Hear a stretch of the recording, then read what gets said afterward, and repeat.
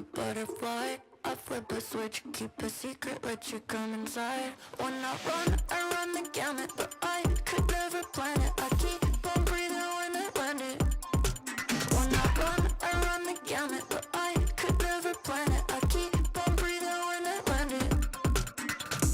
If you give me a piece of your heart, you keep easy when we are a part of two worlds. It could be nothing, maybe it's something.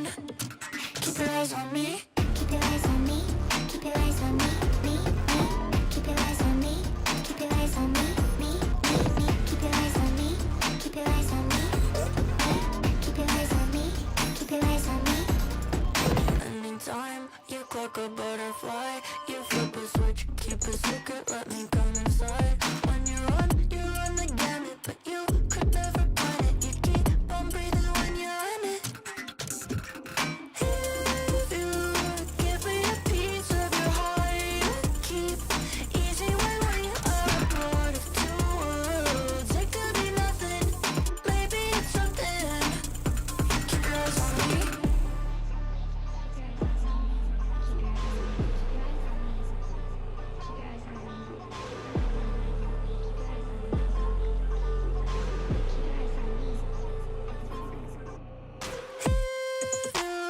Give me a piece of your heart, you keep easy when we are a part of two worlds.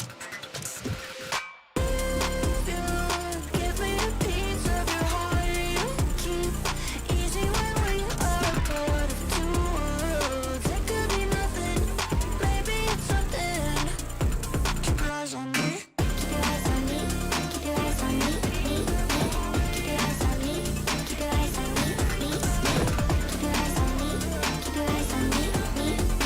Keep your eyes on me, keep your eyes on me.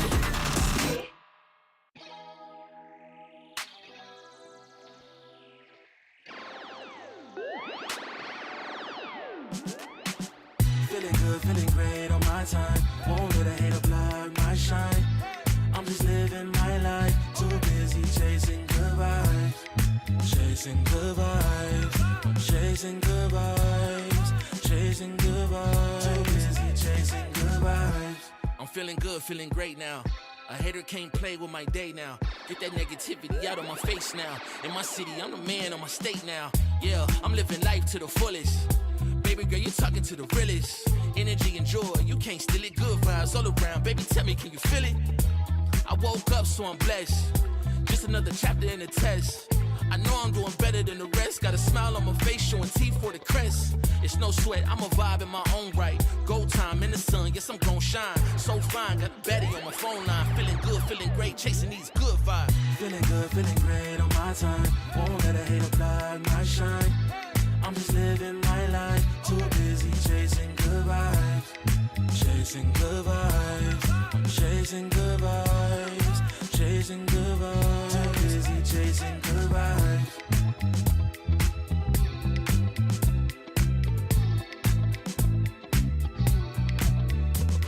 Put my soul on that beat, I'm ready to feast. Margaritas with some divas, I'm pouring the drinks. I'm living life to the fullest, the blessings in me. Don't really care what you say, whatever you think. Nah, unequivocal miracles with the lyrical. With the homies tryna pop like the cereal. Lucky Charms, got a model on my arm. Go watch on my wrist, garlic parm. No alarm, fireworks, I can feel it in the sky. I got love in my eyes, but there's money on my mind. I see passion and pride, I despise all the lies. I've been around the world, so I'm down for the ride. Good drinks, good people, and good times. Fast cars, pretty women on FaceTime. More money, more fun in my life. I'm just chasing my shots with good vibes. Feeling good, feeling great on my time. Won't let a hater block my shine. I'm just living my life. Too busy chasing good vibes. Chasing good vibes. Chasing good vibes. Chasing good vibes. Too busy chasing good vibes.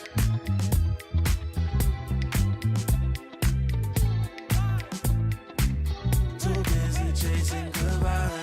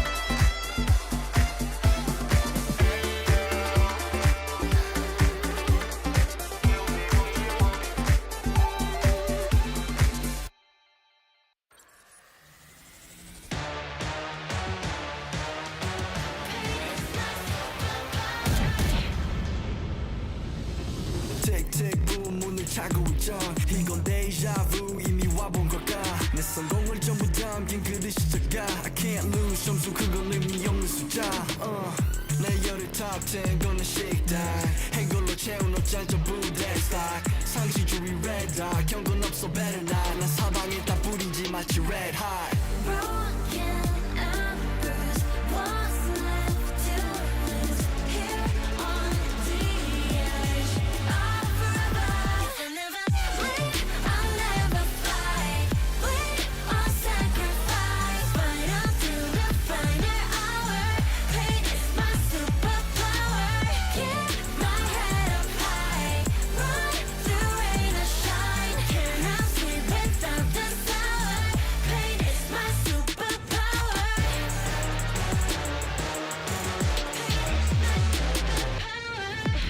할 말 있음 어서 말해봐. Tough guy 되었고여서 도망가.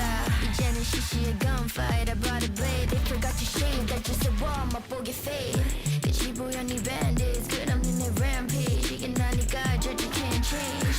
내겐 없어 plan B. 오직 plan A. 바꿔 pain every champion into champagne. Broken and bruised. What's left to lose here on the edge of forever? If I never bleed, I'll never fight. Bleed or sacrifice, fight until the final hour.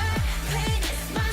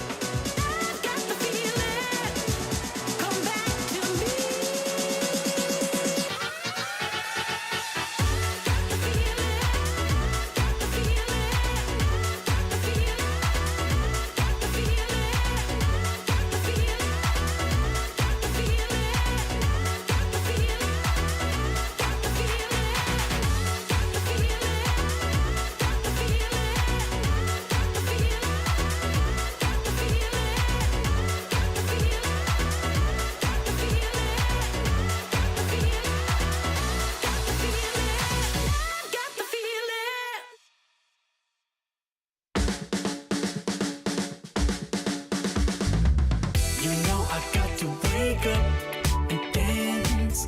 You know I got to get up and dance. When I'm in the backyard, dance, dance. When I'm in the graveyard, we dance. When I go back to sleep, I dance. In the realm of dreams, I dance. When I'm in the boneyard, dance, dance. When I'm caught off guard, I dance. I got a feeling I can't shake, but I'ma try to shake it anyway.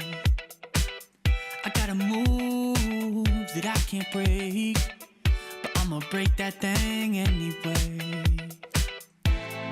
Not gonna tell you twice, we're gonna dance all night. Not gonna rush the beat, we're gonna move our feet. Not gonna tell you twice, we're gonna dance all night. Not gonna rush the beat, whoa. You know I got to wake up and dance. You know I got to get up and dance. When I'm in the backyard, dance, dance.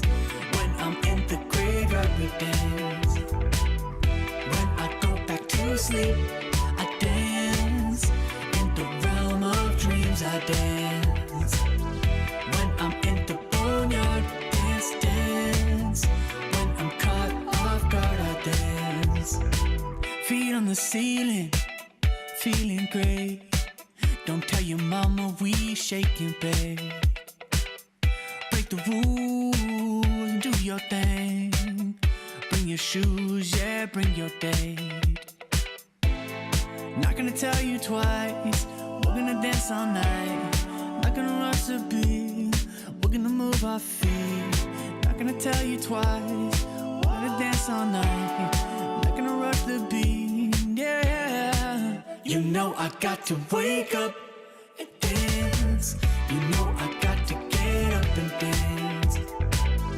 When I'm in the backyard, dance, dance. When I'm in the graveyard, we dance. When I go back to sleep, I dance. In the realm of dreams, I dance. When I'm in the boneyard, dance, dance. When I'm caught off guard, I dance.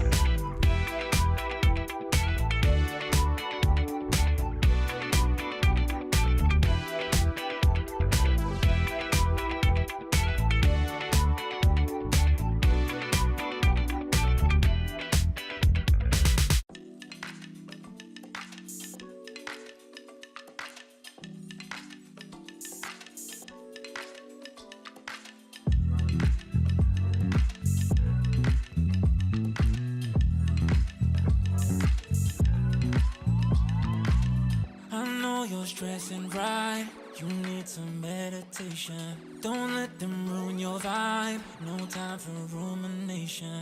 Let's leave it all behind, take a flight, aviation. Want you, girl, by my side, let me show my appreciation. I want you here with me, I miss your body, baby. No, I cannot believe that you're still single, lady. Wishing I could retreat. I want you here with me. Be my lover, be my, be my, be my, be my trophy, be my, be my, be my, be my woman, be my lover, be my trophy, be my, be my, be my, the only one I want. Be my preliminary.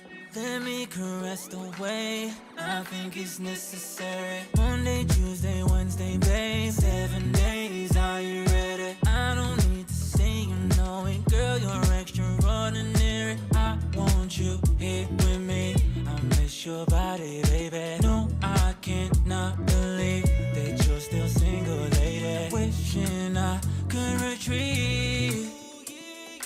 I want you here with me. Be my lover, be my, be my, be my, be my trophy.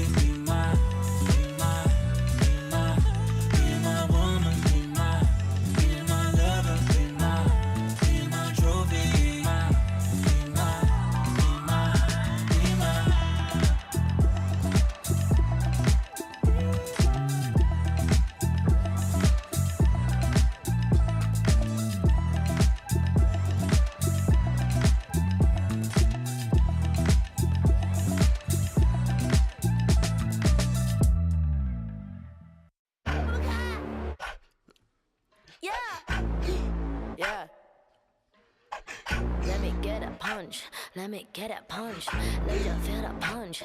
Let me get a punch. When a hook don't sleep, yeah, yeah, boom. When a hook don't sleep, yeah, yeah, boom. When a hook don't sleep, yeah, yeah, boom. When a hook don't sleep, don't punch me. Don't keep getting me pissed before I make you bleed. Pray for your rest in peace. It's the only piece that you need, even a punch. This is the purge. Everybody, please, your perk. Your perma kick these people with my kitty pound. Play with the wrong gal pound. Put when it put get my pop on out. Pop on now, yeah, I'm a kite being my pound, pound, pound, pound. Pack it out, back it out. กูสร้างมึงภาพลับ yo how about now bruh จบบ้านนี้ไม่ต้องรอถึงหูพวกกูจัดมึงจุก now out out Be the pepper pick a pack of peppers People like me pick a pack of bricks for a week per day per minute Rapper like me ทำพวกมึง panic บอกกูเป็นผู้หญิงมีผลต่อ proof ไม่ควรได้ pride เข้าใจมึง lose อะไรไม่รู้พร้อมพวกขี้แพ้มาพายกูพูดไปก็ไร point เขาต่อยสักชุดดีกว่าว่าพวก When a hook don't sleep yeah yeah boom When a hook don't sleep yeah yeah boom When a hook don't sleep yeah yeah boom When a hook don't sleep don't push me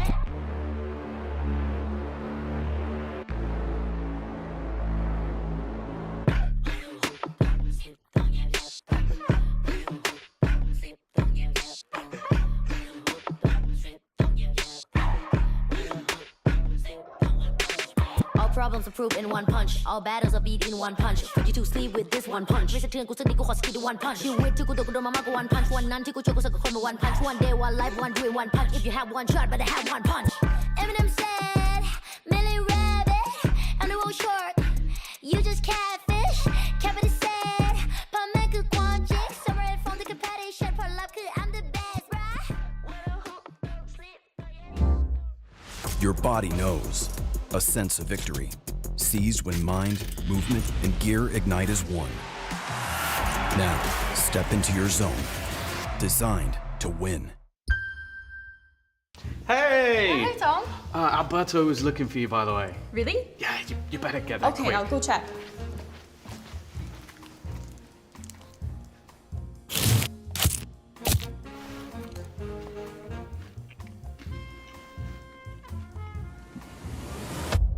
Have a break. Have a Kit Kat. Tom Biz. You've had your fun. It's my turn.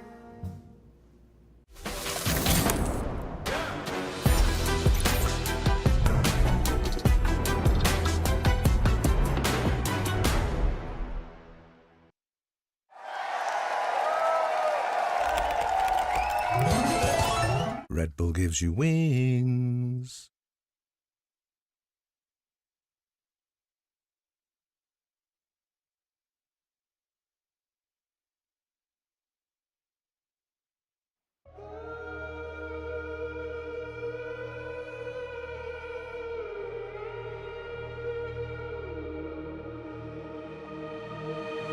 I'm out here in the cold night, running till I barely feel my feet. Wanna see it through my own eyes. There's no going back, and I'm not afraid anymore. Cause I know I'm gonna be the last one standing. Yeah, I'm not afraid anymore. Yeah, I don't wanna wait anymore. I'm ready to fall. I'm ready to rise up. I will do what it takes. I'll run blind straight into the flames. Watch me burn, alone in the shadows. I'll carry you home on my back.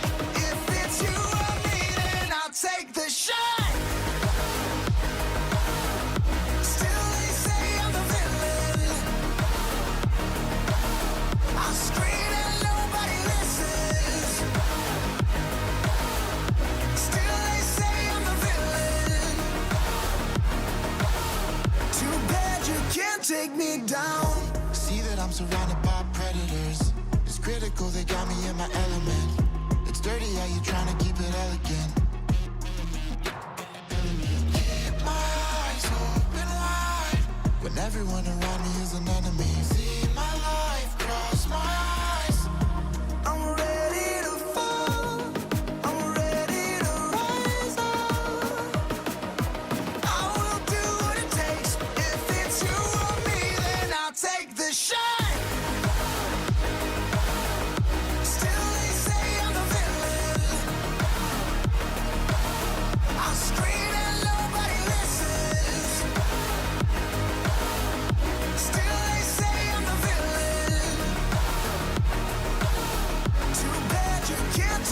down.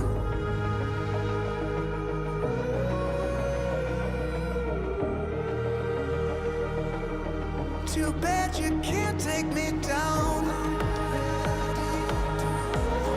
You can't take me down. I'm ready to fall. I'm ready to rise up. I will do what it takes. I'll run blind straight into the flames. Watch me burn, alone in the shadows. I'll carry you home on my back. If it's you or me, then I'll take the shot. Still they say I'm the villain. I scream and nobody listens. Still they say I'm the villain. Too bad you can't take me down.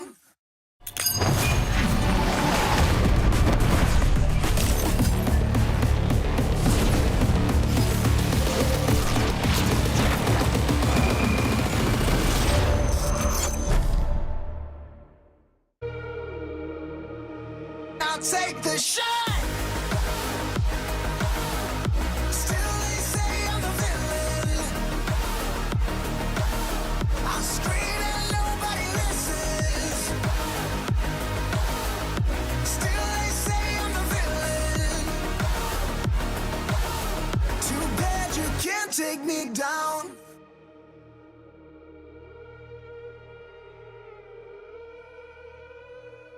We've already seen comebacks, upsets, and incredible moments on this stage this week. But it's not over quite just yet. Today, the 2025 Champs runner-ups will be making a return alongside a brand new, also not super new, but definitely new, Team Liquid. Hello everyone and welcome back to VCT EMEA. I'm your host Yingsu. I'm joined by Kakuka and Lou. As I mentioned, comebacks in many ways than others, but I'm just gonna let you interpret it. When I say comeback so far this week, what are you thinking of? I think that yesterday was a very difficult day for Spain, if you're saying comeback to me. But there's room for improvement, so that's where I'd leave it. What about you, Lou? I mean, for me, it's fake comebacks, you know, even though he was on stage yesterday, and I'll give you that, I feel like a lot of teams, you know, are struggling, you know, starting at the beginning of maps, you know, waking up, and once the enemy team reaches like 11 or something, it seems like there is like a fresh start from some team that are waking up and are starting to win rounds, but in the end, it's 13-11 for the team that was leading 14-12. And I just wish that maybe, you know, teams can start properly their matches on both ends. Yeah, heating up. If we take a look at the bracket, I want you guys to pay special attention because Kakuka today has massive weighting when it comes to the triple elim format. Yeah, exactly. So as you're seeing, we're currently in those last two matches that you see obviously do not have a winner just yet. We're going to have Fnatic versus BBL followed up by Team Liquid and Team Vitality. The thing is that if we move on to like the bigger scheme of things, whomever loses today, either Fnatic BBL or Vitality Team Liquid, both of those teams will be playing the first day of next week. And this is not like the regular season. This is not 3 days a week. No, we have 4 days of matches. So if you, for example, are a Fnatic fan, that I know we have a lot in the audience here today, always a pleasure to have you guys. Welcome to EMEA, of course. And or if you are a Team Liquid fan and you want to see how the team is going to measure this year, you might see them struggle just like the new teams that we saw struggle yesterday and maybe lose 2 of the chances. Here we have the full bracket. You see already the teams that are waiting there. Those are the first matches that we're going to have the first 2 days of next week. As I'm saying, the cool thing about Kickoff and having 3 lives, or three strikes, they might lose 2 of them in the time span of 4 or 5 days. Yeah, scary. Yeah, and what is also worrying for me is that both teams that got a bye on this round yesterday lost. And so I'm wondering whether we should be worried or not for Fnatic and Team Liquid, because it seems that team, you know, that are starting a little bit earlier, that already had a warm-up match, are doing better than the ones that were waiting. I completely agree. Very valid concern. But for those of you who love a good cry, like me, here's a recap on how Fnatic ended their year in 2025.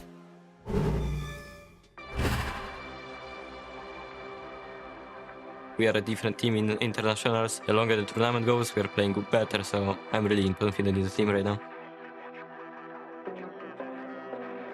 When it's something that you love, and it's something that you won't be able to do forever, I think it's worth it in the end. Feasting on the Altorps. Shouts out his authority onto the round. What a stack. Well, I think no EMEA team has won a VCT trophy globally since I shook my ass on stage. So I think I cursed us all. So in order to like remove the curse, I'm gonna have to seal the home moon and win this trophy. I didn't spread at all. I think, like I said, I think we are individually better than DRX. I mean, I'm also thinking we are better than NRG as well. Okay. So if we just play like us, if we don't doubt ourselves, we're gonna like easy win.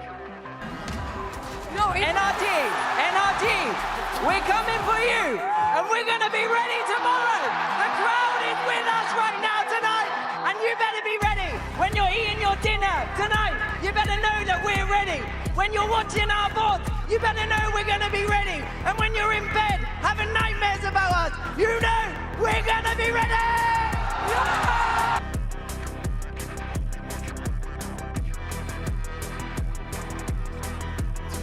Played in, and there it is, another absolute film. And this will end these rounds if he catches it. This will be something you will never forget.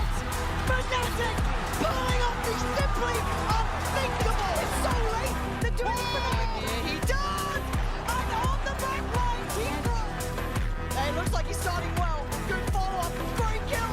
Oh my God!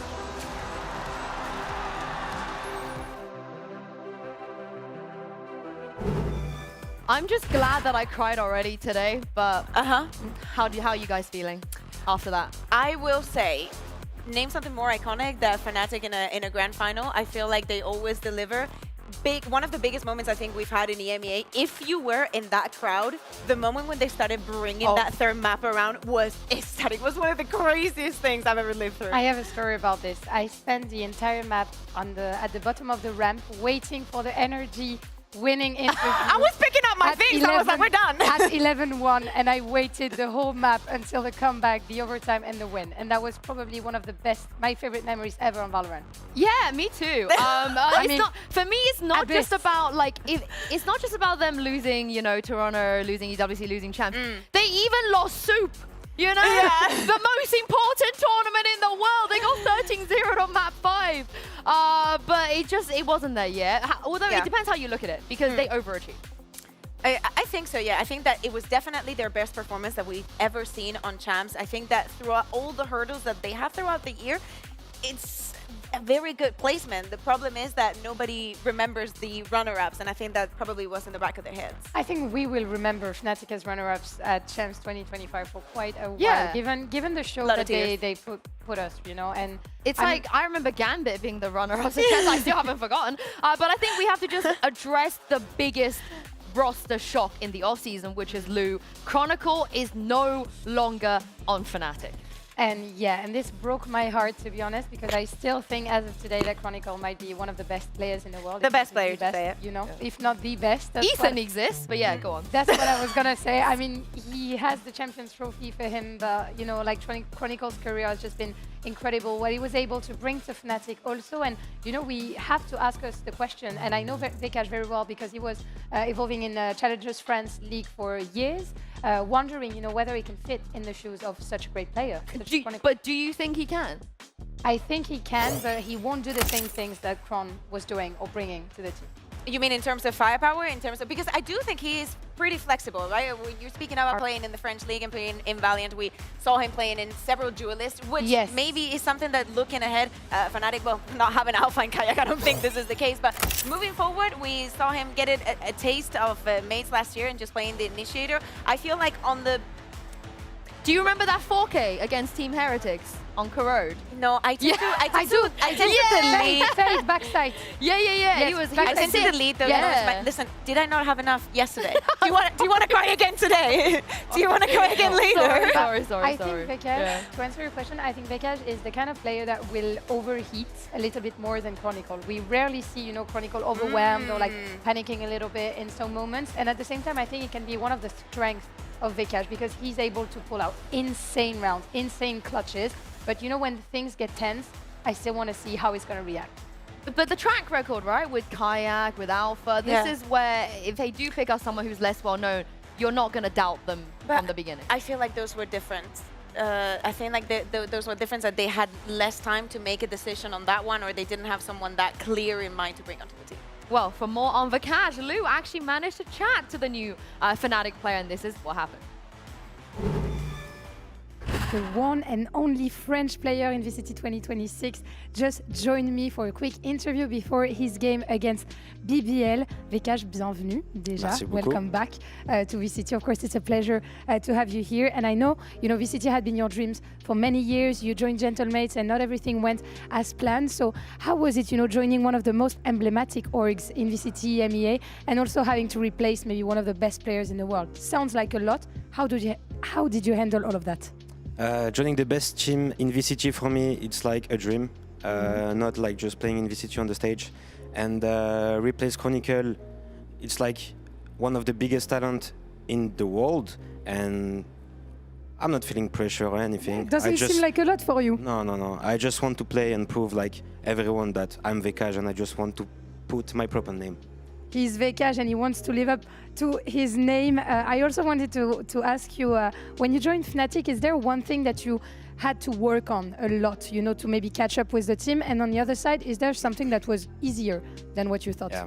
So the stuff was easier. It's like the connection between the players, like me and Kayak. I work a lot of some duelist players. And, yes, you did. And yeah, it likes easy connection. And on the worst, I think I learn a lot of like discipline and like top chair level. Yeah. And yeah, I struggled a bit like 1 week, and after it's like good. You did overpick a lot at the Valiant times. I remember that in Challengers France, but good to know that finally everything is set. Now I want to ask you a question about brushes.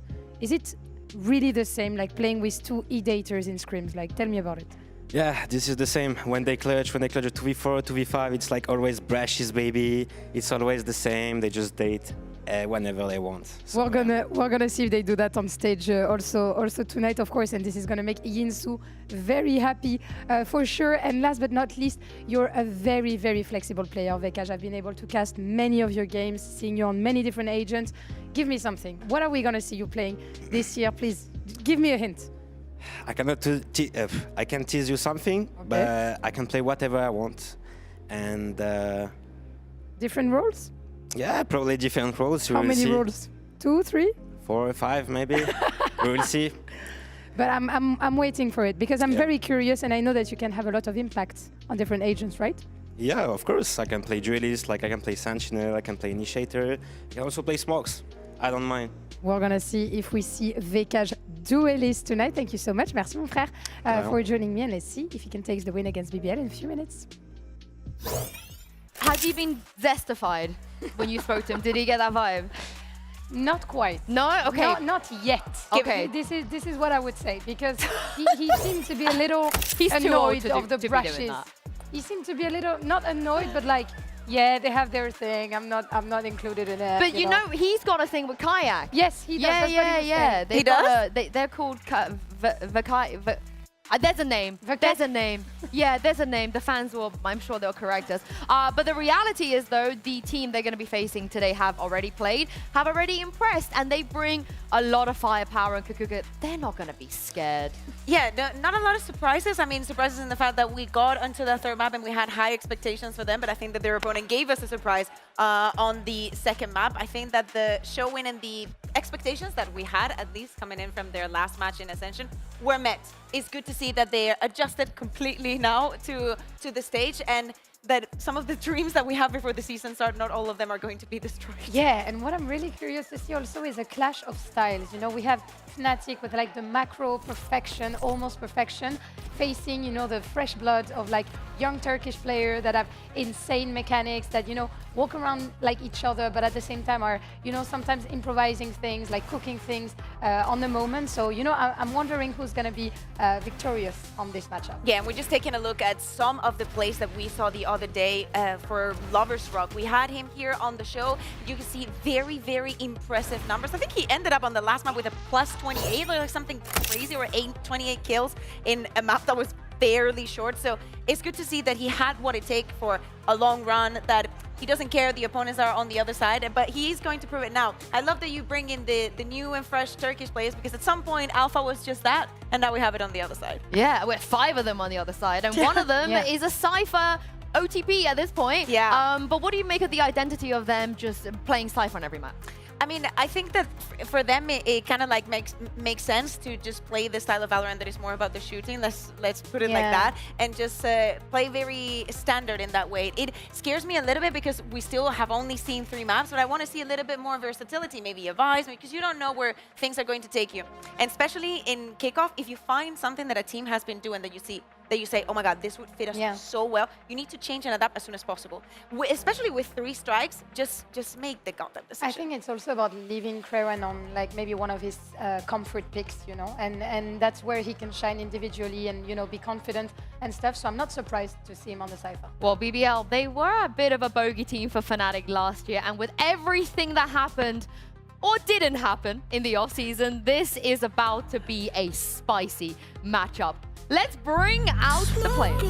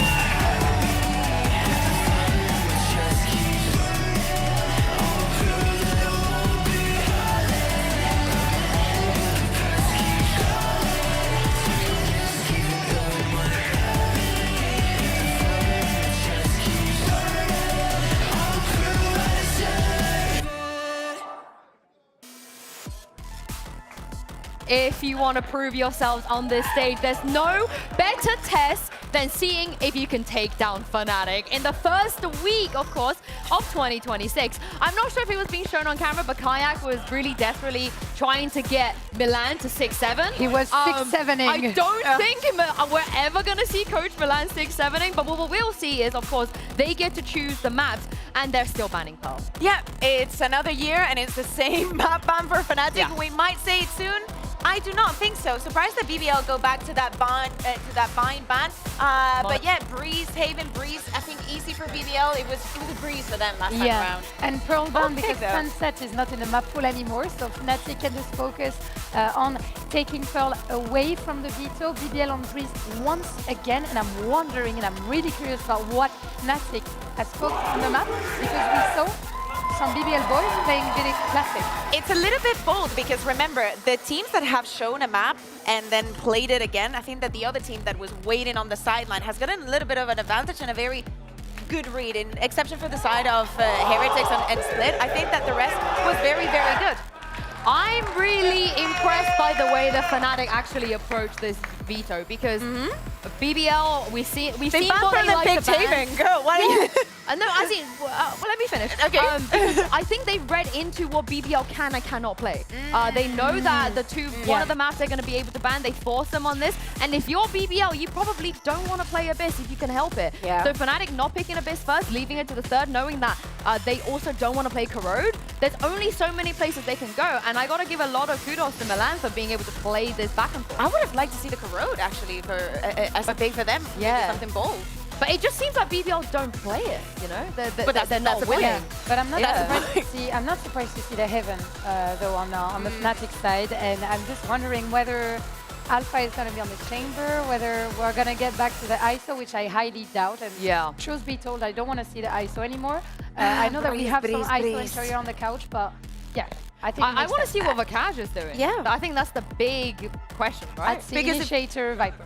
Yeah, but especially with the things that we've been seeing, what agents are strong. If Chronicle would have been there, like, it would have loved to see him in something that he's playing now with Vitality, being on that chamber. So good to see, well, willing to see the approach that Fnatic is going to take. We already know what to expect from the side of BBL, and I hope that this year we get a better start for the side of Fnatic. Kickoff was pretty hard for them last year. Yeah, and what I don't want to see is the same stuff we saw at Soup. They had a stand-in, which means, you know, playing with a stand-in, which wasn't their IGL. I should hope that they don't just recycle the same comp like Giant X did, and they innovated in the time they had with Boaster and Vakash. But so we need to pay some respect to our King Sevier also. But he was, you know, he had to fit in shoes that were really difficult to fit in. That is to say, Boasters, but Boaster is back and he looks more ready than ever to be delivering on stage. My respect actually goes towards Crashy because he didn't have to stay. His contract was done. He chose to re-sign. He could have well, you know, taken other offers in Americas, but he with decided... someone who didn't love him? Well, I mean, who doesn't love Crashies, to be fair? Right. But he chose to stay with his team. Second time around, it could be a bigger risk because are you going to be able to replicate what you did last year? And also, he was IGLing in the off-season. Yes. And he hated it. He didn't have the best time, but he still did it though. So I really respect the work ethic and the fact that he's staying with us for another year. Yes, and that's a pleasure, of course, to have him with us. And we're gonna see a Sage. On Alpha, on the heads of Alpha. You have Viper. Alpha. You could have given him the chamber, and you're going to be giving him the Sage. I want to know also with this composition, them running the double controller. Love to see Boaster on that Astra. Yesterday, I was whining about, please, we are EMEA. We need to have good Astras, and Boaster should be in the in his prime right now. If you're mentioning Astra, he's like the first player that comes to my mind, and V goes for Viper and for Vakash, so I'm glad to see him, you know, showing a little bit of his flexibility on Viper. I'm just glad Icebox is not in the pool because who plays Sage, Alpha or Kayak? Kayak, too good, too good. Honestly, Alpha could play anything. Give him a Reina for all that I care. On the other side, though, no changes. Yeah, no changes. And I wanted to speak about, we were mentioning Kevin just playing on that Cypher. I want to know if Vakash or Alpha, maybe even Kayak, or who is going to go on the hunt, shut him down when he is on mid, because he's most likely going to be a little bit more isolated from the rest of the players, and maybe they want to find the gap there. And to be honest, I'm not too surprised that Fnatic are starting in defense, especially given their comps. Like, it's going to be very hard for the BBL boys to hit the main with this comp that Fnatic is currently showing. Same goes for double doors with the Sage also. But in attack, I'm wondering what Fnatic are going to be cooking, because it's going to be hard to have, you know, some explosivity. Well, it's another day and another breeze. It's time to throw it over to my favorite casters in the entire world, Mitchman and Tombiz. I got your names right. Thank you so much, Yinsu. A real honor here today. Look, this is going to be a hell of a game, Tom. We get to see Fnatic down on that stage, which obviously everybody's excited for. But I also want to see, will BBL be able to keep that momentum from day 2, where they looked really good?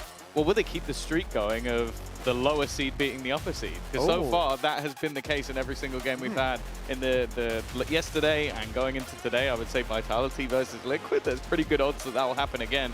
This is the one where Fnatic have to come in as favorites, even though we've seen Chronicle leave, and that's a huge storyline. This was a team that finished second at the last 2 major events that we saw, so I do think that they come in, but I do think this BBL roster could surprise some people. They're going to be hungry to take down a team like Fnatic, a team that they have watched in the Tier 1, probably scrim them a whole lot as well. Cutting through. And I'm excited to see if the youngsters can match up against the best team in EMEA. Yeah, it's always a big test facing off against Fnatic. For BBL, starting out here on a map that they've chosen.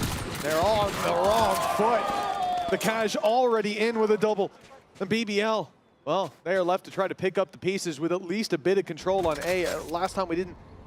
We've seen different interpretations kind of how to play this map. We had the team come in without Viper. Obviously, that's not going to be the case this time. But I do love what Fnatic are bringing with the Sage as well. Thinking about pushing quick on mid, moving to the A site. There's going to be so much value that wall can bring from having, really isolating a lane, stopping your opponents from coming behind you.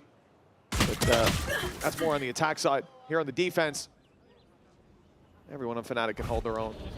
Oh, maybe a slight opportunity for LaRock. He's found a little bit of space, a chance to maybe isolate Vakash. That one should be for free. And that does at least give them the B side. They don't know it yet. Still angles that need to be cleared, and Crashy's already quick on the flank. In fact, 3 players coming into that flank. But a post-plant opportunity. No escape for Rose, but this puts it all onto one man. LaRock had a bit of a quiet performance in the opener, but that's a nice shot. Taking down Crashy's. Still plenty more to find. A quick step coming out will make it impossible, and Alfia is going to make sure it doesn't get dangerous at all. Fnatic pistol round under their belt.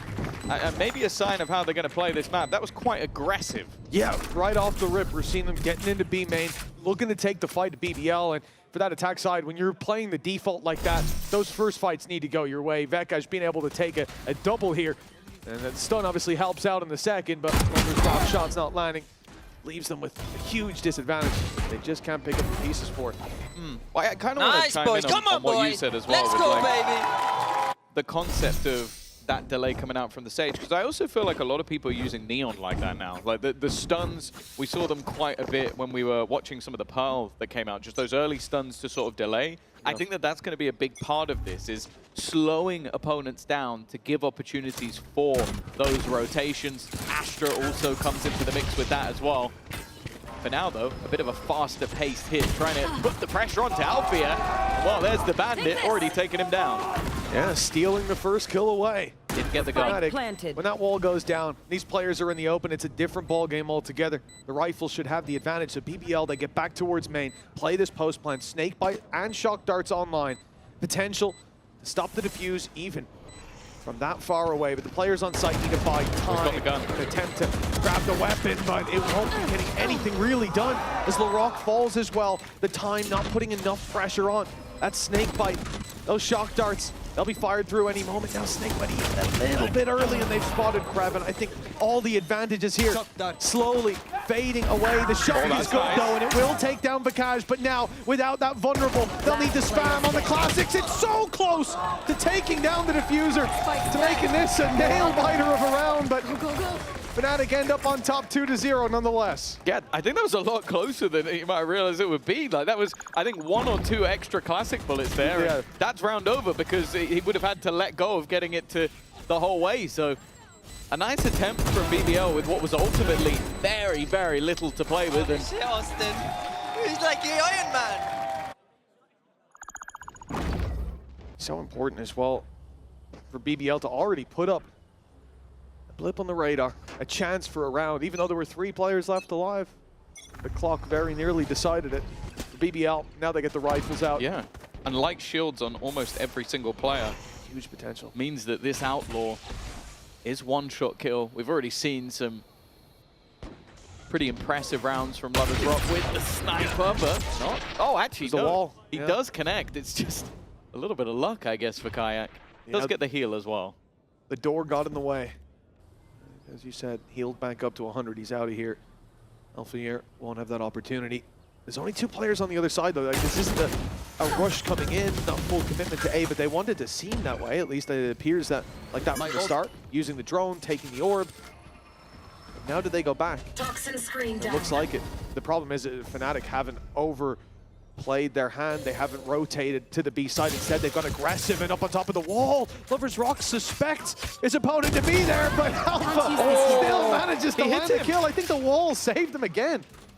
Unlucky for Lover's Rock. Yeah, he could have had 2 kills in this round. Instead, he's ended up dead. And okay, he's left his opponents a little bit low. Hunter's Fury being utilized in the executes very early and a little bit disruptive for Kayak. He's trying to dance to the back, even trying to escape. All of the extra utility being somewhat gone unnoticed, and Crashy's doing an incredible job. Now his chance to pounce, but he'll only get 1. It's actually Crashy's doing all of the work. Yeah, I mean, Boser gave Crashies the shout out, which, much like the interview with Vekash, as we heard earlier on, as soon as one of them's making a play, the Crashies comes out. They're always supporting each other. Yeah, look at this. That's not Kayak, just so you know, that's Alfie there, but he's the second tag from Lover's Rock. You know, 2 opportunities to take kills to put them ahead as well. Those would have been 3 picks without trades. And instead, they're left in the dust for BBL. Potential in the last 2 rounds. Potential that hasn't been realized, and now they're on pistols with a 3-0 start for the favorites. Bear in mind as well, when BBL did manage to win this last time out versus Pacific, it was a very heavy attack side map for them, 9 rounds, and it almost ended up slipping away on their defense. So they're going to want to get off to the races fairly soon, otherwise we could see Fnatic really start to build that gap between them. Of course, they've definitely had opportunities. It's not like those rounds have been complete whitewashes, but now the shoe's on the other foot, that Outlaw in the hands of Kayak, and he's not missing. Go, go, go! Yeah, there's no walls in between him and his opponents. And even if there were, only got the pistols to fire back. Be doing too much. Unless they can get the numbers and grouping up on mid. With 50 seconds left, they've not got a lot to do. Sage wall's gone up inside main. And from here, the options very much running out for BBL. It's time to push into that site. Look for the battle and the double doors and hold on. With Alpha Air down, now there's a chance. The Blade Storm's closing in the distance. Boaster is pretty much isolated. You can see his buddy Crashy's trying to get in there to help, but he's caught on the backside, so Boaster has to hold his own, and he will at least to start a little more around the back. That's given them the chance to fight back into this round. It could have been a disaster. Weapons picked up the plant for BBL, but instead it's a 1v2. Kraven left with an opportunity. Stun alongside the snake bite leaves him isolated in the corner. No escape, no place to move. A missed shot. Still gives him a chance, but they're going to line up together, and it's the Bandit that actually closes it out. The one shot to the light shot of the light shields player. And again, what looked like it could have been closer ends up with a couple of players standing and Fnatic with a 4th round. Yeah, very nicely done. I think, again, I'm not having a lot of faith in that play, but the first kill that comes through, still going to Blade Storm online, and Boaster with another rifle to potentially be picked up if he's dropped. The fact that he gets 2, that gave that little bit of extra space. And that wiggle room ends up giving them the round. For Fnatic, a 4-0 start. And look, even in that round there, that's 3 in a row now that we can say, hey, BBL, there's been some chances. They're not getting banged out, but the timeout's still needed. Yeah. To just take a breather and make sure that they actually convert some of these opportunities. You have to bear in mind as well, like for the side of BBL, we talk very highly of them, but they are still a quote-unquote rookie team. Like they are coming in, they're all youngsters. You're talking like 18, 19, 20 years of age. I think Rose is a tiny bit older than that, but we call him like he's an elder half of the time. And so for Coach Key, I think it's very important that you do get in early and just go, look, it's not gone too wrong so far. We can make adaptations here and here. Keep everybody level-headed, because you have to bear in mind that these players have probably dreamt about playing Fnatic on this sort of stage. Like, that is the goal for many teams, especially, I think, Turkish players, seeing how much success someone like Alpha Air has had. You are going to try your best to win this game, not just because of what it matters in the grand scheme of things, but because that was a goal you always had. So I think at times it might even just be like, don't get ahead of yourself. We don't need to take so many risks. We are good players. We are a good team. It's not great, though, that Kayak's currently 6-0. 6-0 and 1,000 and whatever. It's 1,000 lifetime kills just reached here in VCT EMEA. How long has he been in the league? Time to check. Not that long. Not that long. That's a very quick 1,000 kills. Speed run strat. It's not quite any percentage. 4-0 for Fnatic. Op coming out on Kayak as well. Like, ult in his back pocket. This is the round that BBL called a timeout for, the one where they look to course correct, but for Fnatic, a chance to really put the boot down on the neck. BBL need this, and they're playing very slow, very cautious, and we've seen this before. Play for A main control, take the orb, but what they saw that time was a lot of re-aggression from Fnatic. As we can see, that won't be the case this time. I think they're trying to bait that out, look for the fights. Already, Lover's Rock has been caught. Nice. Battle versus Kayak hasn't worked, but Bosa now goes down. The drone will give away positions, but Kraven's Lurk has found value. The trade's back and forth, and now Kayak's looking to try and take the control back immediately. Operator in hand, but too many angles potentially to check, but he gets away with it. Takes down Rose. Kraven's still holding the cross. And a late rotation from Alpha, yeah, but caught in no man's land is Loiter in positions that are easy to clear, and now Kraven, well, we've already seen him attempt this once, but he's stuck alone. I don't know how Kayak just comes out with absolutely everything. Alpha was just along for the ride as our rookie of last year. Shows you why. 10-0, by the way. He hadn't tasted death yet. His teammates fell on the site and he said, screw it. I'm getting in there with an op. He's no-scope clear in every angle. Takes out the ult and destroys everyone in his path. Hey, boys, no. Oh, we even have to mute him.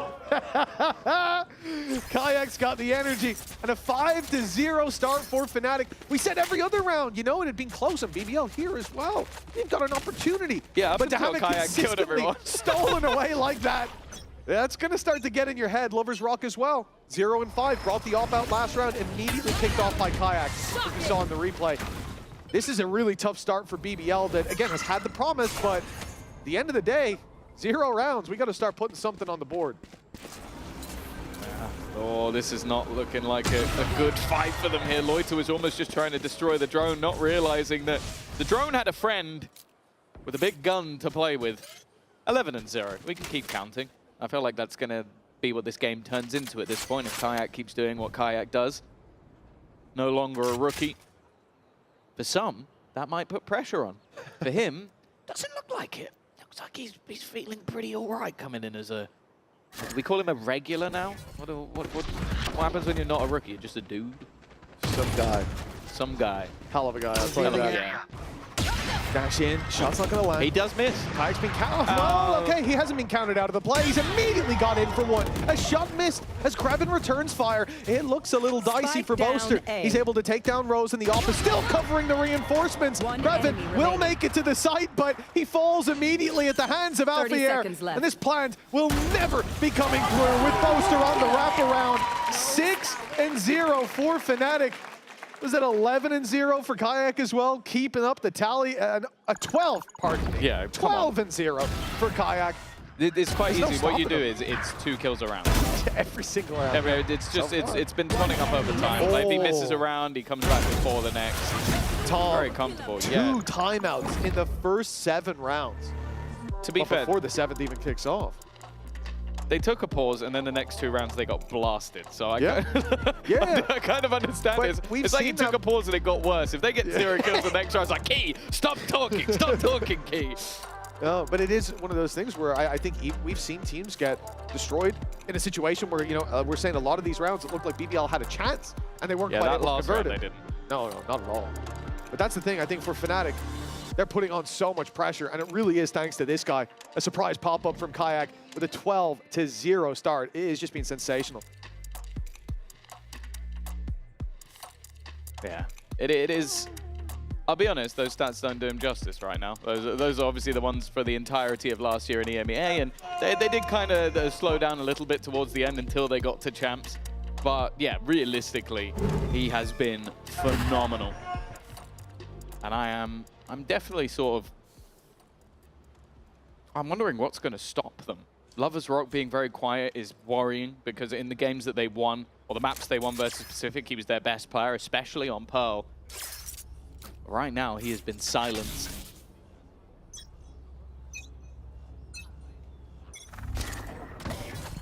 We'll see if there's any response here. It's a bit of a mixed bag buy. A few Guardians, a Stinger, and a Sheriff. And no ults to play with, which, yeah.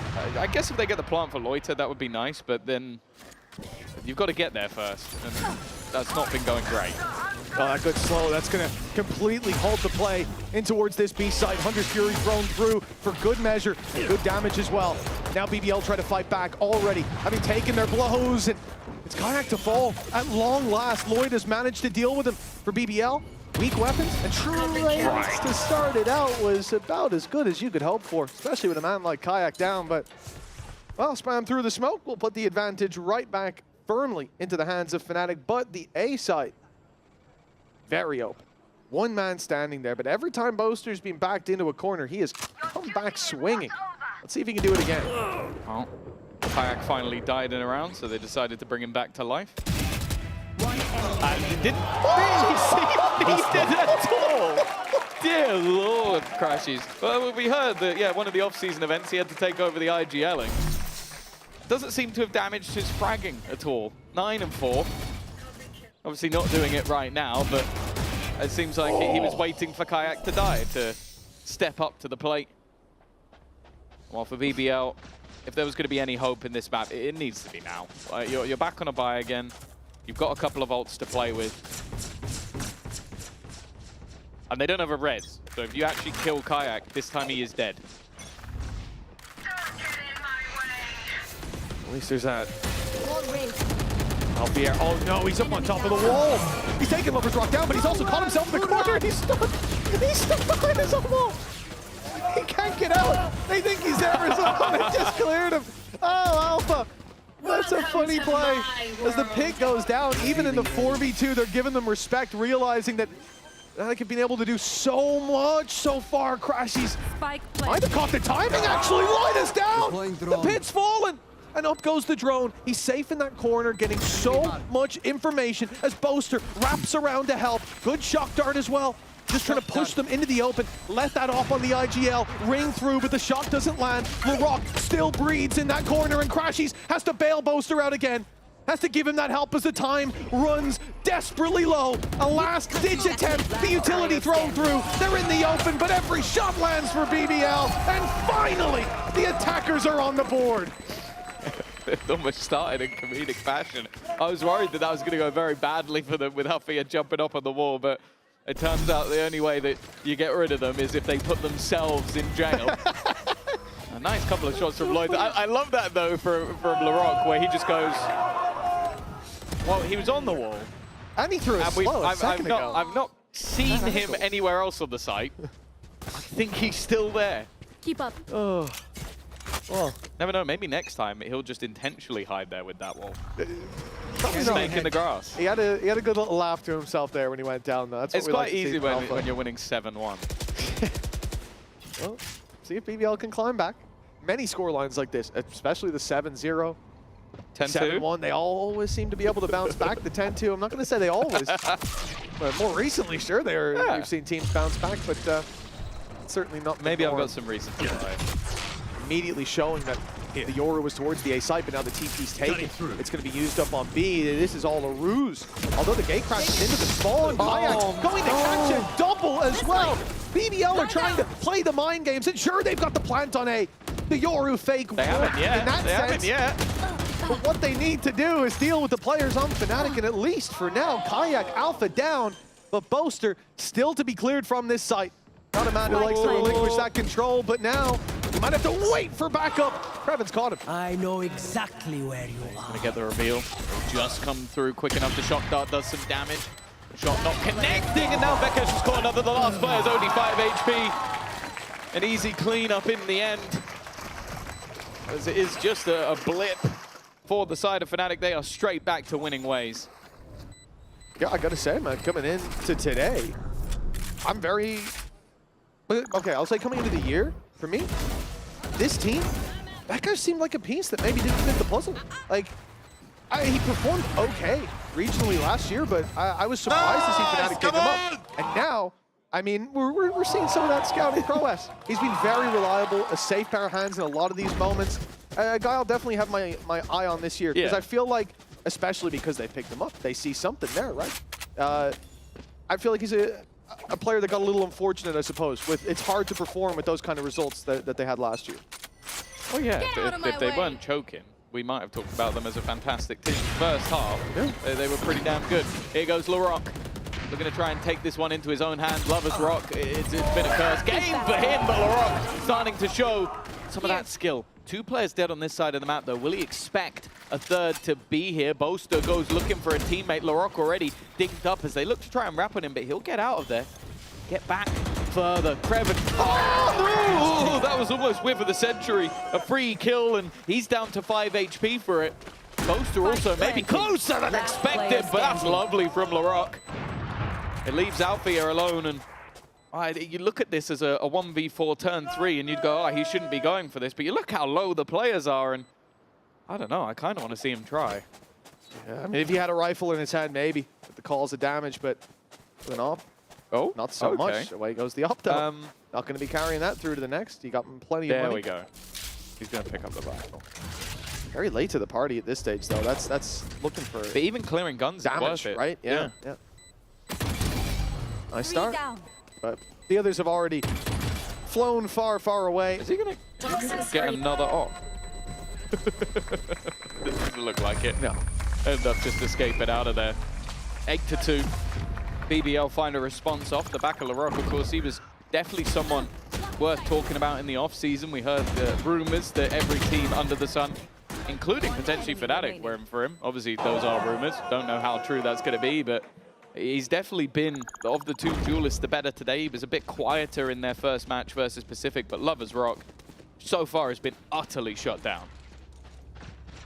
We talked about Kayak 10-0. Lovers Rock 0 and 10. Very much the polar opposite performance Perfectly for him. balanced. Kayak is up to 14 now, looking really, really solid as the Fnatic squad 8-2. Really, the line in the sand is here, and now the final one for BBL. And it's less than that 8-4 scoreline. It's going to be tough to battle back from. Nice kill onto Vikaj. Has gotten them some control towards this site. That's a wall. That is a wall, yeah. Maybe they make them think he's up on top of it. I'll give him that. Nice Under's Fury. But Kreven's waiting for him and catching the reload. That's going to be a freebie. BBL right back to a 4v3. Advantage is theirs. Kayak, though, he got a little lost on the wall. And now he's being taken down. Lover's Rock on the board. And it's Kayak that he drops. Crashes. Definitely had his moments in this game. Credits-wise, still not in a bad spot, so they could look to risk this one. Boaster had a bit of an off angle. They're going to try and stun in the corner. That's an opportunity. Crashy knows that there's a couple of players here, but Lover's Rock doubles up and leaves Boaster to try and clutch this one out. Back to the shadows, he dissipates, and for Boaster, all they can really hope for is maybe attempting some form of ninja defuse or baiting them into thinking he's going for something of the sort. Damage has been done at least a little bit to the economy, but bear in mind, next round is the last one, so there will be a bye for BBL nonetheless. Yeah, but chipping away at that deficit, all that they needed to do. Smiles on the faces down there, and again, Rose is still happy. You end up 8-4 from the position we started in, at 7-0 down. And then you think about the fact that, like we said, a couple of rounds very much could have went their way. Some clutches, some big plays. Deny the opportunities going to that attacking side. So BBL could be happy that this is somewhere they could have done more damage. Problem is, this is their map pick. Haven Abyss up next. This is where we need to see BBL look good. And so far, they look injured. Oh yeah, they look bludgeoned. I think especially Lover's Rock, he got his first 2 kills in the last round. Hopefully that's a bit of a resurgence from him, but I'm looking at Kayak back with the operator in hand. He was their kryptonite thus far in this game. Operator will be onto the other side as well. Now they did manage to catch out Vikaj in the last. That is sort of the difference with his role in this team. Obviously, over on Mates, he was playing more of the initiator, playing with the team. In this case, in a lot of maps, I imagine he's going to be left more on an island as that Senti or quasi-sentinel role.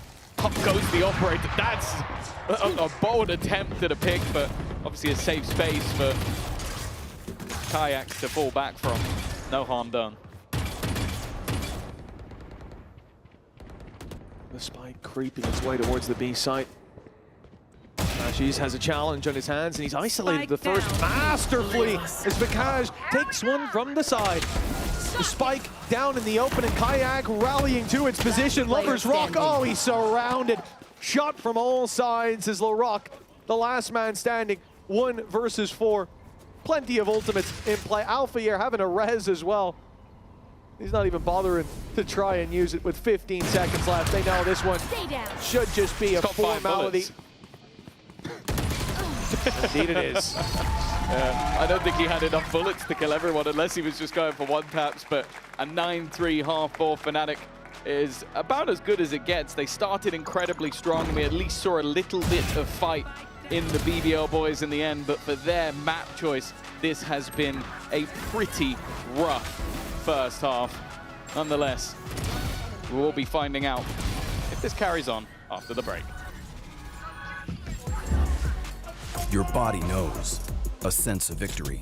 Seized when mind, movement, and gear ignite as one. Now, step into your zone. Designed to win.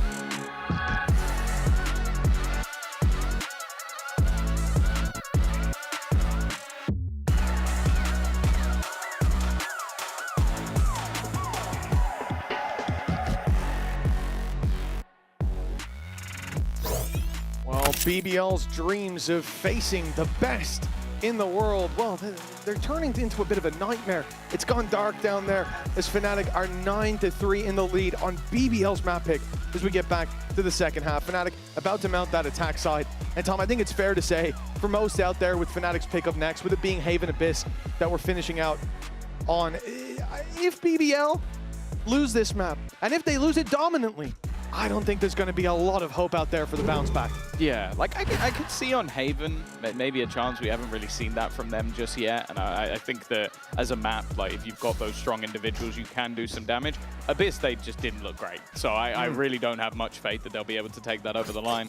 Of course, I think we saw earlier, it was over 600 days ago we witnessed Fnatic playing this map last. But when they did play it, they're pretty good at it. Indeed. Wasn't this team, but... a solid squad at Breeze all those years ago. Now we move into this. The modern day, the modern era, the modern Fnatic. Almost everyone's here for BBL. Nice stuff. Great battles already. A pistol round for BBL here is a godsend, and it looks like it's arrived just on time. Bad play. Flawless fashion. In-zoner happy as 9-4 is on the board. BBL, perhaps the bounce back's beginning. Yeah, they had an incredibly good read in that round. 4 players were not even just towards A, they were back sight of A very early on in that take. You can see here, it's only Kreven that's just watching towards mid, so clearly had a solid read on what their opponents were going to be doing, or just happy to play the retake on the other side. It's a good way to get back into things. Of course, we've seen them play this map once. It was a strong attack side victory with Rose dropping 23 kills. He'd have to have a very good defensive side to match up to his previous performance, but to be honest, that's not really what we come to expect from BBL as a whole.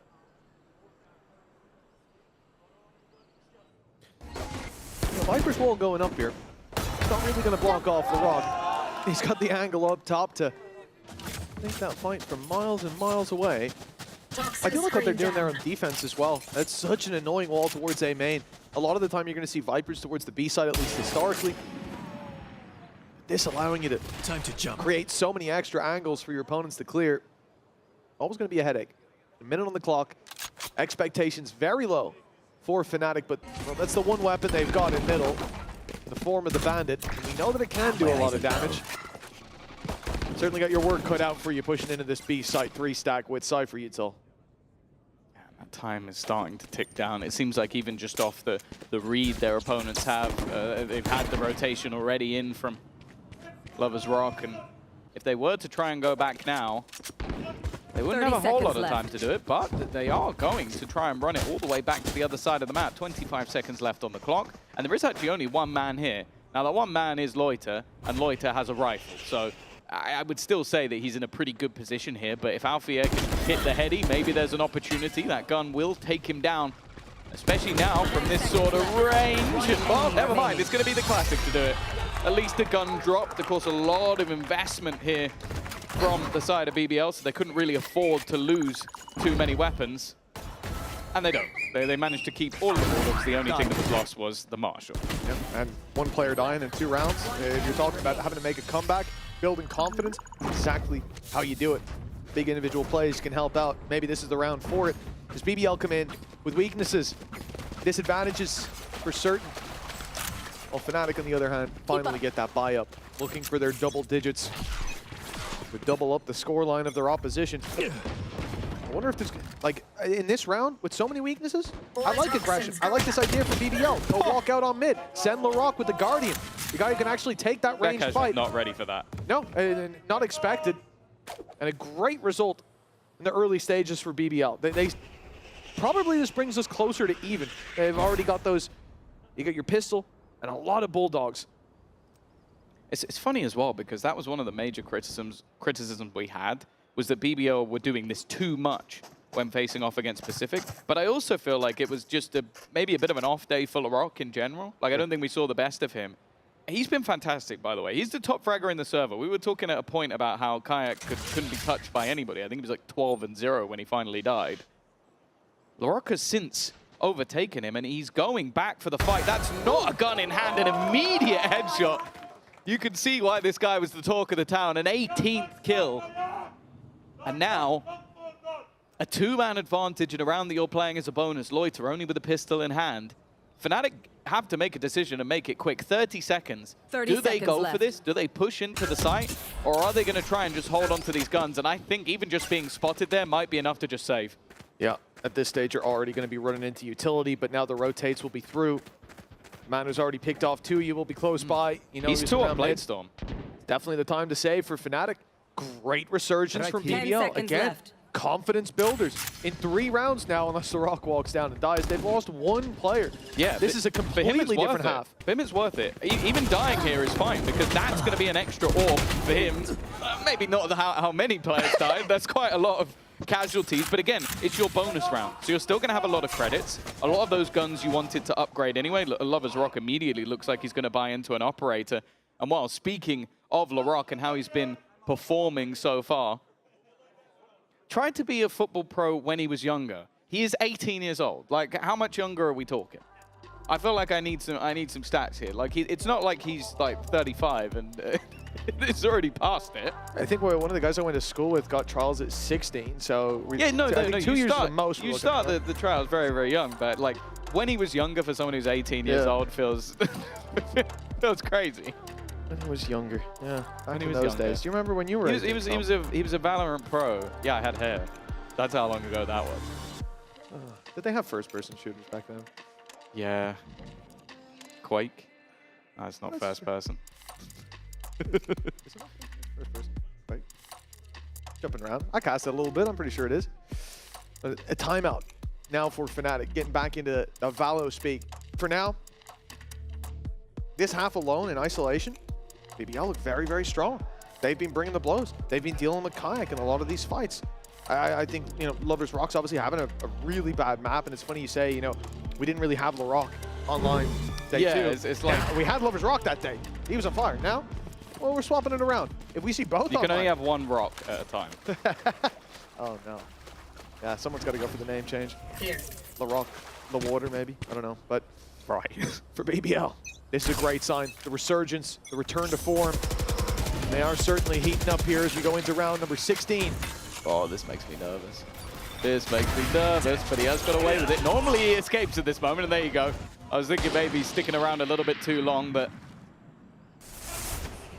I do think if they're going to win this, they're going to need him to start stepping up to the plate. But luckily for them, LaRock doesn't seem like he's going anywhere. 3 players in main, Loiter with a reposition, but it does seem like they're aware. A lot of additional new angles have sort of been added into the map, and it looks like LaRock is very happy to try and exploit those. Lover's Rock is gone, though. Alfia being able to catch one. He's the only rifle in hand. How much damage can he do with it? Nice shot, Loida. Trading out is fine here, but Rose does manage to bring us back. Now, a 1 versus 2. Not the gun you want. Crashies finally gets his rifle. 45 seconds, but look where the spike is. They're not actually holding it now. He can get it, get out. It's exactly what he does. 40 seconds now. Rotate, can easily be taken. There is Cypher utility waiting there, so they'll get the info. And I think also because of that, you're unlikely to see BBL rotate. 30 seconds left. Obviously, Crashies doesn't have that info, but he will soon. And the thing is, if that's true, if they stay in position on the A site, as they are, if he gets to the B site, if he plants, that post plant, 1v2 Hunter's Fury, could completely flip the odds into his favor. And the plant will be secured, and he'll have all the time to go wherever he wants. 10 seconds left. They're also sprinting up. Spike planted. Normally, these are the moments where you'd want to see the players go together, especially when up against someone as... They're going to walk into each other. ...proficient as Crashies. This could be everything. A chance! And just giving him the freebie. I don't know why BBL decided to split up and look for clues, but that's definitely a Scooby-Don't and not a Scooby-Doo. We'll see if Kreven has enough to try and take this one over the line. Already being revealed now. The Hunter's Fury gets popped. Just looking to try and buy that additional time. Trying to bait it in a little bit more, but Kreven's doing well, knowing he can stick it that extra little bit. He already managed to get it to half, and he can stick it over the line. Smart stuff from Kreven. Outplayed a master of the clutch, and you can see he is happy about it. Yeah, that was just really, really well played. I mean, as soon as your teammate goes down there, you're back against a wall in a really tough position. And the fact that he goes in, baits out the first 2 pulses, and that's where Crashies has a choice. Play this normally, rifle out, or go for that extra pulse. And because Kreven's not low enough, you don't have time to get there. really, really nicely done. And that's the kind of thing you expect from a seasoned, tenured player. Calm and cool under pressure, but no mistakes made by the rookie. Yeah, that was really, really well played from Kraven, and an important round at that. That could have been the backbreaker for them. A 10th round that could have come off the back of what was a singular rifle and some weak buys. Just look at how passive Fnatic are now playing. And you can't blame them. Well, look at where LaRock is going. Like, he is pushing. He has been. He's been aggressive every single round and is still sat right at the top of that board as the best player in the server. And he's getting them a lot of an early warning system. The drone's going to go through into mid just to try and clear. Maybe this is LaRock buying off more than he can chew. There are so many players around this corner, and this time Kayak wins the fight. Finally shutting down the youngster. There is still Lover's Rock here with the sniper, though. He's going to get into position and manages to hold his ground. This half brought with it a spark of hope for BBL. I'm out of here. It looks like it will stay alive, not snuffed out yet with Kreven dancing around the backside, finding Kayak. The advantage there for BBL, the off back out, Lover's Rock. Oh, he's not going to land the shot. A tough game for him continues 30 seconds deep left into this second half, but there it is. The shot lands. Fnatic 2 left standing. Brashies, but now it's just Crashies. Good spray to start, but 3 more surrounded and dealt with. Another round from Kreven as BBL make it to 8. That spark of hope smoldering into a flame of ambition. They are just 1 away from equalizing. Yeah, and they've already got more rounds than they did on the defensive side last time they played this map after it was looking like a very good comeback from Pacific. But Kreven really has been fantastic. That last round clutch was so imperative. And then that 3K especially, like just managing to sort of maneuver around while Lover's Rock was taking the majority of the eyes away. Fnatic starting to struggle a little bit here. We were talking about this like it was almost a done deal with the first, what was it, like seven rounds in a row, I think. Yeah, They then went 7-1. Yeah. But now, well, since then, only 2 rounds have gone in their direction. And the youngsters of BBL are starting to show that, hey, maybe they're not rookies just yet. Should be the equalization. It should be the 9-9.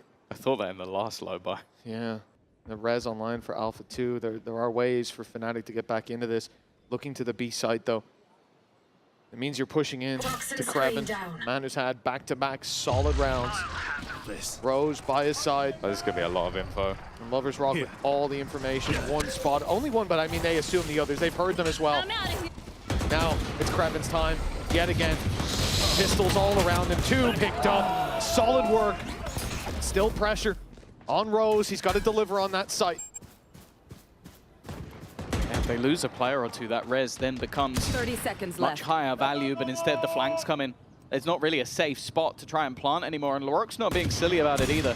Not just taking these fights. Rose, it seemed like he just forgot to shoot, was baiting the shots, but didn't fire back. Down B. And now Alpha's left 14 seconds, 3 players to find. It's just not happening. They've leveled it up from 7-0 down to 9-9. BBL are not going down without a fight. This is it, Tom. This round here, you lose this fire on this Fnatic. Morale's got to be in the bin. A team that came in here, BBL, looking desperate, using 2 pauses before the 7th round had even started. They were out of time to talk with their coach, but now, hey, a second opportunity, well, 3rd opportunity, I suppose, as Fnatic have used their timeout. Their first call, oh, their second, pardon, called here, as they're going to take stock of how they've gotten here. How they've given BBL a way back into a game that they seemed completely shut out of. And by the way, after they used their 2 pauses, still no answers. Yeah, at least after the first one, it definitely did seem like it got worse. Like I know that that's ridiculous. It's probably just circumstance that changed it. At that point as well, Kayak was flying. He's definitely slowed down a little bit. I think that's where we've sort of seen them come back into the game. It's actually Crashies who now, well, almost perfectly mirrors LaRock on the other side. A singular assist is the difference. But it's been impressive. Kreven especially has been sublime in these last few rounds. This is where Milan will earn his money. Look at that smile, man. You've got to feel good after the way they brought this back. Absolutely. Now there is no, when you're dominating a game It's a good feeling, but when you get back into one, when that door was slammed in your face and you blow that off the hinges, my goodness, it's a feeling unlike any other, but it can quickly be replaced with regret if you let it slip away. It'll be a very funny couple of days if we see Mates, the team known for choking, coming back from a deficit, and then Fnatic, the team known for comebacks, having it done to them. It feels like we've entered a parallel universe in 2026. Someone flipped the script, but one thing we know about Fnatic is no matter how dire it gets, there's always an opportunity, and they are level. It's not even like they're down. It's not even like they look out. It's just this half that has been a rough one. But they've had time to touch base. A couple of ults to play with as well. That res still available, and well, the Neon ult, the overdrive for Kayak, when he's had it, has been unreal. The Blade Storm, though, might just be that little bit better. That's Crashy's gone, and that's Crashy's back, and well, Kayak has caught him as he went to try and take him for a second time. That's the thing, confidence for BBL, sky high. But they've been punished on mid. What could have been a trade out of ults, getting rid of the res, and getting to keep your Blade Storm late into the round. Ends up with a man advantage now for Fnatic. The attempt from Lover's Rock to step in there and catch one with the off is denied. Very patient from this attack side, and that's because they're not looking to push there necessarily. Presence being taken on B instead, and look how much space is going to be found as a result. No way through this, but there is now. Greven not aware of how much had been lost. His aggression was successful, but the trade-off may not have been worth it. Timing here for Rose is going to be everything. Alpha had a little look, and it seems like Crashies is still watching that backline, but he loses the fight. Huge. The IGL on the other side, one away now going to be clearing out that backline, keeping the eyes on him, at least for the moment. The other two players starting to realize, but they've lost both battles. Now Alfia is the only one left, needed for the clutch. This was looking like the combo breaker for Fnatic instead. It's all left to Alpha to try and win this one out. 3 players bearing down, and then Flash is going past, but also he'll have to try and deny the defusal while fighting a battle. The spam actually does damage, but there's just not enough. It's going to be diffused in front of him. They stick it all the way. BBL, for the first time this map, take the lead. And Alpha, well, they'll get a few style points at the end, but those aren't going to matter much. It's got to feel good to be a BB lever right now. I doubt there were many of them. That's so unfortunate, the updraft into the window. But from this position, Fnatic, a timeout used as well, and same as BBL in that first half. There's no response. There's nothing to bounce back from. The crazy thing about it being the BBL, we expected their attack side to be solid. Once you see Fnatic dismantle that, it's like, oh, okay, this game's over. It's a complete mismatch. But in fact, former Tier 2 squad proving that they are here for a reason, and that they're not looking to go anywhere already. Vikash is going to be down right away. Hunter's Fury seeking out players on the sites, but not even a tag to be found as Kayak rounds the corner, moves into the smoke, and now is just a stinger to play with, fighting into a Viper's pit. Fnatic, they're being pressured on all sides. Spike planted. He was caught out by Houdini. And now Rose manages another. The trade back immediate from Creven, and they're already tapping onto the diffuser. Somebody's going to have to try and wrap around to check that, especially after they just diffused in front of them. And that's baited everyone into the fight. Great work from the side of BBL. They left nothing unchecked. This streak continues, a streak of unknown magnitude. BBL are now just 2 rounds away from, sure, taking their map choice. Something you might have expected, but not in this fashion. Even then, you know, we talk about Fnatic a lot as a first game of the season, especially of the year. We know that they can come in. I would just say kickoff in general. Yeah. Exactly. Kicking off the year is always a little bit shaky. They've been a squad that don't put their best foot forward immediately. Need that little bit of time to breathe. And for Fnatic right now, I thought we were breaking that curse. I thought that the first half, you know... We've broken a lot of curses this week. Yeah, but this one, it seems to be sticking with them. You still have Haven, you still have Abyss, but this comeback from BBL is going to haunt them. If it keeps going, and the man who couldn't hit a goddamn shot in the first half, he's landed a belter right there. He was 0 and 10. That stat is quickly diminishing. Didn't get on his wall.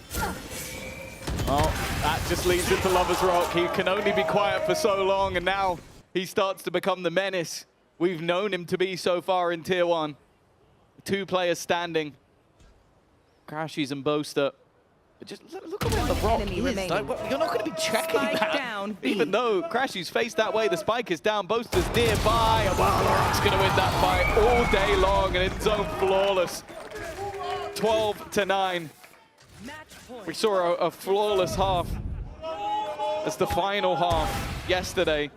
We might be seeing another one in the very next game. And the best thing is, we talked about this the last time we saw BBL here on day 2, I think it was, where we said, you know, we know how they win. We know they're good vibes team, but what happens when they lose? How do they handle those games where they're being banged out? Because I don't think they've tasted that just yet. Well, hell, yeah. I think we might have an answer here. It's not a loss of a series, but don't make them angry. They've been pushed to the limit. 3 chances now, somehow, to close out their map pick. BBL fighting with resilience, the likes of which you rarely get to see. What a treat as Rose takes down Kayak. A step in the right direction. But a few more tasks that need to be dealt with. And, well, a 3 versus 2 with Viper's pick. And Rez, I don't think Fnatic are letting go of this one without a fight. Well, Loiter's looking to try and fight back, though. Alfia with another. Kreven's going to try and get in there a little bit early, but he needs to try and find it. That's an operator. That's not the gun you want in a Viper's pit. That's possibly the worst gun you can have. Going back to the Rez. Wants to try and even this up, Kreven. He's going to have to face versus 2, and Crashes will just about break the streak. That Rez was necessary. A first round in the second half for Fnatic, but it still takes them just within 2. Fnatic versus BBL. A clutch needed from one team, and the other has to use a Rez and a Viper's pit to get there. You wouldn't think it was Fnatic that needed to use the ultis. You'd think that was BBL getting lucky, bailing themselves out of a bad situation, but breaking the streak. Finally, 2 more needed though. That's the worry. They've used everything. Yep. The closest ultimate is Crashies with the Hunter's Fury, and that's going to be 3 away. On the other side, they have Hunter's Fury, and they even have the Dimensional Drift, which, as a combo goes, it's about the best you can get. Early middle control, orb used for the cross. It's going to sell the idea, but this 1-2 punch of LaRock and Lover's Rock, we said what would happen if we get both of them online at the same time, and it turned out it was pretty good. Yeah, I was kind of talking about another game, another map, but you know, another few rounds. A few rounds was all it took. For Fnatic, presence across the map and a fake towards B now being sent out. Kayak hoping to find a pick as rotations come through. But nothing seen. And Lover's Rock will pop the ultimate now, spotting out at least one. Rose backing off on the site. We could see the Hunter's Fury. I'm going to read. He's in position for it, but he's very far away. And it looks like LaRock walks out instead. Kayak doing well to trade that, though. That op's going to be a big problem for 35 BBL. seconds. Yeah, the problem is the time, though. It's starting to get to a point where it could get very scrappy. And look at Loiter. Look at the push-up. He's gone all the way deep. He's trying to just slow them down at this stage. He still has a snake bite available to them, and that's where the spike is currently going. Operator in play. The Spammy showed his back. That's a mistake. Snakebite is down. Loiter, look at it by time, but he's going to be scanned. He's going to be revealed. He's being pressured, and Kayak takes him out at the very depths of the last second, but there's the Hunter's Fury. Spike not yet dropped, and it won't be. Bosa's got enough HP to survive, and in fact, Kayak's there to kill him off. It's a split second, but it's enough. Kreven again, though. Does he realize? Oh, he will now. Catches him as he slides. Back to that 1 versus 1. Is there a chance, man? Kreven's had so many big rounds. This has been his game, 21 and 15 at the moment. But he's looking for Boaster, searching, and he's checking the right spot. But time now pulls him back towards the site. The star waiting for him there is going to be a problem. Maybe he can get it to half if he's lucky, but just about denied. Perfect timing for Boaster. And now Kreven, he's under too much pressure. What a shot, but he didn't get it to half. Boaster buying just enough time. Fnatic continue to draw breath with 1 round left to play for. I don't think he got the operator either. It's unlucky, but it's perfectly timed for Boaster, as you'd expect. Knew when he needed to use that grab well, knew when he needed to peek. He's always been good in those late round scenarios for a reason, and after a streak, an absurd streak of rounds, 9 in a row, Fnatic, as always, they never make it easy for themselves. But it isn't done just yet. Economy-wise, they're in the bin. It's Guardians across the board, bar a singular rifle. And on the other side of things, it seems like they know it. Look, that sniper, that's not an operator, Mitch, for Lovers Rock, but it works as one in this round. Yeah, it's a good read. Maybe that can give them the leg up, but if it doesn't, Larocque certainly will. Vikaj down early again, and Larocque doesn't overstay his welcome. Uses his dash up before it fades, and he is out. Advantage locked in for BBL, and no mistakes. Oh, being made! Lovers Rock catches Boaster 2. A nail in the coffin. Fnatic waited so long to get back online. It looks like it might have been too long. Loiter could be a pressure point here. Toxins going up. Stuns to the back, but he's dodged them. Rose takes the fight, wins it versus Kayak. Alpha in no man's land, and this time Lovers Rock, he almost leveled. He's almost got back from 0 and 10 all the way back to 17-17, and Crashy's what he needs the clutch of a lifetime, and it's not happening. An in-zone flawless to close out map number 1. Unstoppable defensive side, and if you ever question why we were hyping up this young BBL squad, that is why. We talked about their dreams of facing the best. Well, now it looks like they're looking to beat them. One map under BBL's belt. They need one of Haven or Abyss to close out this series against Fnatic on home soil. We'll find out if they've got what it takes after the break.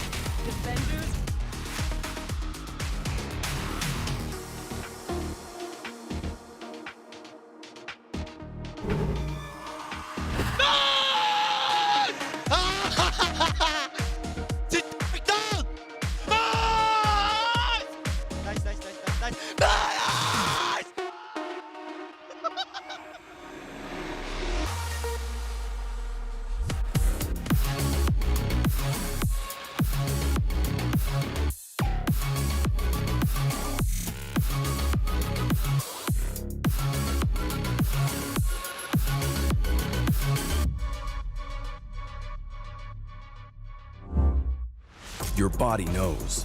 A sense of victory. Seized when mind, movement, and gear ignite as one. Now, step into your zone. Designed to win.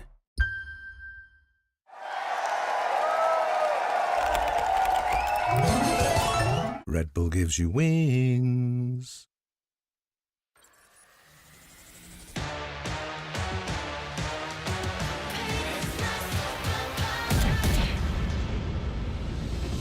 틱틱 boom 문을 차고 있죠.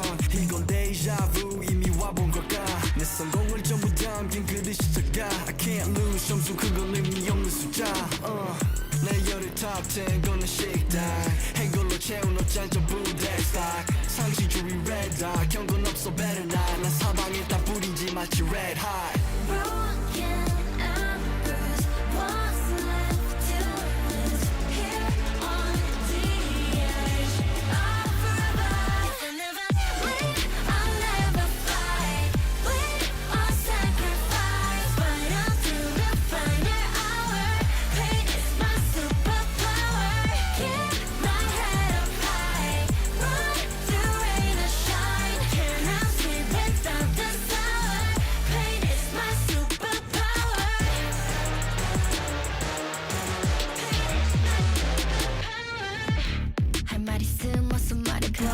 Tough guy 혀꼬여서 도망가 이제는 시시해 gunfight I brought a blade They forgot to shave 날 주워와 맛보게 fade 끝이 보여 네 bandits 끝없는 내 rampage 이게 나니까 절대 can't change 내겐 없어 plan B 오직 plan A 바꿔 pain every champion into champagne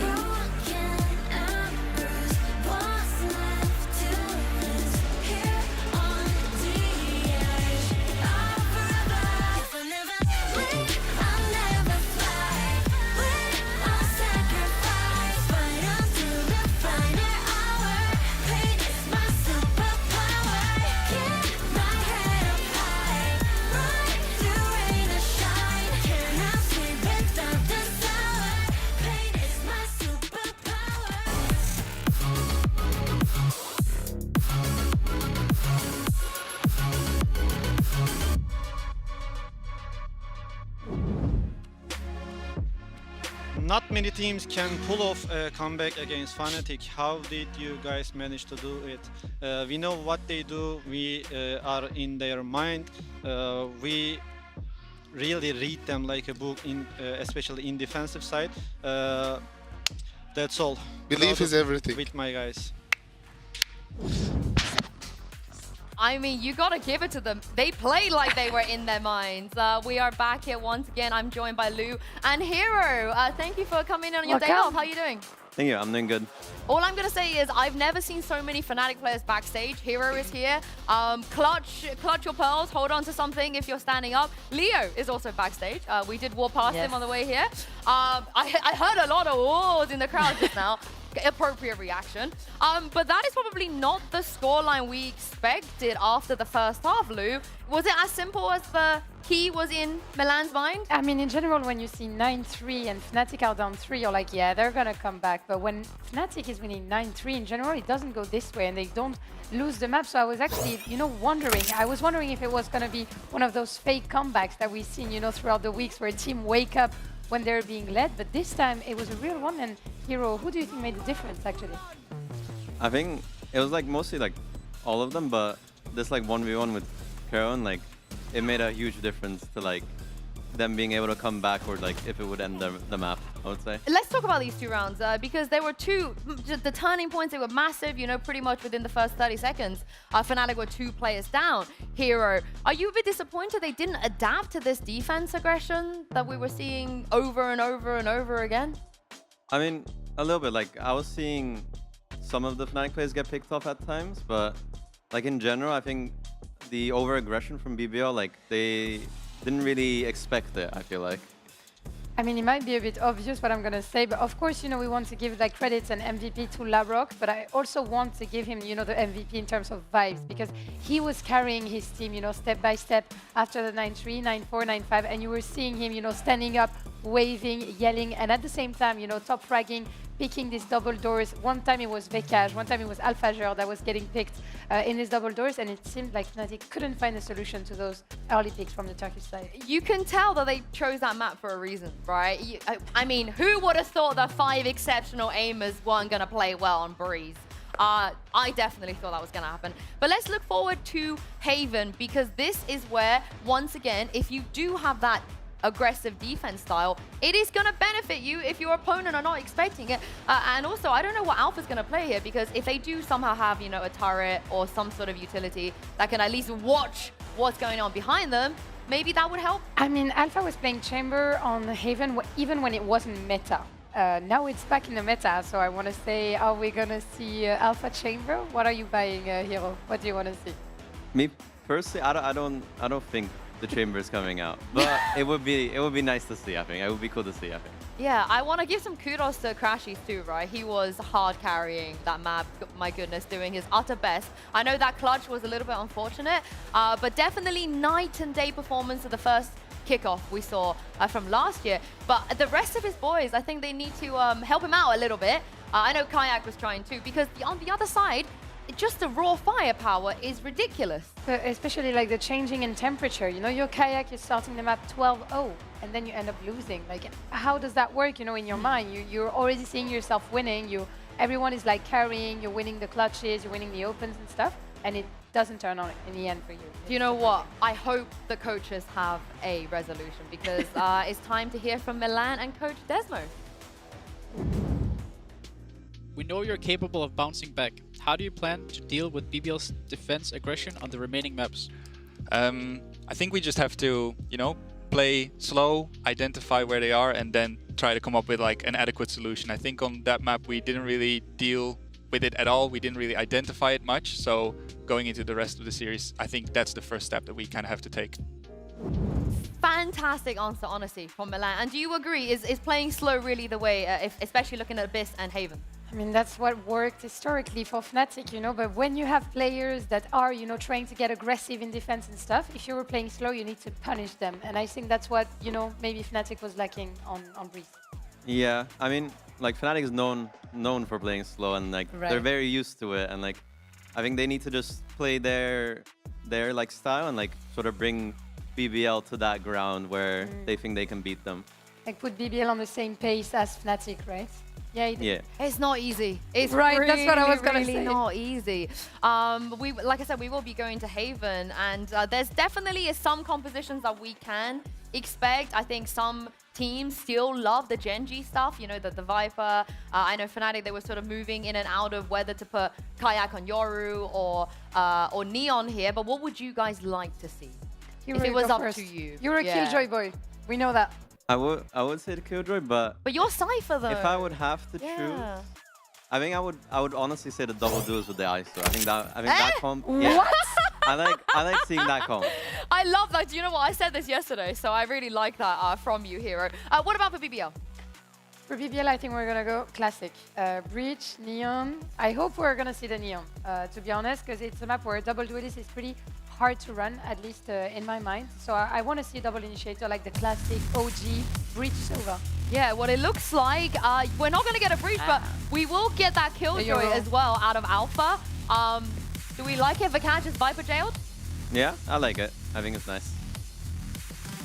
I wish to see him on Initiator, though he teased me in the interview that he was going to be playing several roles. Maybe he wasn't aware of the map veto back then, but we know that he can be very flexible. He did a good job on Breeze, so I'm also waiting for him, you know, to take his timing, like on short, to be a real poison on A shorts for the defensive side also. And on BBL side, I mean, Lover's Rock is going to have to, you know, to support Larok. I'm wondering whether their duo is going to be working, functioning or not. Yeah, and it looks like if Kreven locks us in, he is indeed playing Cypher on every single map that BBL are going to play so far.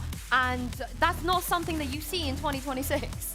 Especially after the Cypher like nerfs and stuff. Like me personally, I thought Cypher was like going to be played a lot less, I would say. Like I'm kind of surprised. I thought it was dead. I thought it was over Yeah. for Cypher, to be honest, especially in a meta that is, you know, very double controller, double initiator, or double duelist, you know, centered. I am actually surprised to see from Cypher, even in EMEA.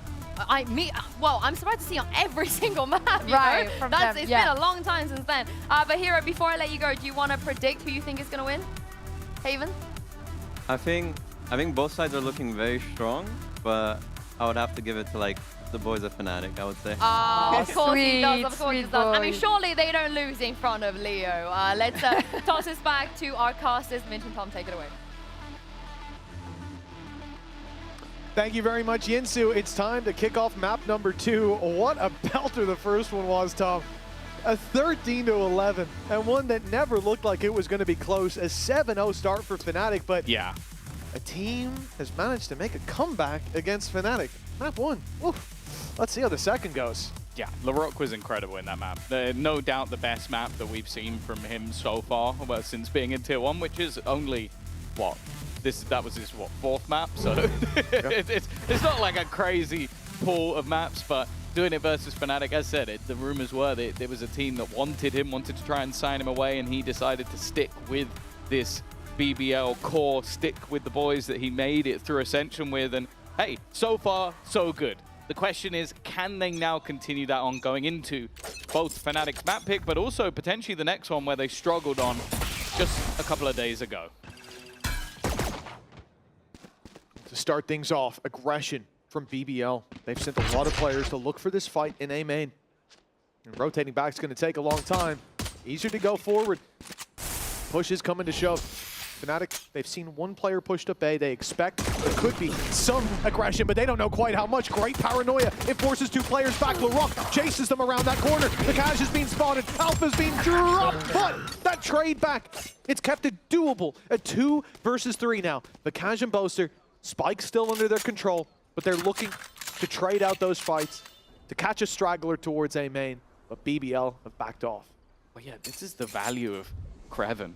Kreven just has so much of the map locked down with information. Like, is he going to kill everybody if they go C or B? No, he can't be in both places at once. But the trips deep within C, the cam as well, and of course the one you're looking at on your screen right now, it meant if they go pushing A and they go the other way, he at least has a bit of delay and a bit of info. That's the value that Cypher is bringing. But now at least... 30 seconds left. It's a walk all the way back from Vakaj. Not sure if they're trying to sell a ruse, maybe hoping that those players are still pushed up and are going to get aggressive. They are rotating off, but realistically, with 15 seconds left, he now looks to try and join his teammate, but whatever ruse they were trying to sell has not been sold. They're going to be on the right side of the map, ready to try and flood back in. Spike planted.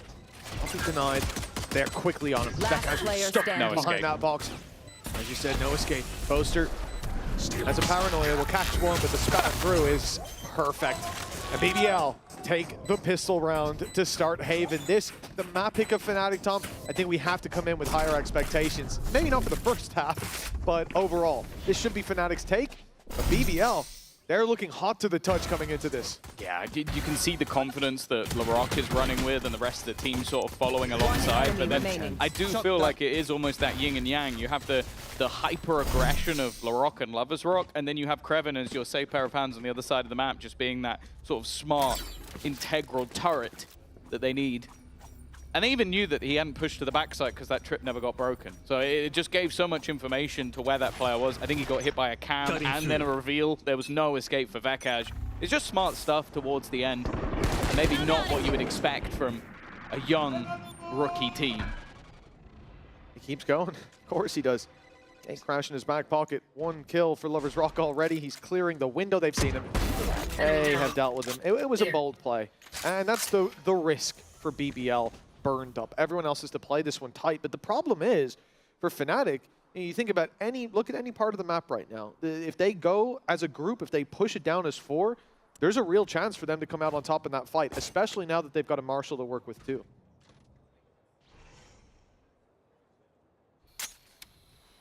I think that's kind of why you see such passive angles being taken. Every single player on BBL can fire a shot or two and immediately get out. Well, yeah, they've also still got so much information across the map. Like they don't really need to overface just the side steps from LaRock. If they go towards long, they have a player just watching. There goes the drone. This is all a ruse. Smoke still kept on that side of the map, and with no real pressure put behind all of that utility, left. The 2 players have just fallen back. They're just waiting patiently for anybody to try and attempt to run. In fact, because of this, Fnatic have actually gone pushing into this side of the map, maybe expecting it to be a bit more empty, because they felt no resistance to their initial push. 15 seconds left, and nothing really left to play with, but okay. The Bandit has helped them at least with 1. LaRock still standing, and the TP to the site. All really hope for is a little bit of damage, and hey, dropped an extra gun. That's not bad. 3 players dropped in a low buy round for Fnatic. Now they could look to try and break them with the buy. Yeah, I think they've definitely dealt with that one. Nice way, considering Lovers Rock got caught out early. It was already a decent start, but sufficient damage done on the side of Katie. Next is what it's all about, though. Fnatic, a streak of rounds came out of BBL to close out the previous. They carried that momentum through to this one. It's going to be a really tough pill to swallow for Fnatic so far.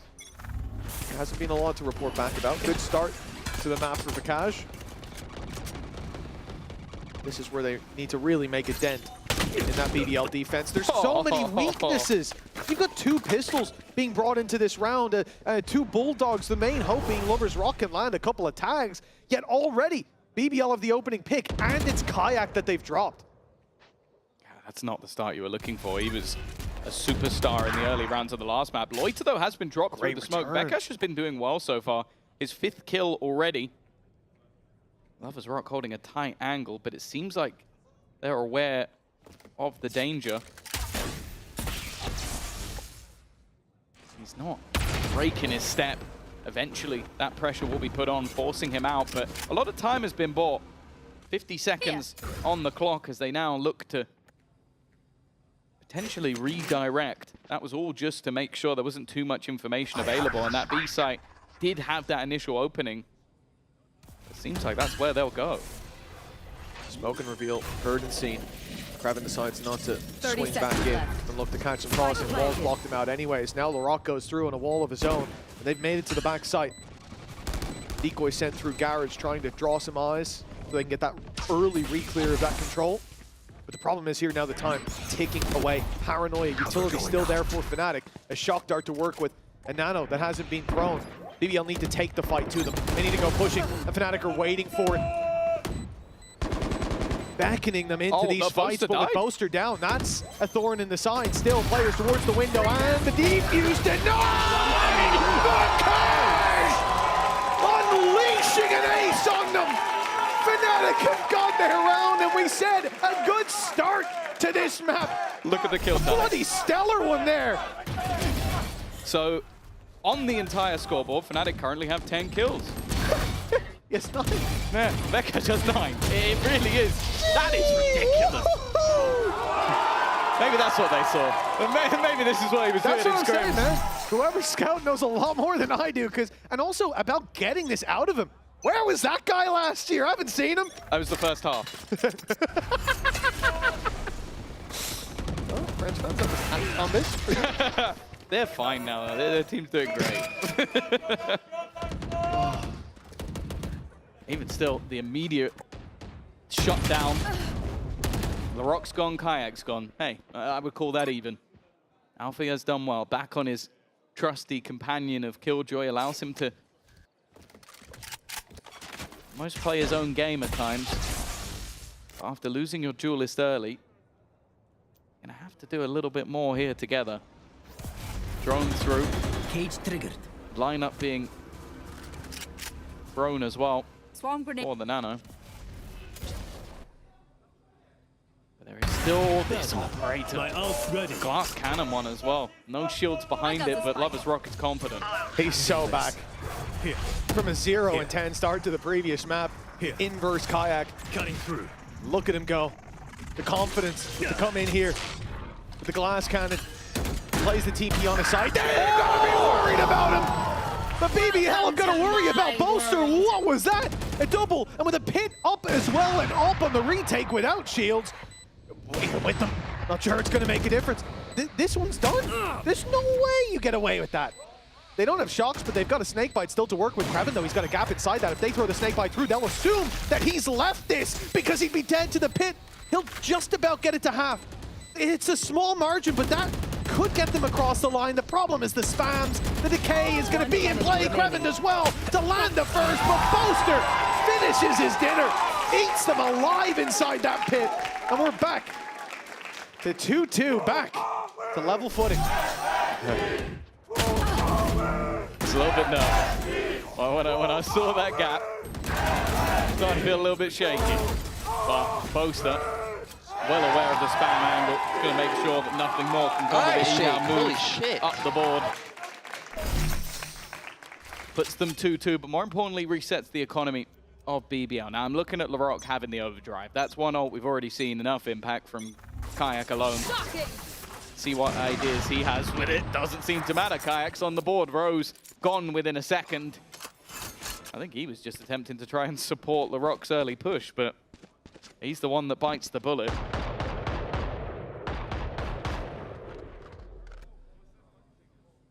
It's an ace and a 4K so far for Fnatic, and that's gotten them up against an eco.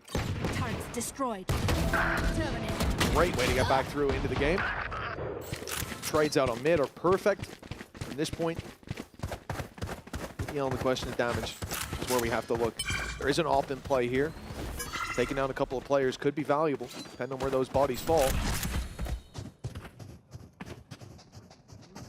I guess there are dangers. You're going to have this plant through from Crashies, so Hunter's Fury online for the next round as well over on Fnatic. Planted. One away from a lockdown as well. And I think that's obviously just going to be something that Rose is going to have to camp his ultimate. Just wait for that lockdown to come through to fire his own in. In terms of what BBL have to work with coming into the next, they'll have the rifles, but Fnatic have the upper hand. In terms of those ultimates with freedom to use their own Hunter's Fury for those site clears, for the post plants. It looks like exits or die to the spike in this one for BBL. And while this is the one where Fnatic are going to start to build up some of that economy on the attack side, it's always difficult after a defeat in the last map to have that reset, especially after losing the pistol to such an aggressive defensive side. But with Vakash's ace, Boaster, and now this round, Fnatic are looking like they're back on the horse. We're going to start looking again at BBL. Like, okay, what have you got to try and turn this tide? The operator in Lovers Rock definitely is one of the pieces of the puzzle, that's for sure. But I do worry a little bit that their defensive side was so good on the last map because Kreven was pretty much surviving every single time. Like, it was really hard to pick him out. Thus far, he's been having a bit of a rough map. Now, it's early days, but that's something to keep an eye on. Oh, Hunter Fury. We talked about it being fired in a bit more freely. Well, it's going to be off rip that it's sent through. Lovers Rock, the one to find the damage. Taking down a player as they clear out that space, but he gets a bit greedy. Goes back for more, and it's Kayak to take a bite right out of him. Still looking for those fights. Operator tag, but it's not quite the kill. They've posted Vekaj up as well. Now, they have lost Boaster early. That does sort of remove some of their flexibility. Paranoia are obviously gone, but also those additional smokes, the wall being placed early, doesn't leave them with a whole lot. And in fact, it's actually looking like it's going to be a walkout. I'm looking at the position of Crash. His drone has been utilized. He's firing off all of his utility. He has absolutely no idea, clueless to the fact that there's been re-aggression from the BBL side. And now they gamble on the idea that it's A. They have gambled wrong. And with the cam being broken, it might swing them back the other direction. But it does seem like Fnatic will commit this way. I think Rose just saw 30 seconds left. Because they all just stopped. They all just stopped in a moment, and he is locked in on that angle. And they're not peeking it until they slide in, and Hunter Fury then follows, and you're dead right, Tom. It was worth committing. The kill found, now Vekaj down. Kayak on 14, really nicely done. But the IGL up top, eyes like searchlights in the dark. 10 seconds left. Just giving hope to BBL. This round should still be theirs. Have drone. That's so annoying. Kayak 14 HP, had to play risky. He had to get in their face. He had to find an off angle. And with the drone, you just can't do that. Nanos are gone as well, Tom. Fnatic were about to back off site, but they've got to stay up close. The shock dart removed their nanos. The spams removed Kayak. And Alphayer is now all that stands. We've seen him win in situations like this, but it's not going to happen against BBL. A 3K from LaRock confirms the third for BBL, and we're right back to neck and neck. Operator going to be retrieved, so that was why they're holding onto the defuse. But yeah, I wonder if it was just like the operator barrel or something that was seen that gave away the game of Vekaj being in that corner, because you don't commit this much utility if you're not 100% certain that guy has gone into the corner. So clearly something was spotted out by Rose that stopped them all rotating. They were about to sprint back to the C site. Here's the thing, though. It's really the deal that they've made here. The handshake that's tightened halfway through. Alphayer now gets to use that lockdown pretty much denial-free. There's not going to be a Hunter's Fury to take him down, and so, it looks like we're going to get some early aggression out of BBL. No surprise. Gate crashes online. Lovers Rock can get down here. The smoke and window means he doesn't need to worry about his left, but they've realized that also. Fnatic hearing the smoke bloom and window. They don't really want to give away a free fight and a free pick, and it's a good thing too, because it's not just the op. There's a Paranoia being held, so that off contact, Lloyd can fire it through, catch those players, and completely obliterate them. So you'll have an op, and then everyone else trying to trade gets hit by a Paranoia and probably deleted by Kreven. There's not really an easy solution to this other than go somewhere else or commit a lot of utility to clear this out. And with Lovers Rock backing off, Fnatic have chosen their timing well, but that Paranoia is still a big problem. Yeah, it's still there. Drone goes through. Pressure put in, but the spam's wonderful. But that's where the trap is sprung. Swinging round the corners. It's beautiful from BBL. They had to adapt the trap. That's an amazing shot from Vekaj. Just on timing alone. But even still, though, that spike has been dropped in a undesirable location. Boaster's not just going to sit pretty, though. Bear in mind, he could just take the spike. But I think it's been realized by Lovers Rock. Look at his movement, straight back towards the A site. He's had the idea that, okay, they're going to look for a gap, look for some space. Where will that be held? But he is looking in the wrong direction at the moment. The potential for a wraparound, but the sixth sense. Now that spike's going to be taken, and he's going to be there, ready and waiting to just stop him, deny him. Only 9 seconds left on the clock. Vekaj is trying to bait him in. He doesn't even realize he stood right next to him. It's going to be a fourth for BBL. A wonderful trap play, but then Lovers Rock with a perfect read. Yeah, everything going according to plan there. The second that drone goes up, LaRock is ready. Paranoia is fired in. He's sliding down middle and covering that distance at record pace. But like you said, really the cherry on top is the fact that read is made. They know the ult's online. They know the spike's not in a great position for a snatch and grab, so you're going to go for that ulti to take it for free. Lovers Rock, cerebral play, and Fnatic, feeling outclassed, have called a timeout early. Remember, it was BBL burning both their timeouts 6 rounds in, right before the 7th. Now Fnatic are the ones to call that first panic button. Yeah, I think it's been a moment, like obviously the 3 rounds in a row, they did well. I think Vekash especially has been a sight for sore eyes if you're a Fnatic fan, but yeah, it's definitely been a lot of the set plays, a lot of the traps. Like, even just look at the beginning of that round. A singular smoke goes down, and Fnatic are in a spot where they're like, okay, we've got to take time to clear everything. And then there's a second layer. And that's what I said, that's what I love about this BBL squad is like, it's not just a squad of aimers. It's not just a team coming in that's gone, okay, we've got Turkish talent, we can just out-aim everybody. Don't get me wrong, they can. Look at some of the clips from the last map. But then they also have these setups. They have these traps that they're putting Fnatic in a horrible position. Like, there was no way out for those players in the corner. It's just how many of those can they get away with? And what will that pause now maybe pick up the pace a little bit from Fnatic, not allow them to have those sort of set plays? I also think, especially towards that A site, Fnatic have been able to get quite a lot of value in the early round, with Rose being caught a couple of times. The timer ticking. But Fnatic are taking it nice and easy, knowing what they're up against. The Pistols likely to group up and hit, but I think we've seen them try to play that push and pull, and it's a good round for learnings. Figuring out which spots are being played, which spots are being overreacted to when you pop that little bit of utility down. Already, aggression towards A gets opening pick. The play towards Garage doesn't net all too much. BBL now have a high-low inside there, so you're definitely not getting that control for free. But taking this focus from the defensive side, bringing their eye towards the B site, towards middle, this is working wonderfully. Just like Aragorn at the gates, you're going to be able to walk right into the A site. Still need to deal with Rose.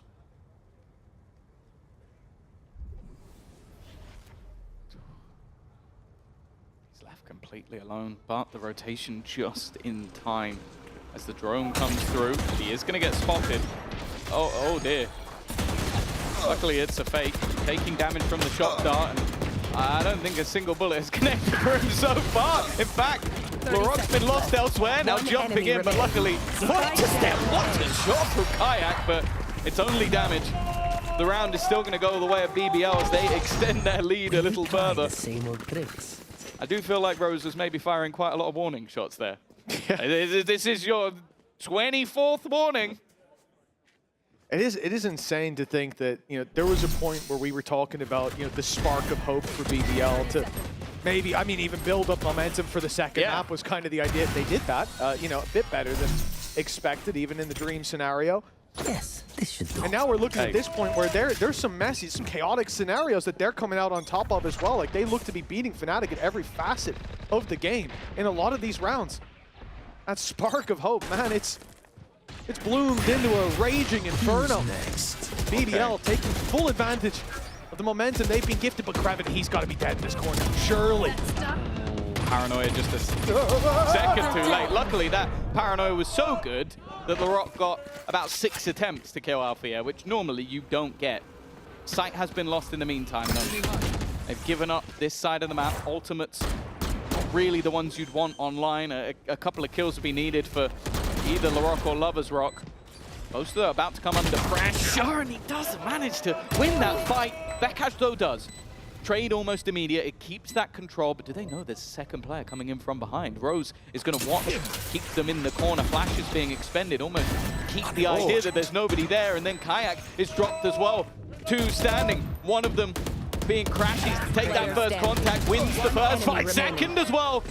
Now up against his doppelganger on the other side, who actually has an operator in hand. He could just buy that time, waste that clock a little bit lower, and almost try and bait him. It needs to be halved, and now Rose would need to connect this shot, needs to bait him into a fight, and Crashy just isn't going for it. He's playing this masterfully and will go down with the ship. It's a 4th round at the hands of Crashies. Fnatic are back. 1 round behind. They didn't leave it too late either to heat right back up into this. Been some crazy rounds. one in it. And the fact that Kreven gets caught here in mid, not even a massive pivotal play for them. It's the fact that when they move towards this A site, Fnatic leave a player, I think it was Boaster, behind to watch for that very early flank. And there was a double wraparound coming in from BBL. It's spotted immediately. Beautiful. They're able to make those adjustments. It is. Time to maniacal. Here. Round 10. Lockdown online on one side. We're getting close to Rose having that Hunter's Fury. To the point of the game where I expect to see that put through, but now it might be needed. Man disadvantage immediately. Kayak has been getting wrecked.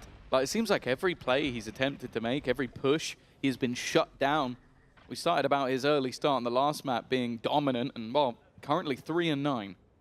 It very much is. It's the Lover's Rock experience from the last map. He's going for these early fights. There's another guy on the other side. He's winning that joust every Slightly time. better experience.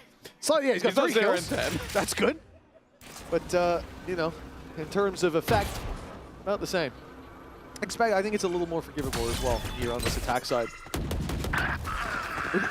Okay. Was that another? Honestly, at this point, can we please get like end of day compilation of the of Vikaz shooting people through smokes? Because I feel like he's doing it non-stop. The last map, I can think of like 4 rounds where he did it. He's got a crazy read on like when you're going to be there. Yeah, and it's not even like he has any files. Like, I saw word.exe on his background, but other than that... I saw him on the PowerPoint before the game. I'm not sure what that was about. Yeah, 30 seconds. It wasn't really anything. 4v4. Rose in the corner once again. Lockdown. They're just going to wait this one out. Maybe he'll stick around. He's going. He's going to try, and he has managed to take down one, destroying this. Yeah, I was about to say, that was a last-ditch effort. I also think... I was about to say, LaRock almost gets boy straight back in, though. Sliding through, wants to try and deny the Viper's pit. The spam not quite connecting. Spike hasn't gone down just yet. They're going to have to try and stick it. And the spam does damage, but not to the player he wanted. Lover's Rock has managed to find another into that 1v1, but it's the same man again. Crashy's looking to save back-to-back rounds, but not this time. Loiter will give them that lead or extend it that little further. 6-4. They pushed them off the B side. They got the control for a moment. They got a pit down as well. That's a nightmare round to play against. And the fact that you've got a Yoru ult on BBL, Lover's Rock goes in there, searches for these players. Nah, man, stop, dude. Like, eat this. Oh, he walked into it. That's so annoying to play against. He's doing it so consistently. This all the shots you don't take, but this is it. He's got the Yoru stood behind him going, shoot me. He's right here. Yeah. When you got a laser like that, it's pretty easy. Just fire it through. And he'd already done, I think, about half HP-ish when the Viper first tried to walk through the choke and he blind fired. So really, really well done. That's a great counter. You love to see things like that. And keep in mind, that's not just the pit. It's also the lockdown taken out of play. A really big ultimate to get that space where Rose didn't have the Hunter's Fury to counter. And then, well, he used himself. The fact that he walked into the smoke to take the first fight, I respect it. That takes gall. The fact that he then tried to spam the ult through the smoke, that's a little shaky. It was maybe a bridge too far, but we've got some fans from Brazil here. That's quite a journey, I have to say. That is a long journey. Been there a few times. Amazing food. I'm sorry about the weather, lads.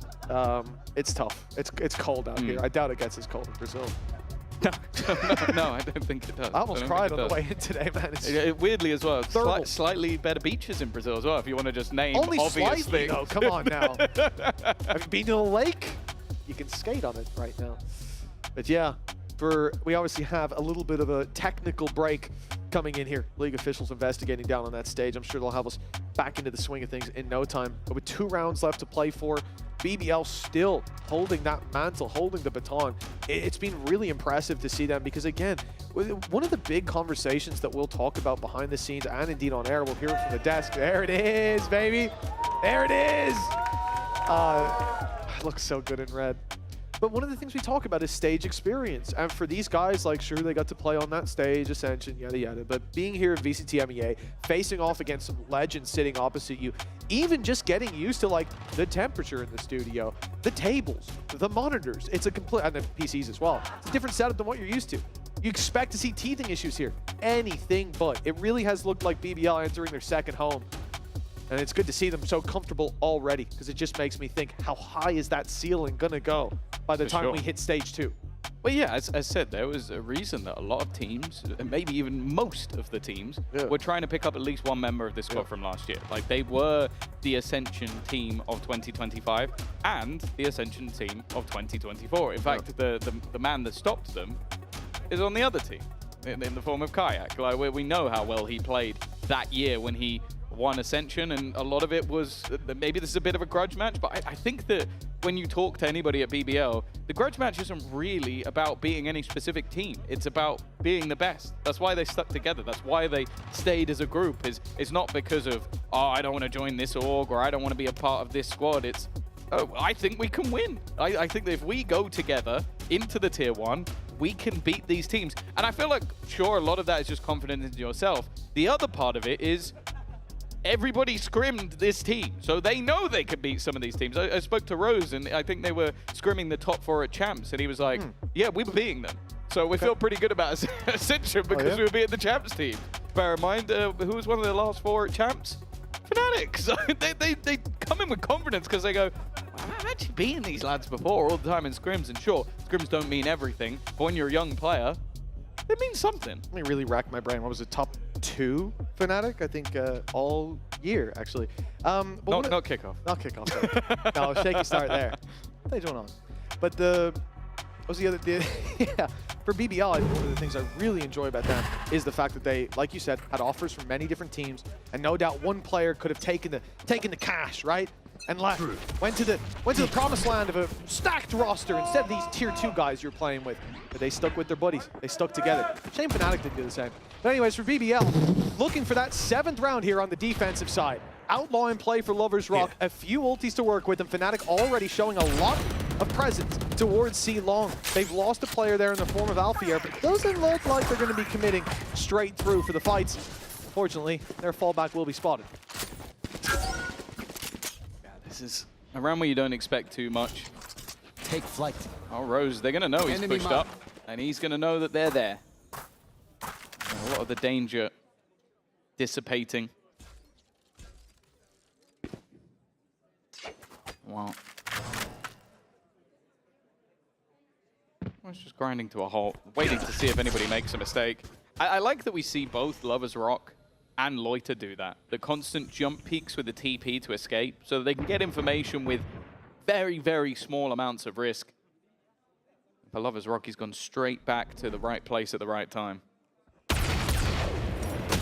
Ooh, he's just about making it out. They found my wire. Could have been a double spam on him. Camera taken Danger. But Lovers Rock avoids any further damage. The wall even helping him absorb that first shot. Reloaded. In for a little bit more, but he'll be denied as they move towards that garage, at least from his perspective. 12 seconds left. And Fnatic are taking this into a late B hit, and it's Kreven that they have to deal with. They've racked the rotates for the most part. It was an easy task to get that plant down. That advantage no longer in play for BBL, quickly closing the distance they've already lost. Lovers Rock the sniper down on backside, crashes as well. They get a little bit of damage and draw the eye, but the rest crumble. Because no one's able to trade that out. He almost lined them up, yeah. It looked like it. I got a little worried. But another for BBL. 7 on the board. This defensive side looking stellar. And it's worth mentioning they did obviously decide to start on the defensive side, but Fnatic did decide to play this one. It's surprising as well because I think a lot of people would have looked at this and gone, okay, well, Vekash coming in, maybe, yeah, downgrade from Chronicle just because it's Chronicle, but don't worry, we've got Kayak and Alfio going to carry us through the game. Oof. It's not looking great right now. They're having a rough one, both of them, 4-11, 3-10. They have been quiet and will definitely be a necessary piece of the comeback on the second half. But for now, they're looking to try and at least make this a 7-5. They've had opportunities of, well, Kayak's time. It's not getting any better. He's already low. I'll bet if Lovers Rock just taps on tab, he's going to be thinking, you get what you deserve. Have a taste of your own medicine. Kayak stuck in the corner, could be 3-11. LaRock's walking up, and the gate crash just about got him out in time. And so they reset, but with damage taken, the Hunter's Fury still to play off against on both sides. Fnatic that need to take ground. I'm expecting that's going to be what they look to use to get them in. You don't want to hit the ult on the Rock. He's going to dodge it. But you do want to use it to clear those angles, surely. Again, I feel like a lot of what Fnatic are having to do here is just constantly check angles to make sure they haven't lost too much space with how aggressive their opponents are willing to be, but they kind of have a double stack up on Shaw, a potential for Loiter to even turn around with a paranoia and send it through the wall. Instead, they're going to go back towards long, which actually is the most open spot. Best opportunity they have for a gap, but their opponents are not going to sit pretty. Alpha, a one and done, but they now know that he's here. Trade out, looking for the spam, and Lorok is still just going strong, dodging the ult while he does it. Impressive movement to keep himself alive. Eventually will go down, though. Keeping things even for the moment, but that time is ticking. 12 seconds left. The shot dart doing additional damage. And the Bowstring needs to stay alive, but he's got his brother alongside him, Hunter's Fury. He's going to have to let go, and it's not going to get planted. There's not enough time. Oh, that has gone catastrophically wrong. The Red Bull clutch for Rose without doing any damage. Oh, well, they might have gone through the last year, comeback after comeback. They've shed that here. They're almost giving it to the other team, but losing the time. Oh, that hasn't gone anywhere. A disaster for Fnatic. Could have been a stabilizing round, but a big play from BBL has put them 8-4. A big lead with a chance to close it out here and now. We've got a halftime break coming up, but during it, we're going to be going down to Lou, who is standing by with the fans. See what they've got to say about this, because it's been a bit of a surprising game. Lou, take it away.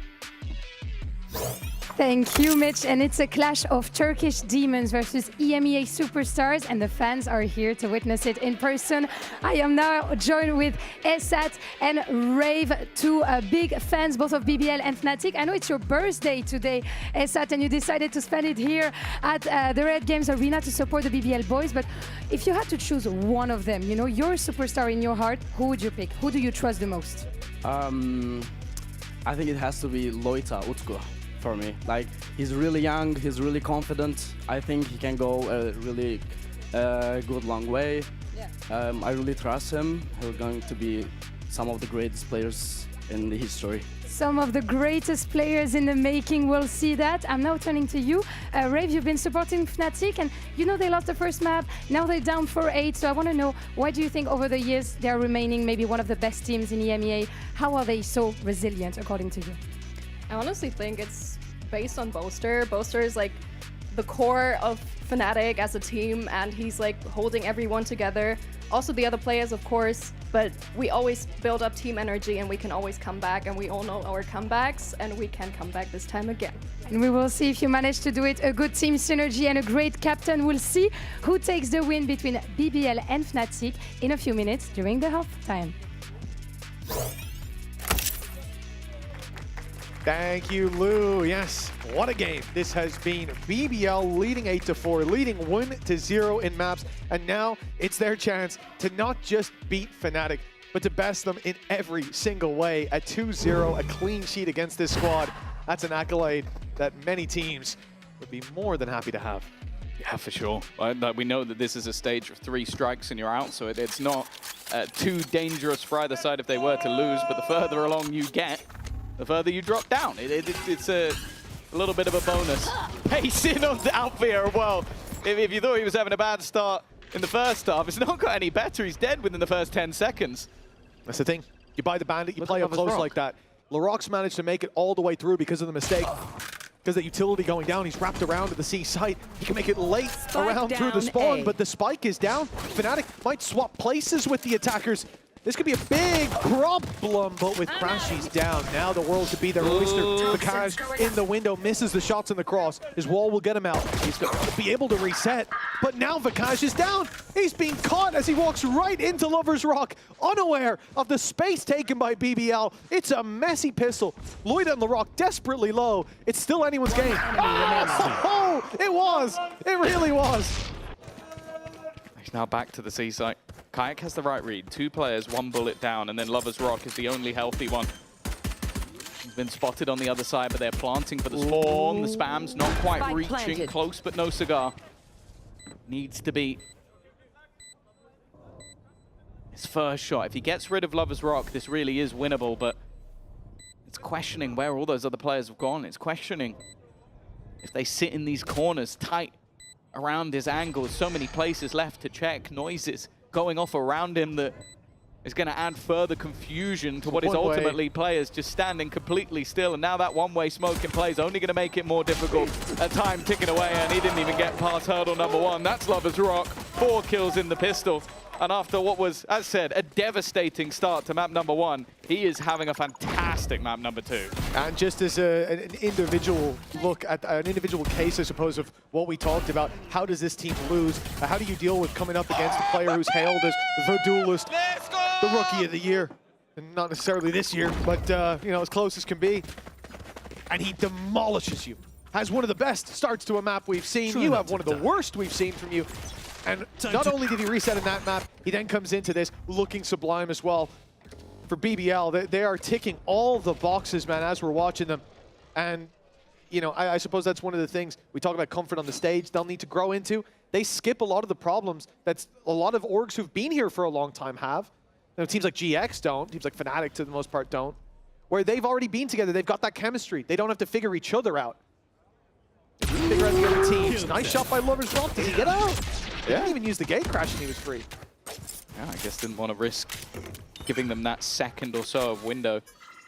Alpha's about to go swinging into what is the majority of the team and done a little bit of chip damage, but only thing they'll worry about. And Rose, well, he's had enough of that. Kayak hoping that maybe somebody swings into the angle he's already in. Good flash, but even still, no one dead. A lot of damage. Look how low some of these players are, but if you don't take them down, well, the damage comes down to you lost them some shields, which I don't think BBL are going to care that much in a 10-4 lead. Well, you know, I won't speak for the players. Okay, you can ask them after the game. I'm sure that'll be a really interesting interview question. I think I will. In round number 14, did you mind losing your shields and winning with all of your players alive? I won't ask them. I don't want to agitate them. Bring back up that bad memory. But yeah, I think young Vekaj go down to the spike, name of the game for Fnatic. Lovers Rock is like, you're not going down to the spike, you're going down to me. And he was wrong. But he did get an orb, and that's what he wanted. He's one away from having his ult online. Orb's an orb, wins a win. Just the stats take a small hit, but they can afford a few hits here or there. Lost his shields. Oh, no! Well, in that case, yeah, for BBL, 10-4, strong position, but here's my meta theory, right, Tom? Okay, ready for this. Fnatic have come in, map 2, they realized we need to come back. We need to capture our mojo again. We got to get Vekaj on the same page we've been on last year. You can't come back if you're in the lead. Exactly. And so that's it. They realized in a Fnatic game there will always be a comeback. How far do they let it go? Right about now. Okay. Right about now, and then you bounce back. It's amazing if I was that Milan, the coach, that's what I'd be calling. Milan told you this much about their strategy. I just assume Milan is as You're very strategically minded as me. So, well, he's gone for the Vekaj shoot someone through smoke again strategy. And no surprise to anybody, it's worked again. I don't know how he does it, but the guy knows his angles. Fair play. Another for the tally. They need to make a compilation of that. And Boaster's caught Kraven looking the other way. Like I said, Tom, this is the round they lock in. All part of the plan. Deploying drone. It's a risky plan, but if your opponents get on board as well, sometimes it can work. It's the content strategy from Devard. You know, they've allowed him to integrate more holistic product. That's not a good idea. Oh. The Rock is still alive. Lovers Rock is still alive. We asked what would happen if that duo was both online at the same time, and we've been witnessing it. A hefty lead. And LaRock is looking to try and get the punish. Patient from Lovers Rock catches one, but LaRock is taking a lot of damage in return. Even still, damage here would be nice. They can buy into the next round, but it's not over until it's over. A swing coming out, timing perfect! And even though LaRock was on just 11 HP, he's come out with 2. Crashies and Boaster. Who's next? But now they're even going to be potentially revealed on the hunt to try and find where they are. And the fact is, while all of this happens, the time is still ticking. That's allowed Lovers Rock to reposition completely. I almost wonder if they have to think about saving the weapons. The time just isn't there. And in a scenario of a bonus, it's not too bad for the side of BBL. A round that they almost definitely shouldn't have won. A 3v5 that makes things 11-4. A Red Bull clutch to close it. And well, Fnatic have got to be feeling the heat now. The instant reset applied with that Red Bull clutch. starts out with Vikaj, starts out with Vikaj getting killed and Boaster, sorry, in mid, I believe it was, and they managed to return it. That's the play though, man. This is where you've already fought for control towards A-Link. Boaster's backed off and gone to spawn. He sets up a paranoia. Why? Because you don't have C-Link, you don't have B main, so where are you going to be? In A-Link and probably backside on shield. So you paranoia the shield guy, you flood the site, you isolate short later, easy game. That's the plan. And BBL get in there. They play on site. They look for the fights, and they've pushed a team that has been making internationals, running it down throughout the years. And they've pushed them to 11-4 to another timeout, possibly to a 2-0. With this is also just the talking point. Go back to Lock-In, sure, they were champions, but the 2 kickoffs after that, those are events that they didn't make. Sure, 3rd to 4th doesn't look too bad on paper, but this has been the event that has been their kryptonite. The early stages of EMEA, and then Fnatic grow into it as they go. Stage 1, Stage 2, they always make the internationals. They always seem to be there to do damage, to compete with the very best, but kickoff hasn't been the same. It is looking like they're going to get off to a rough start. As said, there's always time to turn it around, and there's extra time in this version of Kickoff because you can lose twice and still make it. Yeah, that extra bracket to fall down to, and well, for Fnatic, we all know it's not over till it's over, but right now, a team that for last year was a story of top 2, it looks like they could be top 2 in this matchup as well. If BBL have their way, 2 more rounds, LaRock 22-10, and Lovers Rock was out on a similar performance last map. Really feels like, well, so was LaRock, I suppose. Really feels like there's complete difference of levels, at least here on Haven, the pick of Fnatic. If we were to run it back again, I think BBL would be happy to play this map. Ooh, okay, he got there in the end. A little bit of delay. Of course, this is more of a buy than not for Fnatic. Like, you've got all credit spent by Althea, who's now dead, by the way.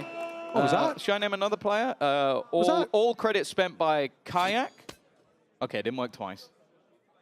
Oh, through the door. Oh, maybe it will work twice, just on a slight delay. Kayak's still in a very aggressive position. Krevin's just going to walk past, but this might actually end up being more of a burden. Because he'll go through and go, guys, A is clear. There is no one on A. The thing is, with the positions they have, sure, they might go back and go A main. They could split into B, but it's back to A main. Okay, now here's the problem. You know, nobody's short. There should be someone long. They're worried about the corner. The question was, would they expect him to be that far up? And the answer was a clear yes. Great job from Krevin. Great space taken. And Fnatic, a 5v3 facing them. And around it, a few players have gone heavy in terms of investments. And there's nothing to show for it for right now. That was also with 15 seconds left when they go onto the site. So if they lose the spike there, this could have got incredibly dangerous. It seems like they're still going for this. I expected this to maybe fall into a save, but they're going to try and run it back, run into the site. They're going to get sorted for it. It was barely even a lick of damage from the side of BBL. They'll take that all day long, but credit where credit is due. Kreven made sure that no mistakes were made, because I feel like we've seen that many a time where you get onto the side and you go, everything's clear, and that's enough for your team to lose a round, but they were methodical in the way they checked everything. Well, my hope now is next time that I'm in a ranked game and we're 7-0 down, my teammate votes to surrender, I hope the rest all think about it. And I hope they also surrender, because we don't have LaRock. Yeah. We don't have Lovers Rock. You're not making that comeback happen. And hell, we didn't think they would either. But look at them, 12-4, 8 chances to close this out against a team hailed by many as the best for a long time now. Rose, with the spidey senses tingling, sends a few into Alpha Air. And as lead flies, the chances sink for Fnatic. They need a hero. They need a hero to stick around for quite a while. A Batman for their Gotham. He's on the desk, unfortunately, so I don't think they're going to be able to get him. In the corner, they're checking again. They know that this is where Kayak is, but he's got cover. He's got support. Vekaj has just been ragged. Nice shot from Kayak. Finally, he awakens. But there's always more pieces to the puzzle for BBL. Loiter has taken full control. Now, if he had his ult, this would be wonderful. He could take the spike, but instead his teammate's going to have to deliver it for him, and he's going to act as a backstab. Crunchies has got to be like, why are you there? Why are you behind me? Why are you waiting, watching for me to make a move? They have got them trapped in a box. Planted. Well, we've seen Boaster clutches spark this Fnatic team time and time again. But there has been nothing in this map to make me believe. They already know exactly where he is. Smoke to create a gap. Paranoia leaving him blinded. He's got to wait a second, and they're both sat within, waiting. A Paranoia on the other side, but the near sight's not going to worry them. He's still got so many angles left to check. Trying to bait them into the fight. He's at least revealed one of them, but they are just dancing around him, and there's Kraven lurking in the darkness. BBL, they made it here just a few days ago, and they have already taken off the head of the Kings of EMEA. They said that it was a solid showing from BBL, starting out this stage down there with a victory in day 2. We saw a lot of promise, but this leagues above even the highest of expectations. Fnatic, the slow starts and kickoff continue, and it's thanks to these boys on that stage, the new kids on the block, and the old boy leading them. They are here to do some damage, and you know what? I think there might be a trophy lift in their future. Phenomenal work. How far can they go? Oh, the motto of this squad last year was belief is everything, but I can tell you for sure that this team has a hell of a lot of belief. As said, talking to Rose last year, they were talking about the fact they were facing these squads in scrims. They felt comfortable, they felt confident, but coming onto the stage versus a team that finished second at Champions just a few months ago, has been grinding out games in the offseason and taking them down in 2 with a massive resurgence and then an incredible second map on their opponent's choice. That is a team that was promised. That is the team that was talked about coming into this year as the potential team, the team that could be a dark horse. Well, the dark horse has already taken its first victim, and I'm sure there's many more to come. That spark of hope, a raging inferno, and it was BBL to fan the flames. I am shocked by not the fact that they've won. Yeah. If they won today, I could see reasons. I'm shocked but not surprised. Yeah, I am surprised that it was this dominant though here on map number 2. I'm surprised that they could bounce back and deliver a comeback to a squad like Fnatic. LaRock has arrived. Yes, and Vikash, he looked great down there today. That's true. So that's actually the one excuse I'd give Fnatic, wiped away. Unbelievable stuff here in this game. The first for Fnatic and a loss dished out as BBL push on forward. The show will continue as we go over to the desk. We got more games coming your way. Thank you very much. I'm now joined by Loiter from BBL and Kakuka as well. First of all, massive congratulations, Loiter. Thank you. I've spoken to you after a lot of wins, you know. This is like a theme at this point. So where does this win rank on all of the other wins you've gotten so far in your career? I mean, I think top 3. Top 3? Wow. Yeah. Why? I mean, we won Ascension, so it Yeah, was a great feeling. Yeah. After 1 year, 1.5 years. So it's close to that. Whoa. I mean, Okay. we can see why, yeah. Yeah, absolutely. So coming into today, of course, it was a very big opponent, especially as you say, you ascend, you come into EMEA, your second match is against Fnatic. So where was the mindset coming into today? Because Lovers Rock told us the other day that you had some conversations happening in the past match. I mean, like, my mindset was good because we were the underdog. We've been like the favorite team whole here in tier 2, but it feels good when you be underdog again because everyone like Underestimates you. Yeah, everyone was underestimate us, and it was a great feeling. Yeah, when we first ascend to tier 1, we won Ascension. Yunsu asked me, "Who want you play?" Yeah, in I remember. EMEA? I So remember. it was Fnatic, and I'm so happy to win against them. It wasn't just a win. It was very solid. You guys played beautifully. Yeah. And a while ago, if you're a Turkish player, you sit on this sofa. Usually we ask like, hey, CNET is in this league, you know, do you want to be the next CNET? But ever since like 2023, it's always been Alphaya. You know, Alphaya seems to be the Turkish player. Yeah. There was a bit of a diff today. I think you guys definitely showed, all 5 of you, who the new Turkish king should be, right? I mean, I'm not talking big to him because he's a good player and he's a good person. But we have insane players, Lovers Rock, LaRock. You. My team Yeah, is you. Rose. Yeah. I'm not including myself, I'm not egoist, but I mean, Rose is something else. Like, he's the best IGL and best aimer. Actually, my follow-up question is, so for the next time I'm sitting here with a maybe tier 2 Turkish player, Yeah. who should I say, like, they're going to be the next? You know, because it was CNN Alpha. Who was the next one? I don't know. Time will show. Yeah, Time you will don't show? want to say someone on your team No, right no, now? no. Okay. I'll ask you this It again. could be all of us. True. You Okay, cannot know. but if you had to True. shout out one player from your team, it can also be one of the coaches because you Yeah. know there's been very tense moments. So if you could give one shout out to today, as this is a big milestone for you guys, who would you give the shout out to? I mean, I think it's Larok Oh. and Loverstrike. Both is great. Yeah. I mean, I didn't do anything in the map. Like I was that's just. a lie. You a didn't lie. miss a single Those paranoia. paranoias on mid, we were watching. Those paranoias on mid, like they They were did good, very, but very every single good. time, I can tell you, the faces were black, you know? I don't know if we have the bracket, but regardless, you're going to play the winner of whoever wins here. Yes. And if you win that game, you're going to Santiago. How does that feel? I mean, it feels like good because. Is it 2? I think it's 2 Oh, wins. no, you win this game and then the one after. Yeah, Yeah, then you go Two wins, Santiago. But after we Yeah. win this game, we have 3 chances to go Santiago because of the new format. But I mean, you only need to, you're here, so you just got to boop, boop.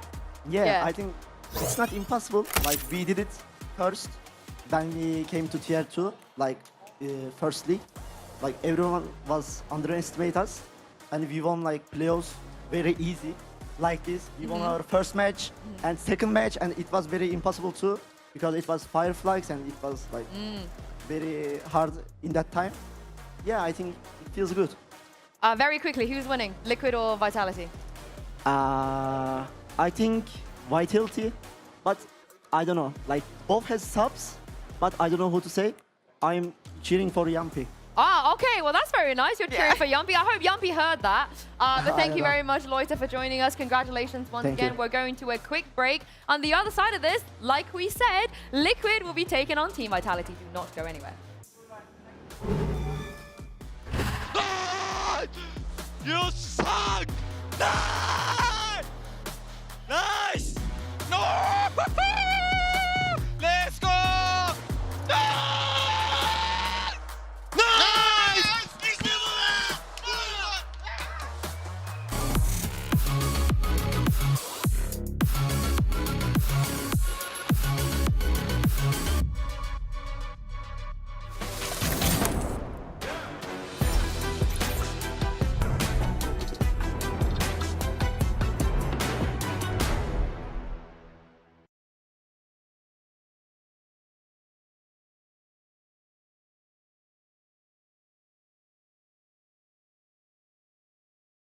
The Bandit is the latest weapon to hit Valorant in 2026, with the devs calling it the all-new way to flex your aim on pistol and eco rounds.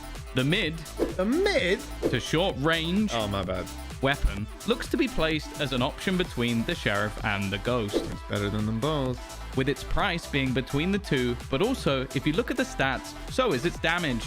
Look at that headshot damage though. And with a pretty controllable recoil, even at max RPM, it can be surprisingly easy to take down full shields within that 30-meter range when it requires only 4 body shots or 2 hits if one of them's a headshot. Which, to put that in perspective, allows you for 600 credits to take a relatively favorable attack side fight on angles like top ramp on split or B long on bind.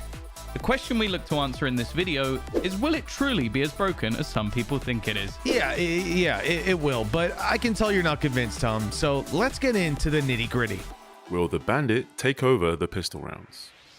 In pistol rounds, I still think the Sheriff has its place, where body shots versus unarmored opponents are 2 shots to kill from any range. Now, of course, you'd say that, but for players who are actually confident that they can hit the headshots, this gun might actually win them over. So that's where I'd argue the Ghost still has its place in pistol rounds, with 105 to the head still being enough to kill any unarmored opponent. Didn't look like Kayak needed a bandit here. Kayak trying to flash back out and takes 2. Oh, so I guess we'll just completely overlook ecos, huh? As I said earlier, this gun one-shots to the head within 10 meters and can even do the same to light shields up to 30. Now just imagine 5 of these bad boys running you down. With that fire rate, a group of bandits will steal your big guns more often than you think. That is where I do have to agree with you. The light armor buy might be a thing of the past with this gun. See, now we're getting somewhere. Will it make other pistols obsolete?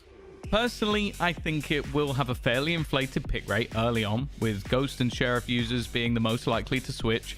Unfortunately, util players will still need to stick to the classic, but to be fair, that gun is still pretty solid.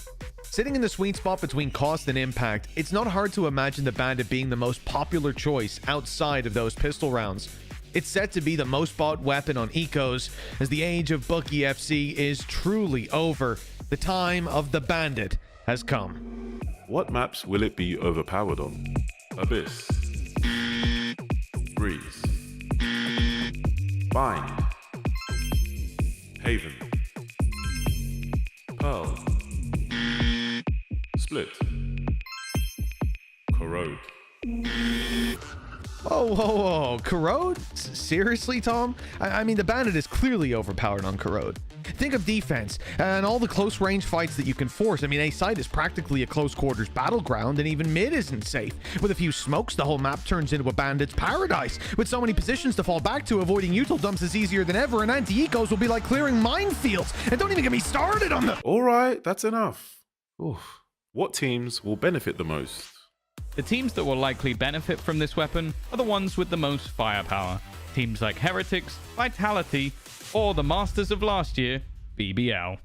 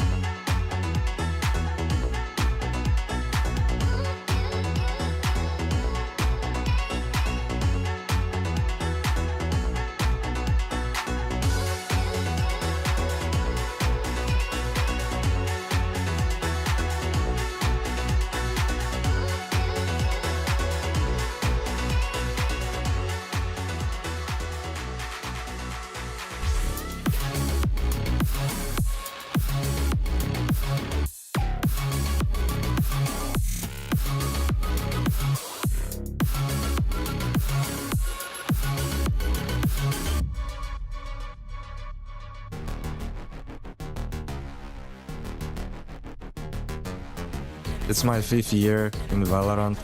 It's an amazing feeling.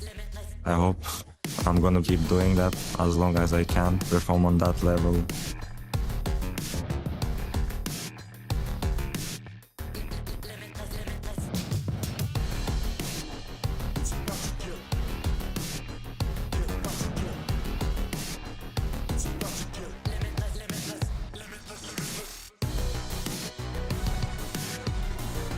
Run it again, exact same exit, it's going to be it, round 2. Oh my, camera's not done yet. Listen to this guy, he's making moves. Tried some reinforcement, now he's all the way over towards B. The ice covered here, spotted out, there's your ace. See how good EDG are trying to take this fight again. That dash is immediately stunted in your place. And Kage's up the mark. Just don't think about that. I'm playing the game for 5 years and it's first time ever happened to me. If I'm gonna think about that and not to think about the whole 5 years of my career, I think that's the most wrong thing I can do. For a good go of things here, but Camo still left swinging, waiting to receive, and here it is. He's an out. Pandemonium being thrown into the mix. The Paddy will never be denied. dare try and cross that threshold. Do you dare try and step up to him? Because Nats is online! And there is it's all on Chichu. It's all on the IGL. But it's done and dusted. It's finished up. The Team Liquid. It's all that stands in their way, and of course it's Flash. Definitely a bit of a bittersweet end to Team Liquid's year in 2025. Welcome back, Team Liquid. Welcome back, you guys. And welcome back, Lou and Kukuka. But this Team Liquid coming into 2026 is not the same. There's been some changes. At least we have the best Waylay of 2025 back on the stage. And now that we see so many strong duelists, I'm happy that Nats is back. Yes, exactly, and I think that I'm really curious to see, how Nats manages to handle a new, roster, a new bunch of boys as well, with Purple and Minibu, of course, but also with Kicks that we're gonna see, especially today. I don't know how it's gonna be for the rest of the split, but yeah, I'm curious above all, especially bringing in 2 duelist mains historically. So, of course, we need to talk about the fact that Kix is there because, of course, Wayne is the original player that Team Liquid signed, but Kix is going to be playing today. As you're saying, the adding in more duelists brings us the question of how is this going to work? Is N on this team? And how the roles are going to be fitting. But especially having Kix being put in to cover for the one player that was going to be playing the smokes, to me, is another big question. It's not only because it is obviously versus Vitality, but more so because one of the main issues that Vitality had last year is that they didn't have a dedicated smokes player. Kix was kind of like forced into that role, and look how that ended. So let's see how this one ends for Team Liquid. Yeah, and your eyes do not deceive you, guys. Minibu is sat over there. It is Minibu on this team, no longer on Team Heretics, of course. For me, though, I think I'm gonna, not even a hot take, a lukewarm take. The Americas fans were flaming me for this because, got one brain cell between all of them. But we lost Kiko. This is categorically the biggest loss we have ever suffered as a region. And I mean, if we think about the Cats, Kiko, to Americas, you mean? Yeah, but just in general, like to another region, like they left us. To another region. So the fact that we lost Kiko, for me, it's automatically a downgrade. Doesn't matter who you bring in. I don't know, there is a better player than you can bring in than Kiko in that role, especially next to Nats. And speak about the synergy, as you're saying, next to Nats. I think that this duo was astronomical. Nats stepped up massively last year. We remember all of the videos that we saw and all of the conversations that we had around his name about how big of a leader he was becoming. And on the other side, we saw a Kiko that moved from being that amazing duelist into being an even more awesome controller. Yeah, and I think he was also bringing a lot of confidence, to Nats as an IGL, as a captain and stuff, because we knew, Kiko as a duelist at the beginning of his career in VCT EMEA, and we knew that he didn't work out pretty well. Then we made him switch to a controller, and he became one of the best, if not the best controller in the world, right? So, having this kind of player blooming in your roster alongside you, I think is something that Nats is looking for as another, secondary quest, apart from, winning the games, of course. Yeah, no more Cats, but we still have Nats, thank God. I don't think I could have dealt with both of them leaving, who actually caught up with Lou a little bit earlier.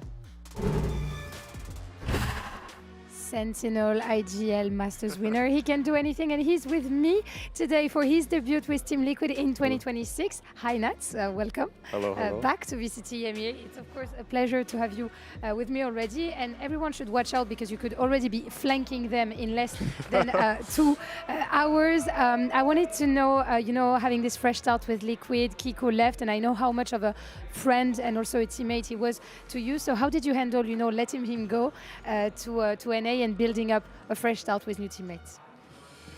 I mean, yeah, we are friends, I would say, but all of us understand that it's career, and this is first of all the work that everyone else is doing. So that's why we watch at that from that perspective, and that's why it's not that hard to adapt to that situation. And having new roster, I'm doing that for 4 years in a row already. We're changing the full team for 4 years, so that's nothing new for me. It's something you still enjoy, right? Year after year.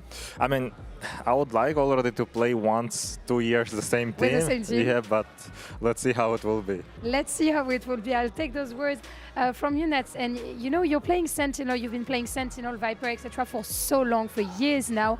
And we know that it's sometimes hard for players to reinvent, you know, their games when they're getting anti-strat or when people are studying their setups and stuff. Yet you always manage to flank, to take timings, to have your setups not broken. So can you give us any tips? Just do it. Don't think too much. How are people not managing to counter you? If you do it better than them, they won't be able to do that. This is Aura. He's Aura farming right now in the interview, but I guess it works for you, but maybe not for everyone else. And I was wondering how you were, you know, handling that situation with Kicks, because Kicks is going to be playing today instead of Wayne. We know that getting an import can take time, you know, to adapt and stuff. So what are your expectations? How have things been with the boys? I think nowadays I'm experienced a lot with all of the stuff that is happening. That's why it wasn't something that can affect really. But I mean, it's cool. Kicks is he was playing in Vitality before, right? And now he's playing against Vitality. So I'm actually happy for him that he has this opportunity. And there's also another one of your teammates, ex-teammate, that is going to be playing for Vitality now. Kron joining Vitality, leaving Fnatic. What do we think about this? I think Vitality has a very good roster this year. Not saying anything about last roster. I think last roster was also very strong. But I think with this roster, they have less gaps than it was last year. So it will be interesting to play against. So it's going to be a nice show tonight. Is that what you're saying? Yeah, it has to be. As always, you're putting up insane matches. Thank you very much, Nats, for joining me. Good luck for tonight. And we're going to see if you can take the win against this new Vitality roster in a few minutes. As you heard there from Nads, honestly, I love how he always has this undertone of like kind of being a troll, you know, being like, I'm so happy that Kicks gets this opportunity to play against his former team. And that is the reality, right? We will not have Wayne, so they're not going to be at their full strength. So what positives will Kicks bring? Well, first of all, he will be hungry, as Nats was saying, to get that win against Vitality. I think the positives also are, within reason, is that this is a situation that Team Liquid was in a lot last year. I feel like that it was always someone in, out for tournaments, for this, for that. So when I see Nats smiling during that interview with Lou, I think things are under control. Like, there could be way worse things that could get in there. This is not the kind of thing that gets into your head, you know? I mean, it's kind of rare also to see Nats stressing or panicking, you know? So I don't know exactly how to take those signals. Are they like mixed signals? Is he baiting us? And, you know, in the backstage is a bit of chaos? I don't know, but I agree with you. He's always going to give his best. Right, yeah. But it did seem like it was under control and he wasn't worried that much. I mean, I think it's because every split they had a new player for a whole year, right? So this is almost like the norm for them. I think it'd be weird if they didn't make a change at this point. But all jokes aside, of course, Kicks, he has played in the past. He is a player that's been on this stage before, albeit, you know, sometimes it was a little bit unlucky. Sometimes he was forced into doing things he wasn't comfortable with. But I think fundamentally, he is still very good. Yeah, absolutely. And I think it is different from other subs that we have seen. I think that these two teams, also considering that Vitality is playing with Unfake, both of the subs that they've gotten, they're in a very different situation than, for example, the players in Ulf. Because as we're saying, they have the experience, they know what to expect, and they have just a lot more time on the server and something to prove. Yeah, these are subs that played already, you know, in VCT, in big teams that are used, you know, to the pressure, to the stage and stuff. So we can wonder, you know, if it can be a run like Patitech had with Team Heretics, or if CGRS had with PaperX back in the days in 2023. Can we see I love that kind of energy. golden Oh my rock? God, one of my favorite days of my life. Sorry. Yes, and on the other side of this, though, even though they have a sub in Unfake, I love the fact that I could say the words Durka and Yumpy are my favorite duelist duo right now. Never thought I'd get to say that, but it's not a hot take. I mean, I feel like they might be everyone's favorite. I mean, Yumpy is definitely happy to be playing Euro, that is for sure. But what is it going to be like against a strong and composed team? Even though there are, you know, like there is a sub, maybe the prep time wasn't, you know, perfect for Liquid and they couldn't get everything that they wanted to get cooked. But I'm still questioning the Euro of Yumpy. I think that there is something even more important that we have to bring onto the table, and is that last year, that BBL with Yumpy, Profek, and Pal struggled a lot. In fact, they struggled time after time after time against Team Liquid. They denied it from going to internationals, and when we speak about having something personal, it will not be against Nats, because, you know, Yumpy was in his time in Team Liquid with Nats as well. But I think there has to be some revenge, you know, the feeling in that this year we are ready, we have everything that we need to finally take you down and get something with it. And I also think, obviously, we were there to witness it. It was the emotions, right? They were so close. They were, it should have been a 2-0. Their foot was in the door, and then it wasn't. And just every single time they had this chance to go, it was just heartbreaking. It wasn't just a loss. It was like it was like when Team Liquid played Gambit on Icebox, and then they threw. Sorry. I know Sliggy's watching. He loves it when we reference things like this. But what are the expectations in that case? Because like you said, with Ulf, the sub situation felt a little bit more uncomfortable.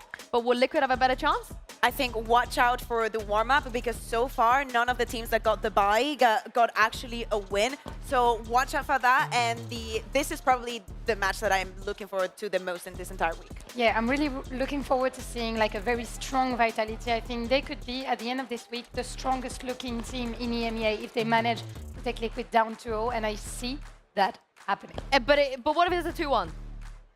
Not exactly the same. Okay. We'll talk about it afterwards. Okay, I was going to say, you were a little bit wrong about Heretics yesterday, but we will see, because every single team that made champs in 25 have lost their opening game on this stage. It's time to see if Liquid have what it takes to break the curse.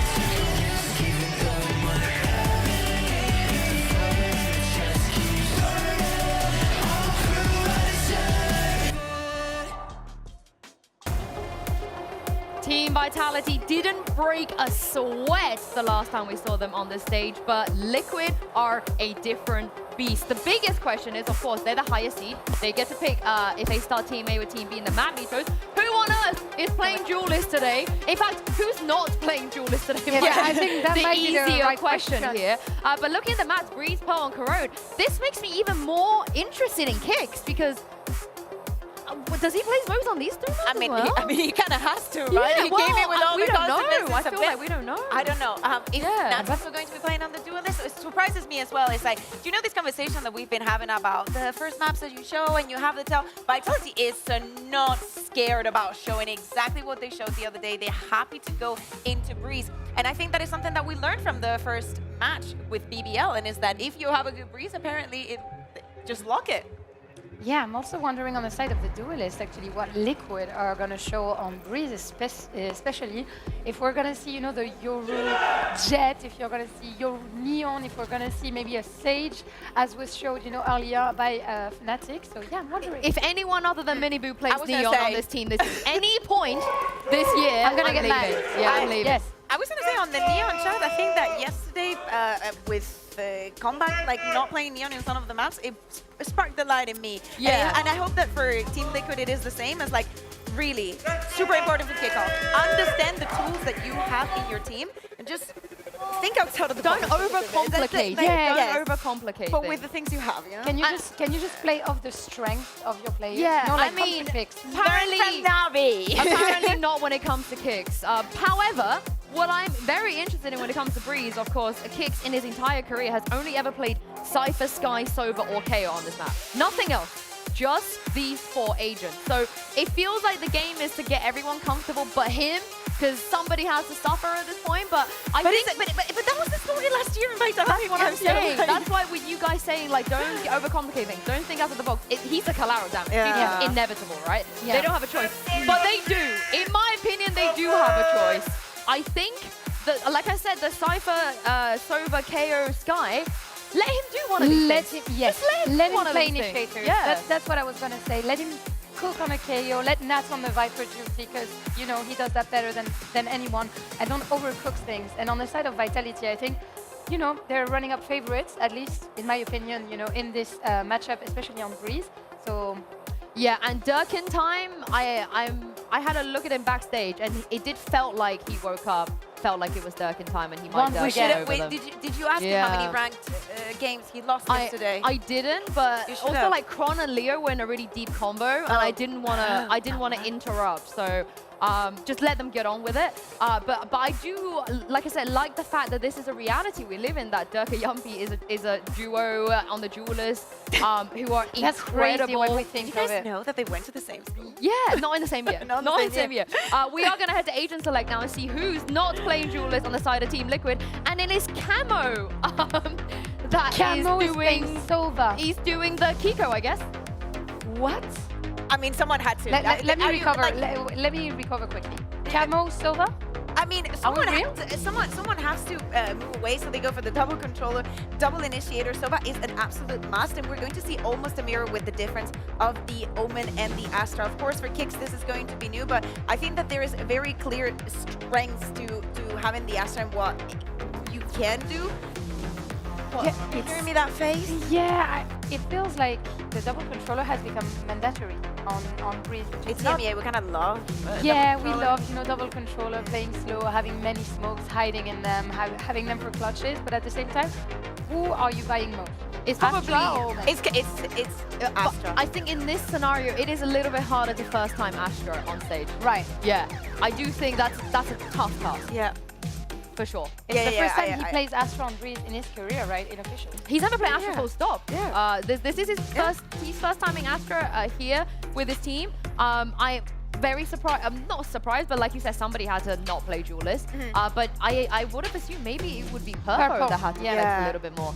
Yeah. Yeah, on this side, I'm also looking at Miniboo. We were mentioning it, and especially after seeing Team Heretics lose in yesterday.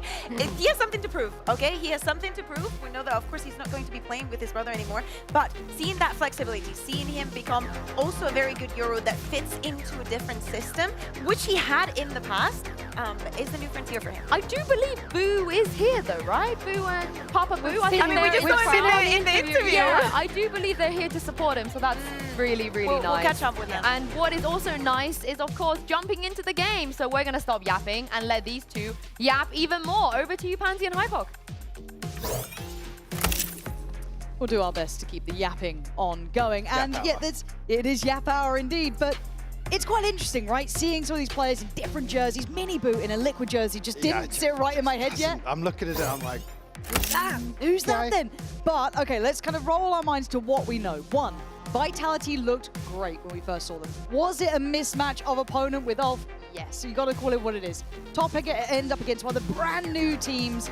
It was a lot to ask of anyone. Sadly, they had that draw. yeah, I think now, obviously, well, Asterisk alongside Team Liquid, sure, but this is the chance to really solidify the expectations for Vitality going forwards if they have a clean victory over Liquid today. Again, that's not to write them out of the series altogether, but again, we've got a lot of weirdness with sub-stepping in and whatnot, so I'm really excited now to see if Vitality continue with the same sort of pace, same sort of attitude.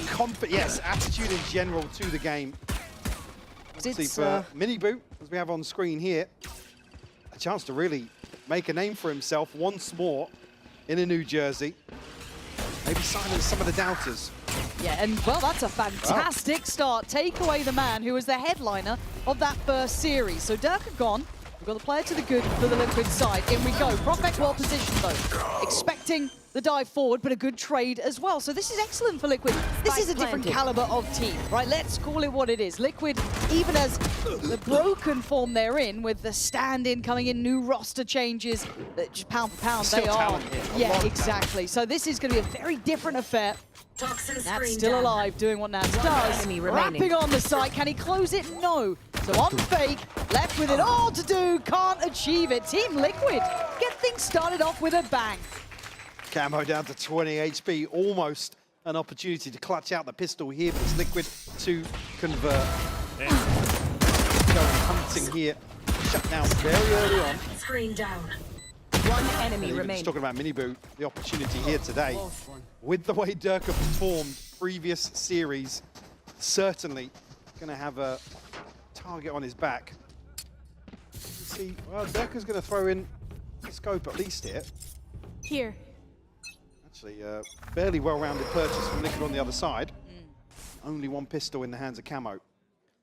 So you want to see them keep numbers up. You don't want to be losing too many. They can afford the loss on Camo, but that's about it. Beyond that, see already Vitality working for... Oh, come on! Wait, wasn't Unfake mid-air jumping back from that and he still gets headshot? Damn! Look at Prophet's HP! Bloody hell, I mean, talk about a point to prove as well. We didn't talk too much about it because it may feel a little bit wishy-washy storyline-wise, but hell, if he's hitting shots like that, not bad at all. So player to the good, make it player and a half with Prophet down on 3 HP. Liquid kind of get the run of the roost, right? Where do you want to go, though? One factor is Dirk here, just because of that weapon investment. Maybe Yampy did get the upgrade as well. Don't worry, observers. We'll let you off the new gun alert. Yeah, we'll let you off for a little bit. We'll come back later. Yampy. Okay, he's got one, but the trade's instantaneous. This is where you've got to see if Dirk can do a bit more. Can he chip away? They don't want to suffer any more losses. That's when you start losing some of those investments. It was a heavy round 2 for them. It looks like stability's on the way. The plant's in, and the time's now on their side. He'll be down to 4 HP, but expect him to be going forward here. So Kick's very disconnected from the pack. And Camo and Nats actually should be allowed to reposition as well. Very comfortable here, but Nats shut down early on. Still plenty of time left to play with. It's a bit scary when Miniboo's still one of those players alive, right? And there's a bit more damage. That does open up a chance for one of these pistols, but Prophet's low as well. So it Camo's down. should fall into place. Why is this a 2v2? Kick suddenly has to get more interested. Miniboo's doing very well, though. This is now down to just Kron. Can he cause them any more headaches, any more woes?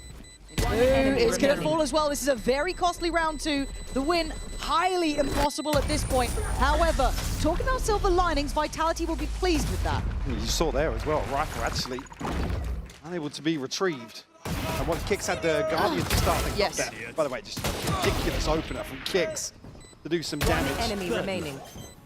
For free through that smoke. Some stars in the astral But yeah, very costly here. So Vitality almost with the upper hand. Coming back on a purchase. This first ult cycle not quite there for Liquid, but good progress across the board. See how they try to navigate the way into this at a disadvantage. Looks like pace might be the response here. Yeah, so Unfake's going to have to get himself ready. They are looking to split towards that A site and with some real pep to the step. Purpo happy to take some space. It does isolate the 2 players who fought towards main, and Yampy has to commit to this. Hard to back away and hard to backpedal. They don't. Prophet's the one to find the first and the follow-up for Yampy. They knew what they had to do, and they've done it. Really. Caught in between a rock and a hard place. The only good option was to fight into it, and they've done it. The issue being Nats doesn't really have much wiggle room when that spike is down so deep. And of course, the inventory becomes the second concern here. In a full 1v5. Does have a snake bite, but I don't think anybody from Vitality is going to be making moves forward here. No chance to even really retreat back. Dirk on the hunt, might even, just about missing him, but should catch him on the second. Nice. Absolutely does. Headshot to seal the deal on in zone. Flawless here, round 3 for Vitality. But I like that decisive calling there, decisive decision-making coming out as well, kind of understanding that Liquid is going for that nice kind of 3-2 split, really pressuring those 2 players who'd pushed up to take that A main control, and just taking that fight in towards it. Great work from Yampy and Prophet there, and Unfake doing well just to hold that push a little bit longer, buy some time. Not going to have any of those ultimates we've talked about progress for Liquid. It was flawless. Yampy now. Toxins going up. It's leading the pack here for Vitality. I mean, initially with that early round, everybody's going to be actively challenging Kicks. Outside A. Spike not committed just yet. Dirk is still with a decent sight line from top mid as well. Taking that back. Liquid very quickly got a group outside B. I quite like the pendulum swing of the attention that actually Yampy's putting towards A main. A bit more of an investment from that previous game. We saw it more on Prophet to control that space, but now with the support here more handedly. But Vitality, with the fact there's freedom on A, keeping a lot of their stocks indexed towards the B site, and it's hard to access. With that crossfire in play, Durka in support with Kron, the classic duo in synergy. And look at the damage on Nats too. Almost Nats lucky to still be sitting at 67 HP. have to retreat back from this. No access through mid either. There's no secondary. Say I'm fake up. Wisely not jump peeking that again. Yeah. These Guardians now need to look for 30 seconds left. a comfortable engagement. I don't think they're going to get it. You see already, Vitality have backed away from main. Want to force an error here in the last 20 seconds, an overstep, but Obscuring vision. time's starting to dwindle here. And I have to give credit. I like the kind of map control that Vitality want to exert on that A main again. Kind of 10 the fact that it's seconds not just Prophet, it's Yampy there. They are willing to ball on it, kind of keep. Oh, okay, Dirk is going walkabouts. Fair enough. He wants to take all these weapons away. I mean, yeah, money in the why bank. not? Yeah, Yeah. it's sitting on 3.1 already, so you might as well. And for someone like Kicks, he's the one on the other side pretty much. It's difficult. You can't do that solo. You can't walk in towards that A main space. So overall, the checklist gets longer for Liquid, it feels like, to try and deal with those later rounds. Otherwise, you're going into that B stack, which is very, very hard to break, as they just found out. Of course, you see here Liquid's journey last year in 2025. Again, God, did impress us. It's but, that internationals, I mean, man. if you look at the internationals, well, we have second, third, and first across the regional titles here. Like I said, heights achieved for sure. Very impressed with performance in the EMEA, but just didn't get that validation, I guess, internationally. I think that's where a lot of our frustrations came from, because we saw the best of them through regulation, and then it was just absent going to internationals. So they had to make changes, and I think, looking at this on paper, you see the validity in it. Obviously, we'd like to see that full 5. But now we go in. Prophet, a new challenge. Nothing through that A main space, but all through door. So this crossfire could be lethal if they can get it done in time. However, look at that mid insert. Top of mid is Nats. Got himself there quite nicely, quite early on. No challenges yet. He could try and make them pause to catch a rotate, but Purpo's fallen. And Vitality look far too comfortable here, Mike. It's all too easy. Step by step, Prophet is in control. Probably one of the only question marks you might put with the Vitality roster if you're talking caliber. You've got some of the greats coming in, but Prophet showing some diligence. Nats. Nats. You see Nats just frown there. It's like, wait, what? What? You got another? All right, fair play. 3-2. And I don't know if it's time for a timeout for Liquid. I'll be interested to see if they've got a problem solve in mind. We're going to be back on a purchase here. There was a change to make. Effectively walking into the blender. One enemy. Second, Yampy playing the right sort of game, considering, like I said, Kicks finding value for free early on. Yeah, the purchase a little hit and miss, actually. Yeah. I mean, that's even previously you saw a few of the members down on Guardians, even in the first buy round. So a little back and forth here. Again, do have the pit to work with. Minibu potentially one away. There are certainly opportunities. Dirk now on an operator and has the Blade Storm. Certainly swings in Vitality's favour.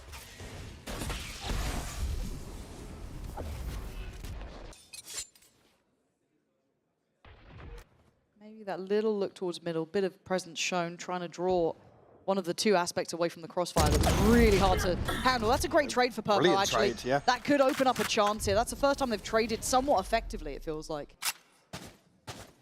Issue being, there was 3 committed towards B on the side of Vitality, and Yampy's going to confirm all of this. Should catch the backside, actually just misses them, but maybe information on the other side. There's still 2 players here, right? The brilliance of having that presence over towards A main alleviates some of that worry in the back of the mind. But here we go, Daka! Oh, the confidence is sky high! Unfake holding the wrap on site as well, leaving them somewhat feeling pinned in the pit. And Nats doing brilliantly though, finding some security and maybe allowing a chance for a plant, but that spam is a nuisance. Kicks has to get involved here. Try and secure some safety for Nats. That's good again. Nats' awareness always solid. They're trying to find him. Nats doing work here. A vintage performance, but up against Yampy now. Spike planted. Almost missing the opportunity there a little bit for Vitality, but Yampy going to be able to shut it down. Clutching this up for the Vitality side. Happy to throw a few bodies into the pit there, almost coin flipping. Maybe trying to catch somebody on the back of the plant, but And in that moment, Vitality very lucky to get away with that. Yeah, playing some really dangerous games, but again, Nats making something out of nothing though. It felt at this point after that kill, God, they've still got the site under control, but no, Nats did really well to make it threatening at least. You saw there, actually, the kill on the kicks is almost the lottery win in that situation. It's got to be a little frustrating for Liquid in that regard. Able to swing that back in their favor. It just feels like there's no money with Liquid. Every buy's even felt a bit shaky. Yeah, the fact that we're seeing kind of Bulldogs and Guardians still on what should have been a full purchase. Now they're in a situation, I mean, again, ahead of the timeout, so maybe Nat's going to sell this. It's still in a pretty awkward position considering the ultimate, sorry. No, you're fine. I just want to talk bigger picture here because we've kind of touched on what our expectations for Vitality were, once we saw them on the first time against Ulf and all that. But we haven't really said that about Liquid. Where do you put them in this conversation? Do you go kind of top end? How do you feel about this rebuild? Where are you sitting on this new Liquid side? I wouldn't even call it a rebuild, to be honest with you. Mini Boo stepping in here, they're huge shoes to fill. I think that you'd be stupid not to acknowledge that actually there's going to be a transitional period where we don't see Liquid with the same sort of punch, you know? Yeah. But that's not to say Mini Boo isn't capable of kind of fulfilling that role at all. I don't think there's, until we get Wayne in, I think it's, again, we start with an asterisk on this team. Spot on. That's fair. I'd like to see a little bit of synergy. I think I'm mostly looking at it on Pearl, right? Looking for that identity. What is this new Liquid going to be? Vitality here showing some incredible diligence on Breeze. We saw it map 1, and it looks like it's going to be carrying on along this sort of station. Look at it! Connection there. It's just absolutely unbelievable. The amount of damage done. Look at Camo, look at Purpo, and they haven't even left really a main. They barely made it this far. It's so suffocating to see. Yeah, Purpo, obviously Bladestorm in hand, going to try and make something work here, but a 3v5 off rip before you've even had a chance to have a say, Durka. He was yapping away. He was yapping away. He was smiling. Happiness is not allowed, Durka. No, that's okay, so there we go. Focus up and you're fine. Oh, good. Gets Nats down. But yeah, Purpo did manage to cross, but that information will be relayed over to the B side of things. So Yampy and Chronicle should be fully aware there's a chance that someone slipped through. So Yampy's got to be careful here, because I was going to say, it's an angle Purpo could get onto, but Chronicle greets him on the way in, finds Camo as well. Another in-zone flawless for Vitality.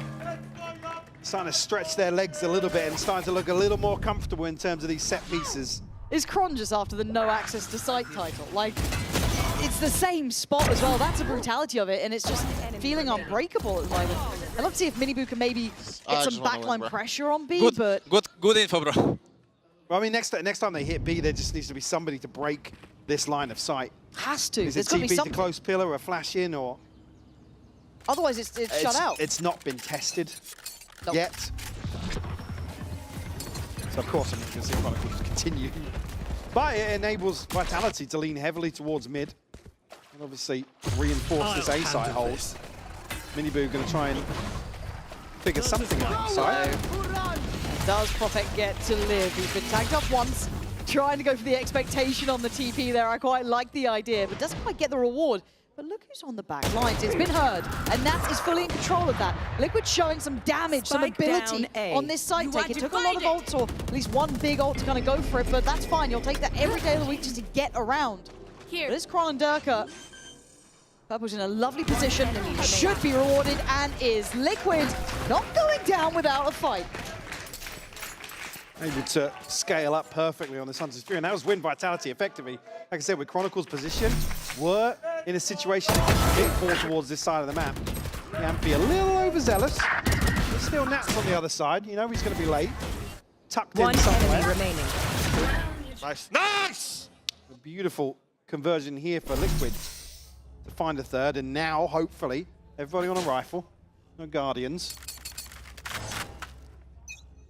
And Vitality still comfortable in this purchase. Operator in hand for Durka. Yampy steps into the snake bite. He's deterred away now. Liquid's first real commitment towards a mid piece. So Well, the first time they've really had some money behind them too. Jeez, it felt... I mean, before they split through doors, but it was on a weird buy. But the crossfires are really good to hold on this map now, I think. It's one of the things that the update on Breeze kind of did is allow for some of these kind of fast-made crossfires to be really hard to break without some great scaling up, some great trading, some good utility to kind of, I guess, deny those really effective trades. But Yampi's playing a little bit further ahead. Cutting through. Wondering if he wants to stay on this. I mean, that seems aware. And kind of being baited in by Unfake, right? Yeah. It's that you're going to hear the jump spot behind. Yampi still trying to be played in off just that sound cue, just that little bit of an attention draw. But it's Nats to find Chronicle getting a little bit curious towards top middle. Now it falls down towards the site hold. If they're going to pivot through mid, Nats doing incredibly well. Now they look back towards that A site, but waiting was Prophet. Two quick kills and the TP comes in. Oh, baited in almost. The 2v1 ain't easy. But Dirk has been in form. Cross allowed by Kicks. Goes hunting. Can't clear it in time. Nicely done. Good mid-rounding there from Liquid. A really slow burn in mid, and Nats finding 3 at just the right moment. But I think maybe a question mark here of where Kicks has repositioned to. Goes forward, commits towards this engagement with Mini Boot. Unfortunately there, the operator, like you said, he's smoked off, passage, very safe. Still, the buy is there, Vitality. Again, mainly looking at Chronicle and Durka, but light shields to enable it. Enemy kill. And enable just that. Miniboo down off rip here to the operator. Here. Gonna be hard to find comfort on the way back in. Didn't know if that tag actually landed. I don't think it did on Purpo. He's fine, but still, such an emphasis towards this double door mid approach. Unfake gonna get the tag off the drone, and that swings in Profek. You kind of need at least a little bit more pressure on A main to kind of maybe keep Profek off that comfort fighting in towards door. And Kicks just doesn't know when Profek or Yampi are going forwards. Fortunately on a solo endeavor. Durka now going to find Nats. Two individual. Yeah, Camo down first, but stuck between a rock and a hard place here with where to go next. Kicks' position is going to be really, really considered. Camo's maybe standing. not, but it's a formality, man. I've got to say, and something to me again, yes, you've got some real superstars on that Vitality roster, but for me, Profek's holding his own and then some. He was still my question mark, how well he'd blend at this caliber. Because we knew he was a good role player, but still, this is nice so far. Yeah, I think it was probably easier for him to shine on the roster last year alongside Yampi. In this roster, you don't expect him to be at the forefront in terms of the one delivering kills, but he's certainly done so in the opening series and already starting off Breeze with that same sort of, I don't want to say confidence. Yes. And he's delivering. Yeah, because it's one thing to just like take that space, be up for a brawl, but he's doing very well, and we've been singing his praises. Let's see how he deals with 4, I guess.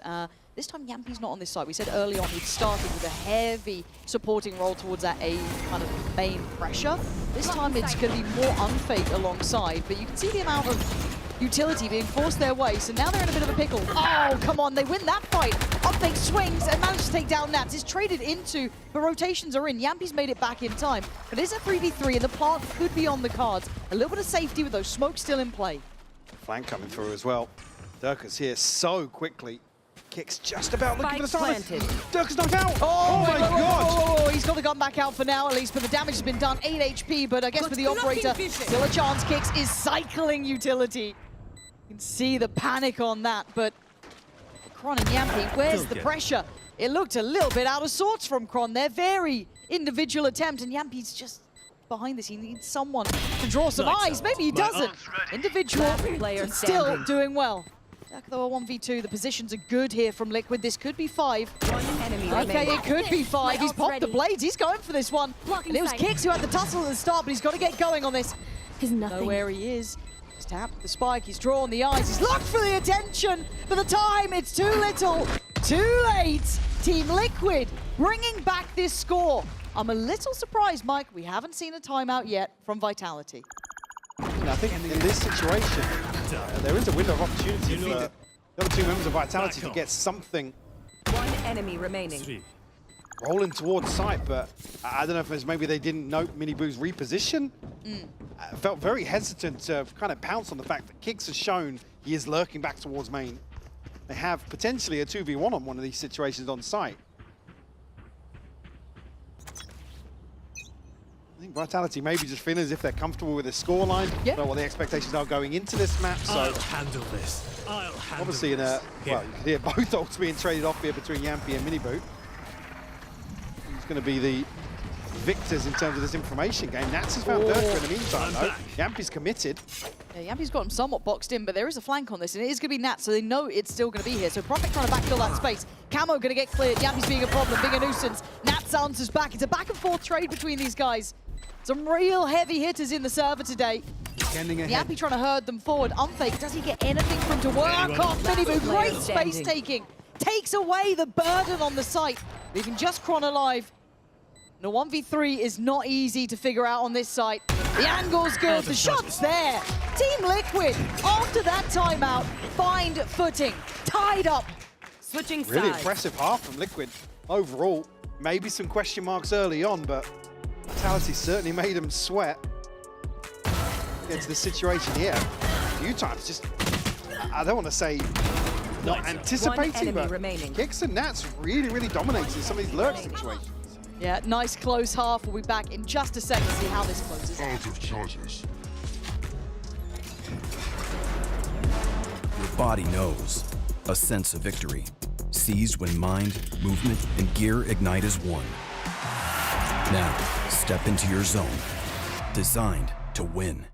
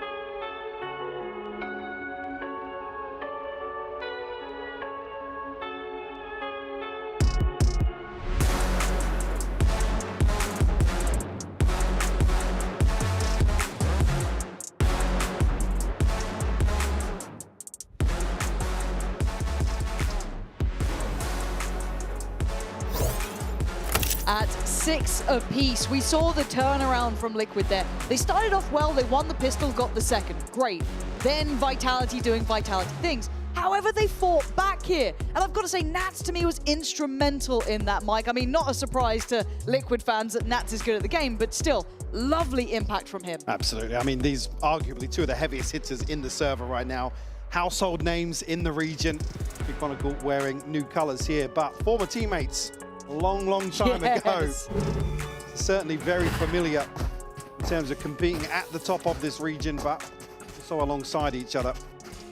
Nats leading the charge here for Liquid. I'm curious to know how Vitality look to start the second half here. Now on the attack. Pace has really suited them so far. What we've seen in the opening series. Also in a few rounds on the defense here. Quick probe in towards doors. Find what they're looking for. Purpo's got to be careful. Going to have his hands full, but he's doubled down. Durka and Prophet will fall.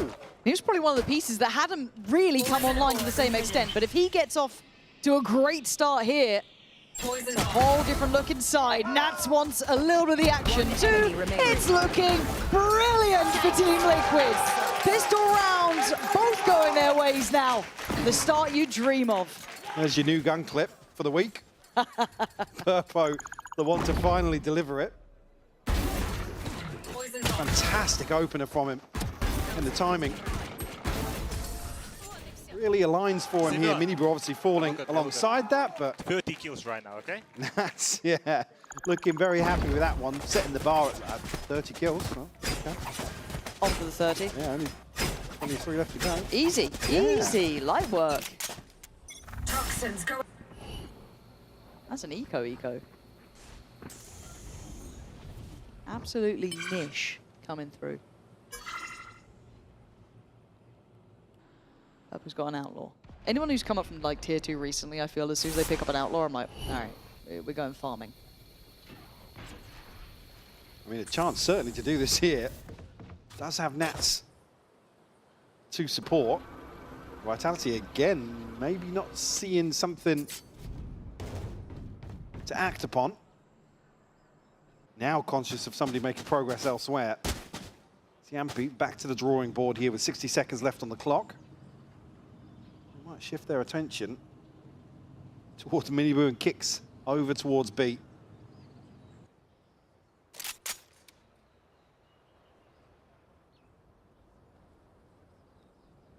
Obviously Dirk still able to split the angles here, but I mean, this is just such a deadly spot. Kicks actually missing the first, but... Oh, the low sense, the low sense. Oh, God. Why is the site open? Why have they got 2 guns? 30 seconds left. Why have they got a plant? I thought we were just going for why orbs. are they in a 5v3? Playing retake with a ghost now. They were happy to lose 1.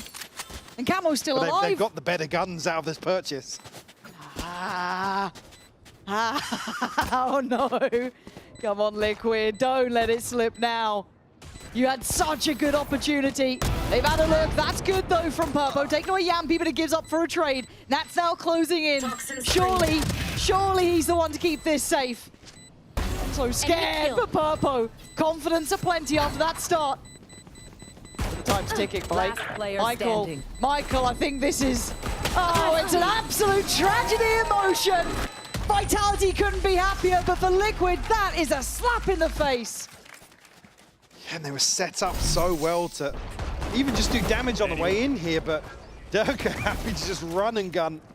Yampi the one to clean things up on that opener. And like I said, they've got the top end of this purchase effectively. So happy Yampi's just still here, being louder than ever. I just need the barking back. The barking comes back. We've got to have, yeah. You know, there's layers to this. I guess you can't be barking at 7-7.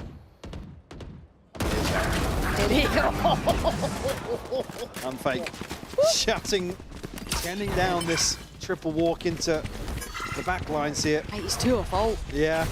1 a fault.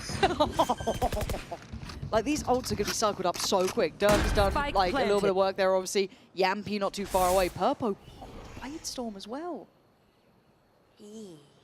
And Nats has bought a Guardian as alongside that. I didn't even see that. What is the plan, Batman? Prophet's got a nice off angle. Last player Yeah, really nice off angle. Another InZone flawless. Yep.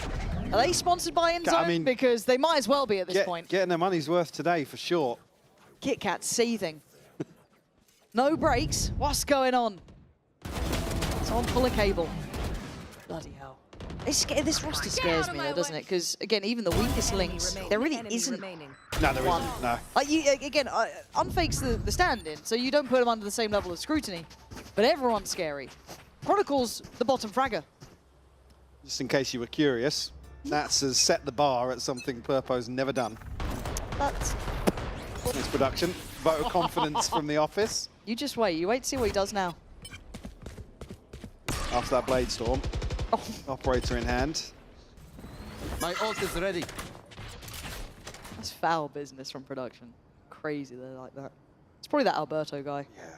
You know what he's like. That guy. That guy. Unfake though. Hunter's Fury to boot. He's getting a chance to maybe put some more pressure onto, well, I was going to say the B site hold, but kicks. Vitality very quickly, I think even spotting Miniboo, yeah, going to force the TP. So they know they have at least 2 to deal with on the way in here.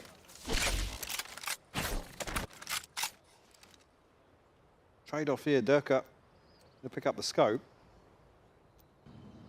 A lengthy discussion about who's taking Spike there, actually, as well. Well, kicks. The bar was set quite high by Chronicle holding from this sort of spot. Different weapon. Yeah, spotted. He has to give it up now. Yeah, you can see the list of kind of checks coming out, being really, really nice. And Kicks is able to take away Yampy, but a messy engagement from Miniboo just...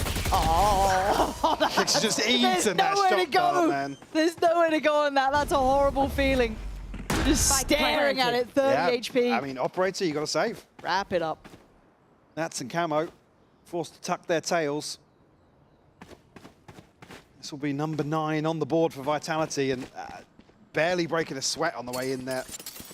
It was maybe as if Kicks was going to find the timing, but Durka gets onto that angle so quickly. You can just see it like in his head, he just knows like, okay, pre-fire on this, now go up to that. It's just like having it drilled so steadily in the head. And this is what scares me with Vitality, because they're good. They haven't even had a timeout yet. They seem comfortable in what they're doing. We haven't seen them flex too much across the map. Just pound for pound, they are a scary team. Liquid, we saw them able to find stability after a bit of a rocky start in the first half. So there's still an opportunity here. 9-7 is not out of hand yet. I mean, my eyes is drawn towards the purchase again. Obviously, it's... Okay, yeah. Just looking at what Nats was going to buy, because I see the light shield and a classic, and I'm like, okay. But not going to be anything else here. I mean, a sheriff in the hands of Kicks. Really looking towards Camo and Purpo to do some of the heavy lifting here. No ultimates to complement this. On the flip side, Vitality didn't use the Hunter's Fury. Yampy just threw away Durka. Poison's off. Same situation for him. Looks like Vitality have maybe found that loose thread to pick away at. But I like that Nats is now on this B site with a little bit more dedication. That could help out in the long run. I don't think it's going to dissuade much of this round, though. Miniboo, there was nowhere to back to, right? It's like going to smoke. There's still 2 players on the other side. Plants in. Yeah, maybe the post plant's not as secure yet because they haven't cleared through this kind of like elbow side, but now they are. Stacked up, Paranoia, Nats tries to fall into a corner, give them a bit of range to work with the near sight, but it is still just going to be this pistol. Yeah, he boxed in now. Durka's also got an angle to cut any transition back onto site. Purpo nearly catching him with the operator. Okay, that's pretty solid, but he needs a couple more. You can hear that timer getting faster and faster, and the will and want to commit getting less and less. I mean, that's just making somebody to stay with him here. The loser rifle. They're not going to matter too much in terms of the finances here for Vitality. Profek happy to give it up. I don't even think Nats is going to get away with it. Number 10 on the board now for Vitality. Again, hoping for some sort of adjustment here on the side of Liquid. Yeah. This one's starting to run away with, well, run away from them, sorry. That's why we see a timeout called here ahead of round 18. Again, ultimates haven't really been a factor so far for Liquid. No, it all looks good, you know? there's only so many ways we can say this, but also got to give credit in a bit of a different way as well. Yampy's still able to effectively in-game lead while on that Yoru. We're kind of interested in how that role would sit with him, obviously, in the meantime, I was thinking about this the other day, and I was thinking, Yeah. actually, what a joy it must be for somebody like Yampy to be able to go onto a duelist and still cool. It suits his personality, his charisma perfectly. Yeah. I think he's certainly stepped up to the plate.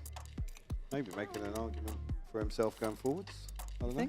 Yeah, be like, keep me in the conversation. Look what I did. Like, pow, low, Pow. low, low. Come on, mate. Also, I need to call you Ain't out. broke. Pow. What? Where's my jacket, Michael? You're asking me. It's crazy. You know, Where's you the coach cam? You know, before when get a Michael coach was like, "Oh, look how nice those jackets are," I was like, "Oh yeah, they look really nice." Michael then went and only got a jacket for himself. Didn't get me one, did he? I am easily bought.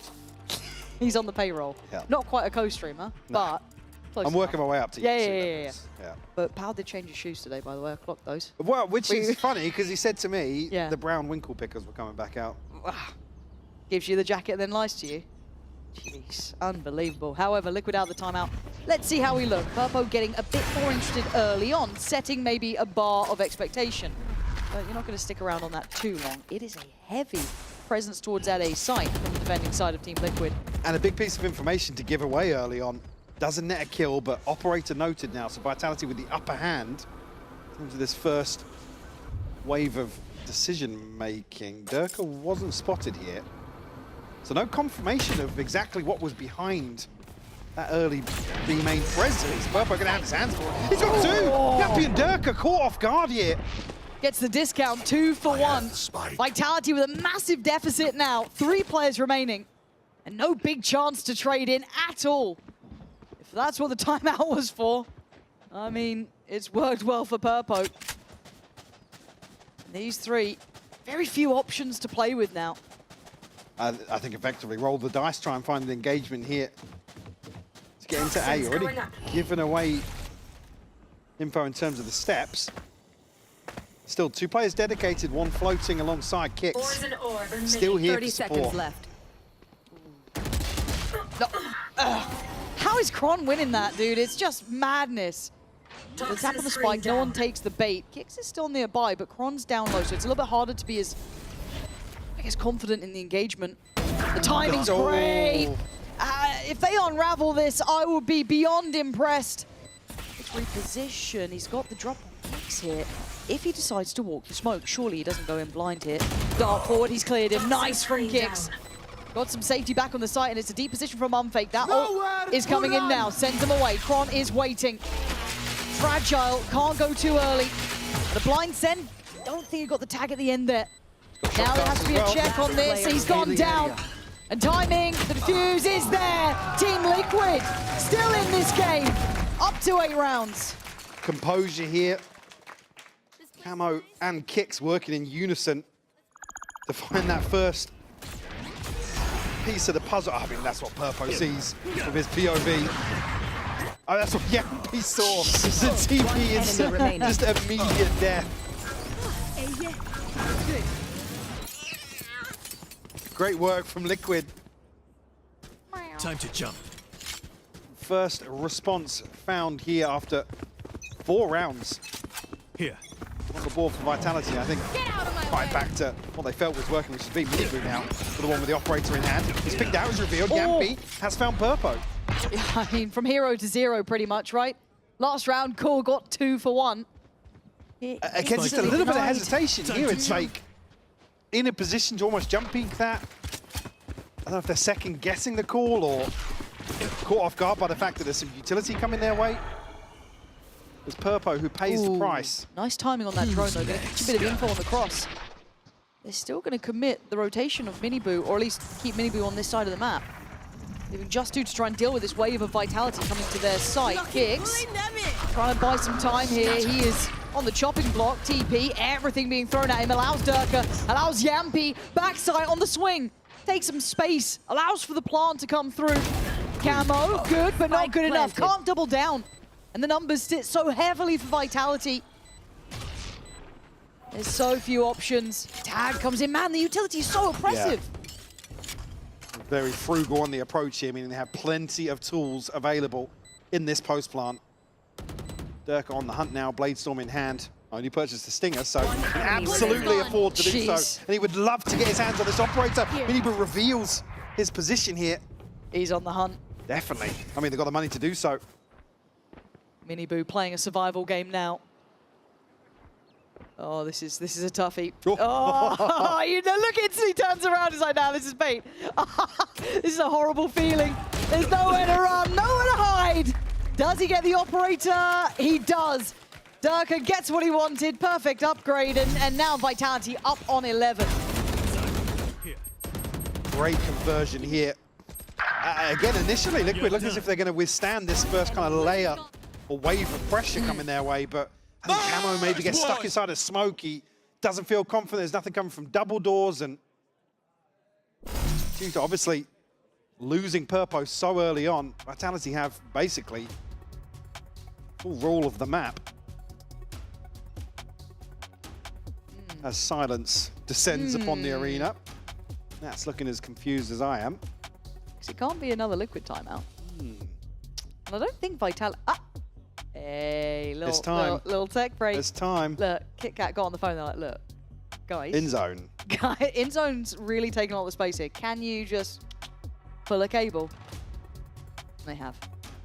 Anything for our overlords, KitKat. I, for one, welcome them.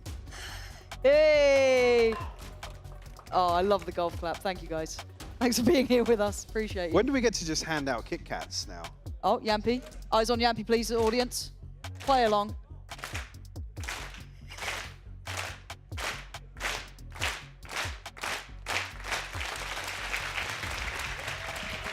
He's doing his best Carrigan impression. It's worked well. But yeah, Could have been Apex. We do need a bucket of Kit Kats to hand out now in the tech breaks. Yeah. We could get a And few then as well. poll And then- chompers versus breakers. I hate bet the we get a phrase lot chomper. of chompers in No, here. we don't. No, I we bet don't. we do. No, we don't. I don't. What is the issue actually? Hold on. Restarting a computer. I Whose is think it? it's just a Durka's? client issue. Was what I heard. It could be. I don't know. Whose fault do you think it is? I mean, it's usually always Durka's fault. Usually, always. Durka. But it comes at an awkward time because obviously Vitality up to 11 now. See, the purchase isn't going to be there for Liquid to follow up. Again, haven't really felt as if they've been in a situation to have a buy and ultimates to invest to kind of convert one of these swing rounds. It's unfortunate. Vitality firmly in the driving seat. Yeah. Seeing Chronicle with an op. I'm also saying Again, that. it's tech break. Anything could be happening right now. Anything so can and will happen. That could be the issue. Chronicle's got his hands on the operator. He's actually refusing to let it go. Pal's just hitting the panic button. Tech Something's pause. wrong. Tech Something pause. is wrong. They're having too much fun. I want to try out those little hand warmers. Have you seen them? Like the square ones that they've got on there. Well, they're not just the shakeable ones. Anyone watching on the No, we're not. stream? We're not on vertical for tech pause. Fine. I don't think they are just the shake ones. Oh, they're the little charge up. Yeah, they're the charge chargy ones. Yeah, yeah. Oh, Oh, chair's, that thing there. chair's going forward. Yeah, yeah, Yeah. them. Hold on. Chair's going forward is a good sign, but I'm only kind of seeing it from Liquid. It's resuming shortly. That's what I hear. You hear the word on the street? Yeah. Yeah. What? What? Resuming? Yeah, we're back in. Oh my god. I'll have to see how this. I don't trust that yet because the clock's not Oh, moving. there's- The clock ain't resuming moving. shortly. Resuming. Okay, resuming. Have they But I launched you? promise we're resuming. Okay, well. The camera's moving now. Yeah, no, we're going back in. We're going back in. Change the color. Change the color. That's a bold statement, Michael. Yeah, I'm telling you, the color's about to change. In We wouldn't go to this 3, camera shot. 2, okay, yep. There you go. Told you. Thank you, audience. Ye of little faith. Speaking of little faith, we're back on a weird buy again. And it's just weird because you look at what's behind it here. So Kicks and Camo bringing the rifles in. Guardians alongside this. Feeling like Liquid want to make their stand here in round 20. And Vitality kind of off kilter in terms of these ults, but Enemy Chronicle tag. just 2 away. That's the operator to open this round up. Vitality curious Cutting through.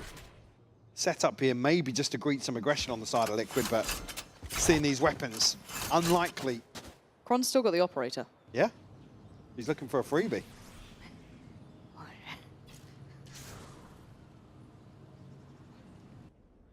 How do you feel about this arc of Chronicle on the operator? Give Chronicle any gun, I'll still watch him. Okay, I'll still watch him. okay. Fair enough. I do remember there being an interview when he was saying that his wife wanted him to join Vitality because she liked the Counter-Strike team. And he was like, yeah, you're all Yeah, fair play. happy Let's wife, get it happy done. life. Let's get Let's it done. go. And like Zy 30 would, so seconds I left. guess Chronicle, aka the Woo, is in the building. We'll see if that works out. I like what Purpo's up to. They've got to read something. It feels a in the bit smoke weird now. though. Yeah. Oh, what's that strange thing on the wall? And actually Purpo got the kill on Durka, so maybe Durka just completely unawares. But 13 seconds, this is a bit of a weird round. I don't know what's kind of going on here, if I'm honest. 8 seconds, we're just about on site. I guess they're going to get the plant, but Hunter's Fury going to be posted, and yeah, job done. I don't know what's happening. Just sat back and waited for something to happen for so long. Yeah. And then just, I guess, rolled the dice towards A. Liquid welcome that with open arms, especially some of these, considering some of these purchases. Yeah, that's a dream Again, round. They come out of it kind of still licking their wounds, but very, very bizarre. Well, Chronicle's off the operator now, so I don't know if maybe that was something they're not looking to stick around on. So we go back in. Couple of rounds now for Liquid. 9-11. Through. And they continue. I think Vitality is just so cautious of something weird being employed to follow the break, but allow that one to pass them by. Dirk are the one to look for an opening here. This is just a glimpse of kicks. So 3 players committed here for Liquid. Vitality held at the front door. Prophet not necessarily played in on the other side of the map, but it's like Vitality might just progress forward. This is actually kind of tough though. There's the 3 players here. Oh, I doubt it, Kron, that's on me. And yeah, Dirk are then just going to lead the fray, dive head first for this. And even though they have the stack on the right side of the map. Was this the late round play planned in the previous round? Yeah, just something didn't go right. They're like, oh, run it again. Run it again. Because this is Raps. You ain't getting back in now. Yeah, Purpo and Nats a million miles away from this one. Nobody able to really outlive that execution towards A. Again, at least in this regard. I mean, Miniboo down at 50 credits, Camo 650. It's going to require some funding from elsewhere. But on the brink of some of these ultimates to maybe offset. I mean, if Nats gets a kill here, that's the pit. Obviously, Kicks and Miniboo already have theirs. You'd love Purpo to get a couple of exits here if possible. He's not really in a position. Just felt like bullying. But sometimes when you watch what Yampi's doing, it's just like, what is he doing? What? And then you're like, oh, no. Yeah, fair enough. Yeah, cool. Yeah. Ult-wise, yeah, you're right, though. Nat's got his from this. You see the reaction on the player counts? Yeah, he's just shot me through the smoke. Out of yeah. Brilliant. Yeah. Brilliant. I'm dead. I didn't They're get to play on the game. They're on site. Round's over, they're on 12. 12-9, Vitality firmly in control here. But you're right, the ults are in effect, right? We've got Kicks sitting with his on Astra. Miniboo on the Yoru has his. Nats got that Viper pit as well to put down potentially, and he does it instantly. It's an instantaneous investment over towards mid. Where Vitality have found success, but again, the read to make progress elsewhere, to potentially split this site. Heavy presence towards mid here. Actually, 2 in the form of Profek and Durka looking to maybe wrap this pit. Open engagement here. Purpo's not going to win that. No, and he's had a bit of a... drops him, and the pit will fall, Lauren. Yeah, this is the second layer to it, right? Nats has to move away from it, plan instantaneous in motion, but it looks like it was forgotten by Profek, and Nats let off the leash, controls the site well, taken off of Yampi too. He's got to know the Durka's around, though. He was the one that killed Purpo. They know there's more to this site, but Nats has to just sit and wait for support. Yeah. He can't do this alone. He was absolutely on an island here, but delivering 2 and a possibility. Some chip damage here. Durka's going to eat that one. Camo's found him. I mean, that was outrageous from Camo. And yeah, Nats, nasty with it on the site. The Miracle Man appears when they need the most. That was brilliant to watch. Absolutely legendary. Put him on an island, but finds 4 in this round to give a lifeline to Liquid. Spike planted. It may be just a misread on how quickly he was willing to give up the pit on main, but makes them pay and will force maybe a little bit of a frustration time out here. And is this the first time out we've actually seen from Vitality at all? Coach Cam, please. First time we'll get to really get a look at it. No, there's no shoes. You can't leave that. You can't. But that one felt like a bit of a sitter. It did. And you effectively then have a 5v1. There's 2 individual swings. Like I said, they must have misread how quickly Nats was happy to give up that pit. And yeah, that's the surprising part. Because it felt like they had the plan of how to deal with the pit technically, right? That split through middle. I mean, Purpo teased it up for them. Yep, it was all there. Yeah. So again, good in theory, maybe just something in the moment, not quite clicking right, not quite expecting, as you highlighted, that quick reposition from Nats. Vitality not necessarily going to feel the pinch after that round loss. Still very comfortable in this purchase. Hunter's Fury available. Yampi just 2 away from his ultimate. On the other side, we discussed Liquid situation. Nats is having a game, 21-17. Yeah. And you can see it, right? This feels vintage Nats too, the way he's controlling the space, keeping complete composure on those site pushes. It is just Nats through and through, living up to the moniker that he'd been given. Certainly no access in the last one. We dive back in. Timeout for Vitality. Concealment. Well, I mean, they've drawn one of the players away from A here, so Camo and Kick's going to be under a ton of pressure here. The full force of Vitality heading their way. The Kicks are surviving this time, and now they've got the help there. It looked too one-dimensional, too direct. It felt like that same hit that was bailed out by a mad Chronicle operator shot that landed. This time, you ain't getting it. This time, Team Liquid hold firm on the site itself, and Profec's opportunities are dwindling. There we go, an in-zone fall as Team Liquid back in the game. Again, just a little bit. Vitality have looked great in terms of trading forwards. Here, they just sit behind the smoke. They get to the front court and it's just a little bizarre to see.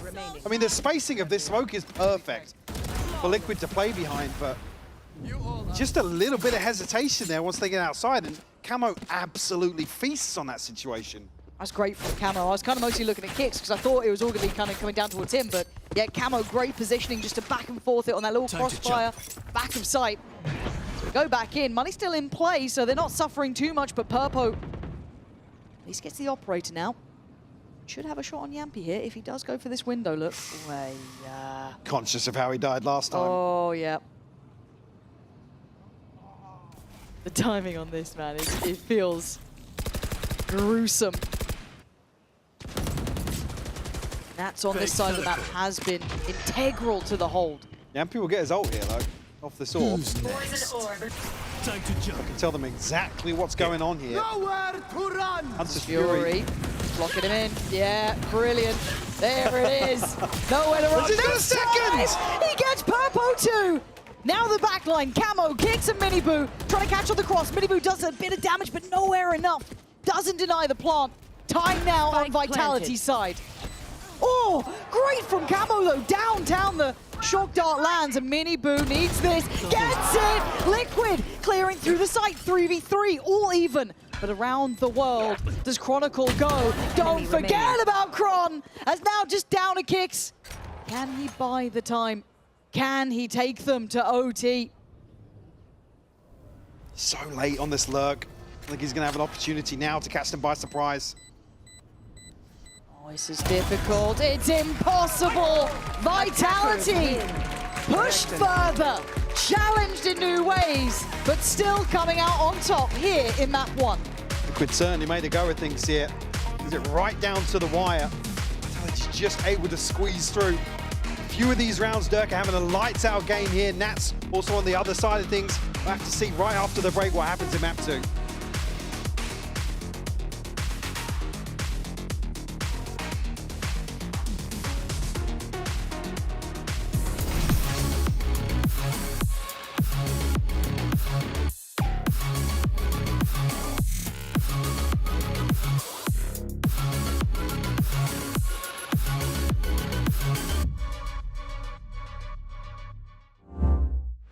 Your body knows.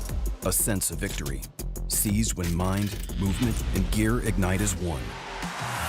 Now, step into your zone. Designed to win.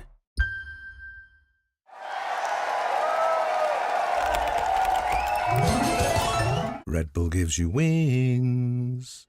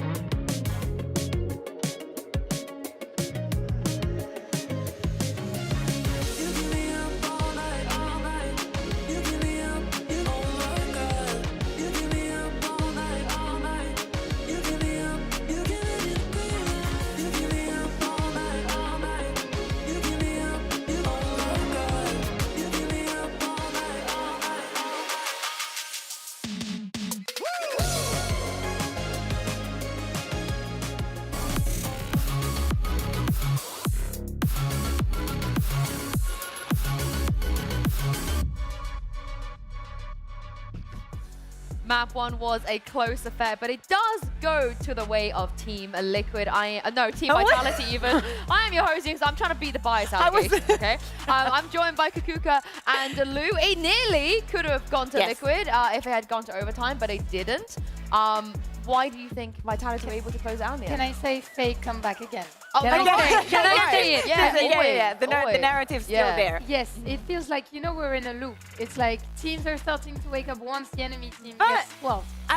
I will say, it got so serious, even Coach Powell asked for a timeout. Like, timeout, yeah. He found the button. I know you were wondering about this. Like, does he know where the timeout button is? Yeah, he found it. The thing is that I don't think that this was like a comeback per se, because we ended up the first half on a 6-6. So to me, it was a lot of the back and forth, and there was many things that came into this game. The way that both the two different controllers that we were seeing on both sides were playing up against each other. On the first half, you have a lot of Dirk just anchoring in one of the sides with the operator, and that being very annoying to deal with. And Team Liquid actually, thanks to those timeouts, I really want to know what Lohan was saying to them, because he was incredibly efficient with them. Yeah, and so were the IGLs on both sides, right? Do you wonder Nats ever get tired of just being Nats, like being the only one on that server, the perfect goat? Yeah, having literally no imperfections, because different roster, different year, but it's still him doing all of the work at the top of the leaderboard. This is what we were mentioning, and last year he had Kiko alongside him, kind of, sharing the burden on his shoulders, but this first map did indeed, show this kind of Nats having to carry some of things, almost all the things by himself, and I'm wondering whether Team Liquid can recover or not on that second map. The IGL battle is interesting though. Yeah, we saw a lot of them. Yeah, It has to be definitely a different Yampi calling now that he is on the duelist. I wanted to take a look at one of the rounds that we saw, because when we speak about the different ways of being played, I think that especially at the beginning, the moment that your Viper, when you're defending, goes down and the score is so close, that called for Vitality to make a kind of move. Yampi goes on with the ultimate, and of course this makes also a noise in Team Liquid's head that just go on to the execute. They're super quick on the react, cancels the plant, and everything happens in the time span of a second. And as you're saying, Nats just keeps doing it over and over again, topping the score, but doesn't matter who's with him, it doesn't matter who's playing the duelist or what things he has to do. Manages to also get the spike down, trying to bait people into difficult positions, and it does end up in that 1v1 that in this case Yampi is going to be winning. That's the spoiler that I'm going to give you. But it wasn't an easy affair. This happened also a couple of times, and it only shows how close this match really was. Full HP against the Viper in his pit is a really hard clutch to win. And you could see how confident it left Yampi on this one. And of course, if there's another performance that needs to be highlighted, another consistency on Breeze that needs to be highlighted, it's Durka. You told us so that when you saw him earlier on, it looked like it was Durkin Diamond. It is. Every day is Durkin time, though. I don't remember the last time he wasn't. Actually, I do. Icebox with Doma when they both got 2 kills each. But anyway, that was like 2022. Yeah, it's been a long time ago. We were also seeing in the board that we have here, we were speaking about Minibu on the other side, on the Team Liquid side, and looking for that redemption. Two people that I wanted to speak about, Minibu, we saw that Boo and their father are also in the venue. Maybe, time to send the energy and trying to cheer him up. Is definitely a difficult matchup. And I also want to give a shout out to Profek, because many of these circumstances when Team Liquid was executing onto A and he had to try and stop and move and use 80% of his utility to try and survive and slow them down, it's much more complicated than to do maybe with the Astra, and I think he did wonderfully. You definitely can tell that there's something on the line for him. I want to give Minibu a little bit of grace. I think that second half was just a little bit rough for everybody, but in that first half, I understood his job. I saw the impact. He made a couple of pretty smart decisions, and you can see why they trust him to be one of the duelists out of however many that they do have. But moving on to Pearl, though, would you stick with this Purpo Minibu duo? Does Camo ever get You kind of have to know. Does he see any action? You won't make him play Silva on Breeze in order to make him play duelist on Pearl, would you? You never he's know. gonna play Reveal again. No, isn't he playing Fade? Have you ever met Forsaken? Actually, I have several times. It doesn't change year after year, but for a player as Camo, I would be surprised that he would flex, you know, between roles, between like maps. I do think the Sova left a lot to be desired. I think it was definitely, you saw a little bit of inexperience. I think Alfik did great. Oh my goodness. Okay, honestly, I agree. He did great.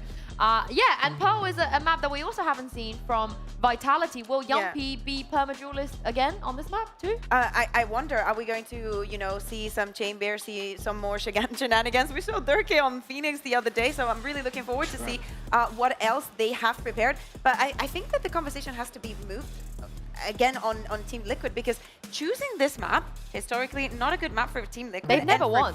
Exactly, yeah, they've never won. And for the side of, like, if we think about the core of, like, Yumpy, Profek, and Pal last year on BBL, they did very well. I think that they only lost it, like, once in the entire year. So it's not something that they're going to be strangers of. We can say maybe they can Chronicle, just because coming from Fnatic, you're not going to see a lot of Pearl for whatever reason. But I'm glad you mentioned that, because I felt like BBL were one of, if not the only good EMEA Pearl team from last year. Yeah, probably. But I mean, given that we have a core of players, especially in Team Liquid, with like 3 duelist mains, I'm waiting for a lot more of aggression from them, especially on the attacking side. We're gonna see. Oh my god! Brim! Why would you do that? Brim Pearl, are we buying it? Brim solo smoker. I mean, Pearl, I am sad. I am impressed. Wait, if Nat plays Killjoy, somehow the Brimstone is not the thing that surprises me the most. The world is healing. If Nat is playing Killjoy, the world is healing. No, I'm worried. I have seen him in his stream playing Killjoy. I know, but let him have fun. Let my guy have fun for real. Yeah, but he's always said he hates this. He has always himself vocally said, I don't like playing Killjoy, so that's why I'm a bit worried. Yeah, he's been on the Viper, you know, Cypher duty for years now, so I'm glad to see him playing something else. Especially on Pearl, like this is a map where it makes sense. Yeah, but I don't know, but he's like the best in slot for like 3 other agents, so this is where I worry. I really worry. Kron safe though. Yeah, but it's definitely going to be interesting with them starting here on the defense and choosing that. Bear in mind, not only they have the Sage to all in that wall of more annoyance, closing out possibilities to go quickly onto side, adding that to the Astra. Oh my god, it's real. 2 drones with the Techo and the Fade. They definitely have a lot of tools to work with, and especially for shutting down Purpo and Minibu, I am looking still at Yumpy. It's real. Yep, it's real. We're living in this world. I love it. I'm really glad to see the Brim Killjoy on Pearl, and also on the other side, Kron on Sage. That's gonna be fast. Kron on those Sage. 6 hits are gonna be fast. I just hope that he's got his bindings right for planting, because there was a couple times where he tried to plant on ice balls where his bind wasn't working. But we're not talking about bind, we're talking about Pearl, and we're talking about Pansy and Hyper. What do you make of these compositions? Well, I'm down to clown, Michael. I'm down to clown. I'm down to see what the hell is going on. Nats on Killjoy, Kron on the Sage. What do you think of this one? Yumpy back off duelist. I'm not sure how I feel about it now. Oh, now you've seen the light. Yeah, now that we've seen what he's capable of. But very excited to see kind of a great comparison of compositions here. Again, we have to start with an asterisk for Team Liquid, whether or not this is something that they kind of want to stick with going forwards, or if this is kind of just, let's make something work. Again, we haven't had confirmation of what's happening after today's series, but sure, I'm here for it. Yeah. That's Killjoy is another one that's just like, you look at it and you look at the name next to the icon. Is that wrong? Is it? Did they mean it? We'll see. Look, maybe he's been working in the off. Great toasty, by the way. What was it? I didn't even see. Liquid have never won Pearl. Brilliant. Ever. Ever. Oh, God. Okay, well, they start out on the attacking side. Let's see how this one goes. Yumpy on a roll that I think we've come to know and expect. However, in the last couple of games, he's looked pretty good being the duelist. This, however, is a bit of a different challenge. And Liquid, this is their choice. That's tucked in very early on here. Here. See already a couple of players heading his way. It's Chronicle. What? Nah, Kron's not meant to win that. Backline cleared, I guess. Okay. Eyes towards the site. Can the 4 players remaining hold on to this now? Utility kind of burnt up at this point. Some pressure now. Durka the first to fall, but the trade's in effect. On Fake Bear. Minibu answers back. Liquid taken away on the side. Spectre! Suddenly, Liquid looking alive.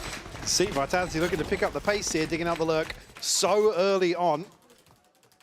Liquid able to withstand the retake here as soon as it gets started.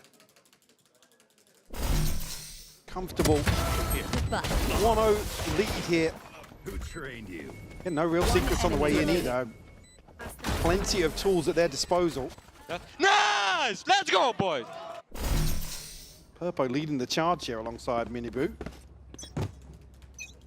I actually quite like Purpo in this kind of waylay role as well. I want to see how that looks with him. For now, we are seeing minimal investment coming out from Vitality. A couple of weapons, but nothing too major. Those bandits in effect. Ooh, unfake. It's a risky game we're playing as actually what? And that was just the classic! Not meant to happen. Well, I feel like we're going to be saying that a lot with this Vitality roster. Are they? I mean, if they retreat, potentially give up these guns, but what was actually dropped in the smoke there? I didn't see, so we got the Marshal down. Not sure about the rest. Oh, no more okay, dreams. Camo trying to clear through. This Prowler, if only could catch multiple at the same time, but it's you don't know how many that's just caught. There's the first one, but they're starting to lose a little bit of the threat to this round. There. Anything else? They still know Yampi's nearby, and they should have seen Unfake earlier, so Nats should be the checkmate on this. The timing is fine. Liquid, okay. Calm it down. Keep it simple. Protecting this purchase as well. We know that was a little bit hit and miss on Breeze. Map 1. Kind of off kilter with some of these buys, but no more. To protect this investment. One enemy remaining. Start things off here on Pearl. Potential here to maybe get a snowball developing. And Vitality aren't 100% on their buy. Yampi down on the Guardian. Look, I'm always happy to see EMEA pick up Pearl a little bit more often. It feels like it's been missing for some time. Durka in a 1v5. Prowler is going to catch.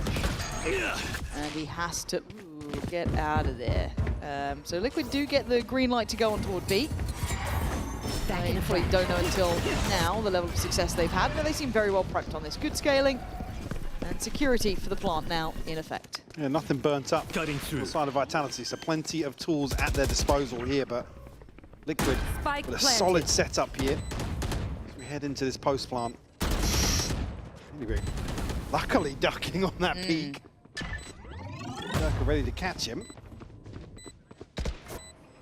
Vitality just considering their approach here. Camo might be a little screwed there. Does actually get away. It's Minibu who gets caught. Couldn't quite make it off of the site. It's a good initial step to clear the close part of the plant, but it's that pressure down. Oh, what a shot! Purpo snaps up to Durka. And now it's a 4v4, starting to get dangerous. Camo going to do the damage on Kron. The defuse not looking likely here. They're going to have to work for their dinner. And Nats is having none of it. Knives out, baby. Unfake. Gets the gun back in play, but the time is surely gone here. This is great from Team Liquid. Bonus conversion to boot. 3-0 start here to Pearl. Vitality shut down once more on the B site. Beautiful shot from Purpo. Again, removing the wall very, very quickly. Maybe the timing just a little off in terms of the smoke covering that. I think even just that chunk being removed, full vision of the spike regardless, even if it came down to it. Great progress already for this ult cycle on the side of Liquid. 2 away from the lockdown. Camo just missing 1 orb. Some pistols. Durka. So our scope in the mix. Actually on the hunt here, B-Long. He's going to confirm, maybe enable this rotation to happen. Still, Vitality have to win out something here.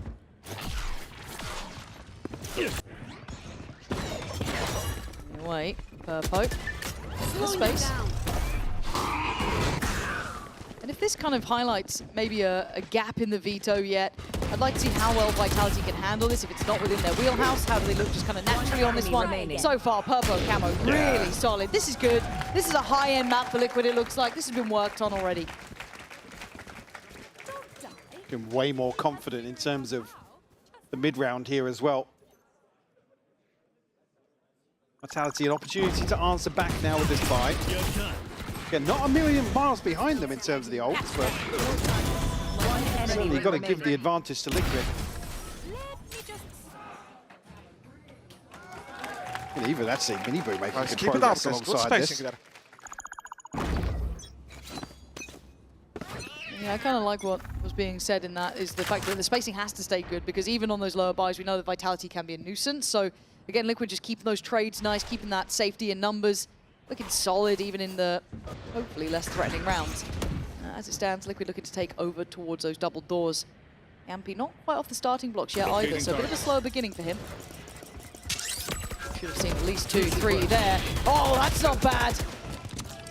Yampy just making sure as well. That's a 5v3. So can Purpo's presence cause any sort of problems? Fake on the angle. A little slower on this, but now forced off the first. See the reactions here, but keep in mind the positioning coming up from Profek. Yeah, he's right behind this, so tough setup to break here for Liquid. Smokes will go down, and actually seemingly the awareness here that somebody's wrapped into main gets smoked off. Plant not in just yet, but Purpo wins out. And I think Purpo thought he went CT side, but actually able to snap back in time. So Camo and Kicks trying to at least get the time on their side. Durka working back in from Pit, but biding his time, slowing down a second, allowing for the rotations to come in. You want to do this together. And Profek's position pays off. And Camo, it's a tough one. That's 4 players to collect on. And these angles are unfavorable at the best of times. You can see Vitality doing their due diligence, trying to work this out one by one. Tries to find a way. Not gonna happen. Vitality finally getting back on the board here. Find a response, some ultimates in the bank as well.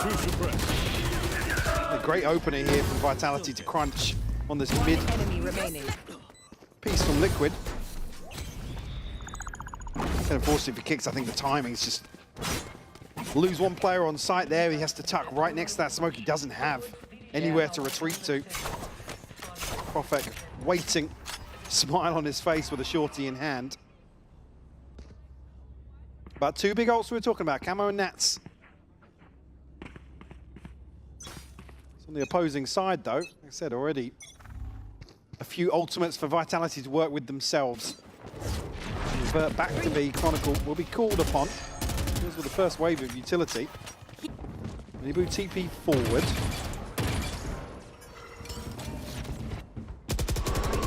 Camo just gonna full send it here. Yeah, seems to want to just kind of go off this. And yeah, it doesn't look right. Something went wrong in his scale up. And they're scrapping this. You obviously got the connection on Camo's ultimate, but Durka goes completely unchecked and greets Mini Boot on the other side of that TP. Durka now going to backfill this space. Where are you? Camo trying to be nonchalant about this, but there's just too many. They swung together too. It wasn't just Kron. There was going to be other factors of Yampy there, and obviously Durka as well in the ult, but the rest of Liquid, they're kind of left adrift, right? They don't really have access elsewhere. They know that Profek last round managed to slip through A main, so it's a long road back in for like Purpo trying to clear this. Plenty of time to work with though. That's true. They can clear a lot of this space. Nat's got to be careful though. 30 seconds left. But Profek's been seen, yeah, good timing actually. Poor in the act somewhat. So we have the lockdown here in the post plant, which could be huge, but Kicks caught in transition. Gonna lack a utility to cut these sight lines here, but Purpo on the swing looks fantastic. Yeah, 10 seconds though, they've got to go now. Unfake gonna try and invest the ult on this. There is the ult back for Purpo, but it goes down early. Kron's caught him, so it's all on Nats now. And the HP is gonna be decayed down low. It's too easy for Kron in the end. A hard round 4-4 though from start to end. A chance, but Liquid unable to really reset after that plant. Purpo finds a crucial key. You can see toying with the idea of the ultimate, but Vitality pick up the pace a little bit. Yeah, because I'm not sure what happened to Purpo's dash there. Miniboo and Purpo in unison some of these previous rounds, but Chronicle fired up after that 3K. It's good to see him pumped up too, because he's normally quite a composed player. You see it on occasion, don't get me wrong, big stages, arenas, sure, but seeing it here, very nice. Keep that confidence high, but on the other side, these ults are in effect, right? Purpos, Nats, Miniboost. Hopefully a plan made around that could really keep this in their favor. Maybe combine them if necessary, but not really had the chance here. Miniboost not finding a player either. Actually, Vitality is quite slippery about this. And that's actually perfect placement though, but Vitality going forwards. Elsewhere, up onto pillar. Gurkha's found two. Yeah, the win con that they're creating is unbelievable. The fact they fight forward, Kron then backfilling the space, leaving a really uncomfortable pinch for Team Liquid. They don't have safety to backpedal, they don't have the spike. You can see the confusion, how hard this is for Miniboo to find stability. Here. Tries to slow this down. Unfake just pouring on Util, allowing the fight to be had down long. Durka, there's the X factor you want. There's one of your stars shining. Perfect decision making in the chaos here. Said Purpo actually lands the ultimate exactly where you want to see it. Yeah, it was good. Some players forwards out of those smokes, and also catching somebody in the backside, and Yampy now fired up. Vitality. Time to jump. Certainly riding the wave of these 3 rounds in succession. They broke the bank. Drawn out some of these ultimates that we were talking about early on. A big, big win for Vitality. I do want to roll our minds back to, hold on, maybe given a new lease of life here, we'll see. Yeah, absolutely is. The Prowler not clearing just into that corner. So Nats gets to go forward. I'll come back to my point as Profek kind of stops that before it starts. But something that we were looking at Vitality in the past, previous iterations of this roster to a degree, even as a super team deemed, right? They lacked some of that fight back power. When things went wrong, they couldn't recover in the right ways. If this new attitude keeps that spark alive, that does add another layer to this. Now, already Liquid showed on map 1 they have that fight back potential too. This round, probably unlikely. You look at the buy, it's not going to be one that you're going to be banking on. And Profek going unchecked here, looking to try and recover weaponry, I can imagine. Camo and Kicks not quite finding the corner they wanted there. Keeping them honest, but Miniboo is behind him. Unfake going to shut that down. Profek now delivers a 4K of his own, Lauren, to tie things up 4 apiece. And for me, Profek has been the... I mean, worth his weight in gold so far. Yeah, and look, you can either rise to the occasion or maybe fold under the pressure of it. He joined in with the big boys, and he's up there towards the top end. He's shown it when we've looked at him on Breeze. He's shown it here now on Pearl. You can kind of see the idea behind this player now probably given a little bit more of a spark to ignite. And it's working. For the other side, though, Liquid has been a bit of a drought. 4 rounds without success. They need a way back through here, but that money starting to compound for Vitality. Greater in play. Early angle adopted for Durka. Prowler's handled. Not given away the game yet either, so he's got a bit more time. Play by the door. Does he get given play? Portal closed. Have a chance here. This. Oh, but the TP's expired. Great timing from Liquid, whether they meant it or not. That was very well timed for Kicks to find that engagement.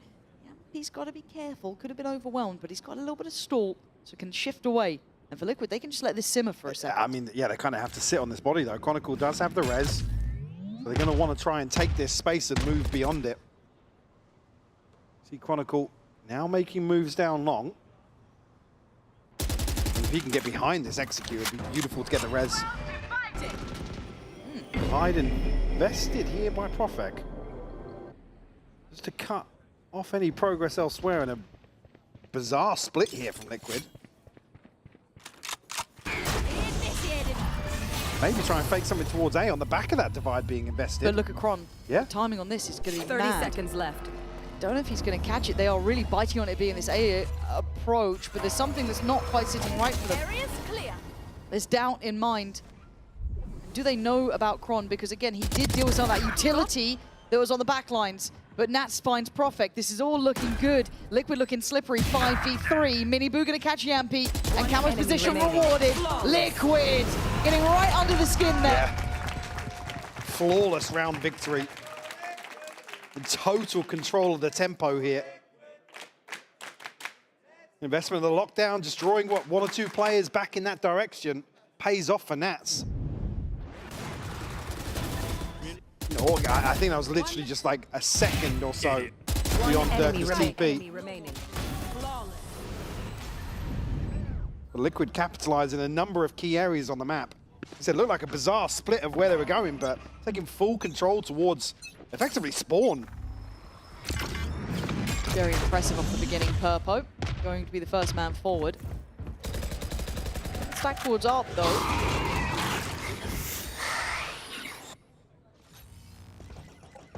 Know about it now.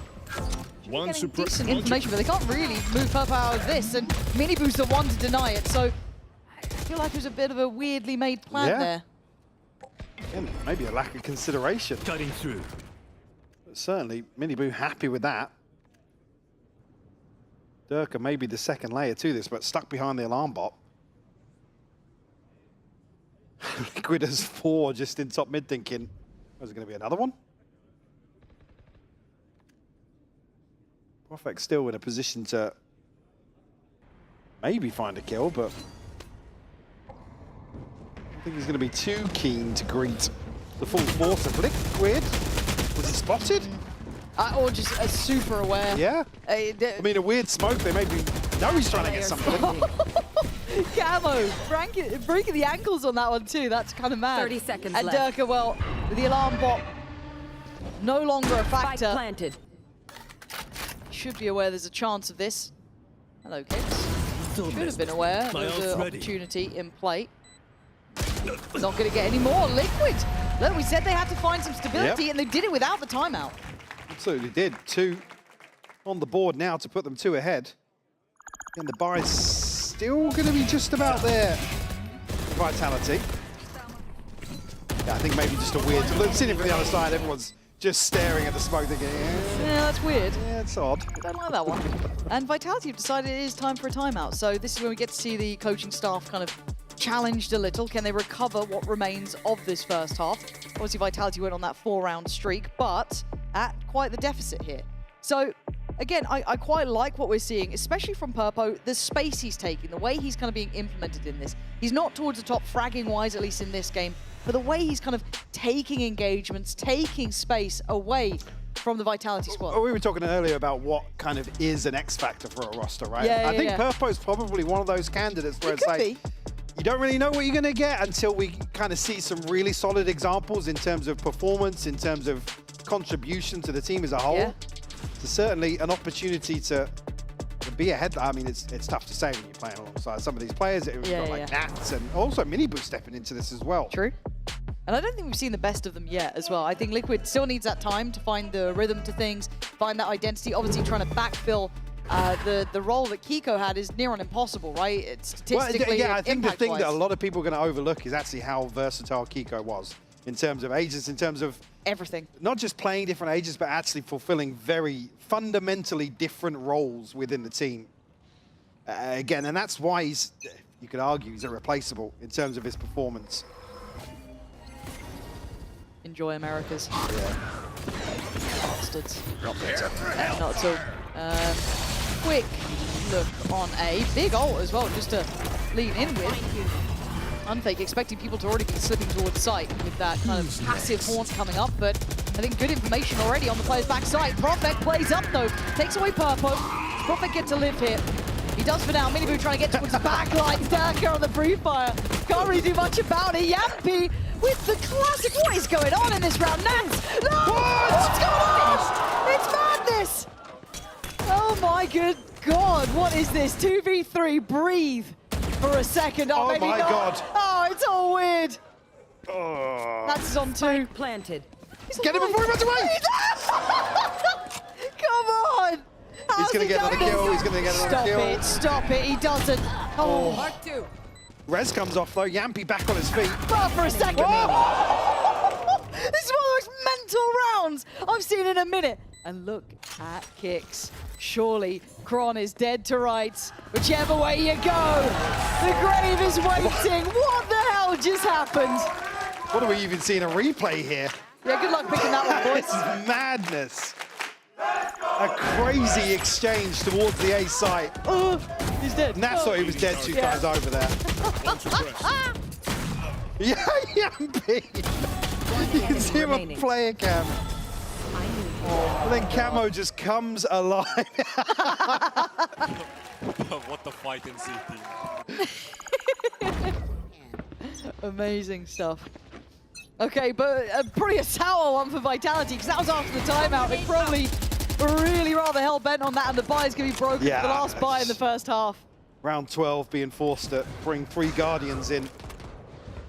Have Durka's ultimate for sure, maybe Unfakes as well, but certainly Liquid with an upper hand here to convert an 8-4 half.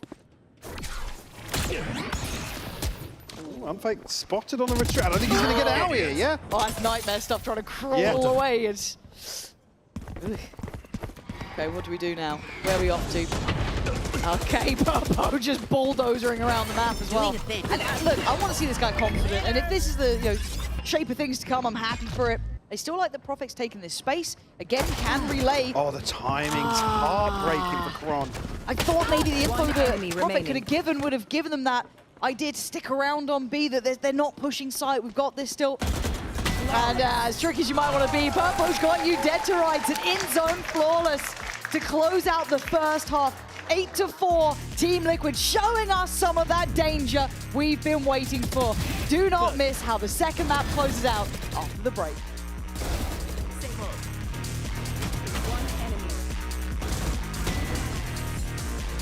Hey! Alberto was looking for you, by the way. Really? Yeah, you better get there quick. Okay, I'll go check.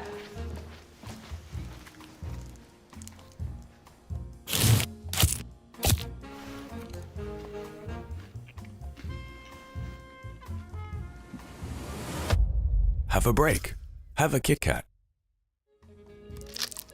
Tom Biz. You've had your fun. It's my turn. I just wanted something new in my life, you know, like some new challenges, and I just felt like I had other potential in the other environment. I would say just like a different environment and not better or worse, you know, like just working with different people, learning different things and just going forward as an individual and as a player. Why Liquid is, I think that our qualities and our vision came together similar, you know, we both want the same things and we both, our work ethic is similar, I think, and we share the same vision together.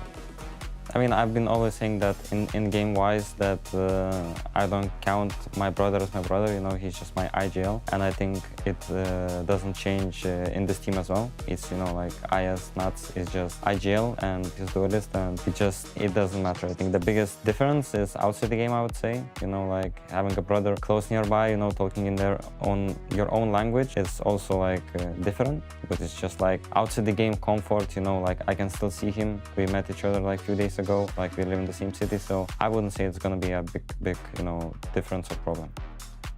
I don't think you should judge like this team compared to the last team, because I think free players are different. You know, in esports there is that thing that you have to prove yourself once and like over and over again. Like even us in Heretics, you know, 2024 we go to the champs finals, then in 2025 like we have to prove ourselves again. Like nothing is granted, and I think the same with this team. I think that obviously we have a lot of potential, but it's just like on us whether we are gonna fulfill that potential or not. So I have high hopes, obviously, like I have high standards. I am a winner and I want to win. I want to be remembered as a guy who was like consistently winning. Yeah, I mean, I'm positive, you know, about this year. And it is quite interesting to look at the case of Miniboo, right? New roster, new in-game leader, a turbulent past, I guess, with Heretics, I guess, if you want to look at it results-wise, and in general. Yeah. So seeing how he fits in here, slots into this, in that duelist role potentially, is going to be so curious. What's that personality like now under a new real in-game leader? Absolutely, yeah, and I think as well, it's always a better test to see, this is not to write who off, but see that experience kind of shared with him and maybe be in a position here to prove himself once more. It can ignite the motivation, can't it? It can get you back to wanting to be in the game, relearning, kind of honing that craft. So for now we start in. Got to say, so far, Liquid have been fantastic in the pistol rounds. And speaking of him, speak of the devil. Off well. Take it away, Yampy. That is a man to the good here.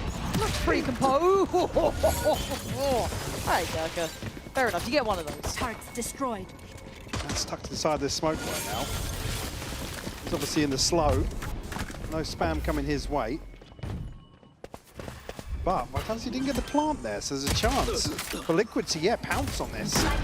Yeah, they've found their window to work with, but Profek on bodyguard duty, making sure safety is secured over towards B long. So Kicks, Camo, and Purpo have a bit of their work cut out here. It's a lovely refight from Profek. Kind of expecting it to be towards that U-Haul side, but no, he's very engaged in this. And now that almost retraction of attention, Vitality really having around their Profek. 4 kills. And again, it's the way he's playing it, subverting expectations, kind of readdressing the fight on B-Long, when in your mind you wanted to focus on backside. It's really well done. Bailing out Chronicle as well, we had Nats breathing down his neck. Said addressing Heaven as well. Just the right time. Crispy on the closer. There we go. He's up, he's barking. You love to hear 2 it. and 11, love it. His contribution is different. It's not numerical. You can't measure it. Yep. He's got a good bark too. Gotta say it. Solid bark. You can see he's worked on that. He's now on 15 HP though, so tough. Gonna get away on more. He's fine. He's fine. Oh man, Profek. How are you the one that's catching my eye out of this roster? That's just genuinely deranged behavior for me, but he's been so good. That Camo, though, has got ahead of this. Pushed all the way in, mini boot. Finds his revenge here from the pistol round. Shut down Durka. True. Who's a million miles ahead of the rest of the pack. Yeah, it's kind of weird. I was like, where's he off to? Prophet, you got another one for us? Low HP. Camo on the hunt. Surely not. Surely not. He just got the heal as well. They were waiting for the heal. That's kind of gutting. And surely you read off that. There's no one rotating though. No one's moved. I mean, they don't get an upgrade out of that either. I'm a little surprised they didn't move off of seeing the heal as well, right? Like that should be maybe tell enough, but still. On the way. A Sheriff and 2 classics. How are we feeling? Sorry, 3 classics. I mean... Yeah? This kill's crucial. Unfake a little disconnected as well. Yampy shutting down Camo. Now Chronicle has the chance to backstab this rotation. Smokes are going to go up. It's not going to matter too much.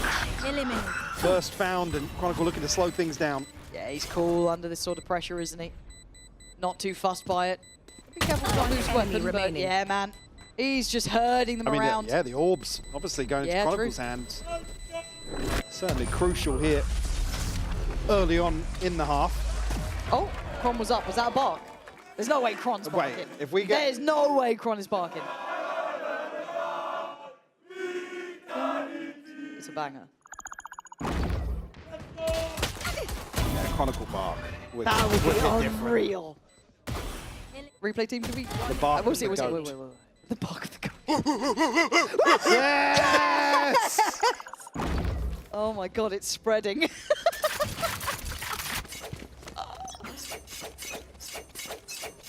The Yampy impact. Tangible right there. It's infectious. It is. Oh, that's a spot on the cross there just before that smoke plume for him. Mini was kind of screwed though. Ooh. He gets boxed in and sent packing. Recovering it. Vitality still on a broken buy. At least bringing across some of the investment from previous, but Taking that back. Profek will welcome that upgrade for sure.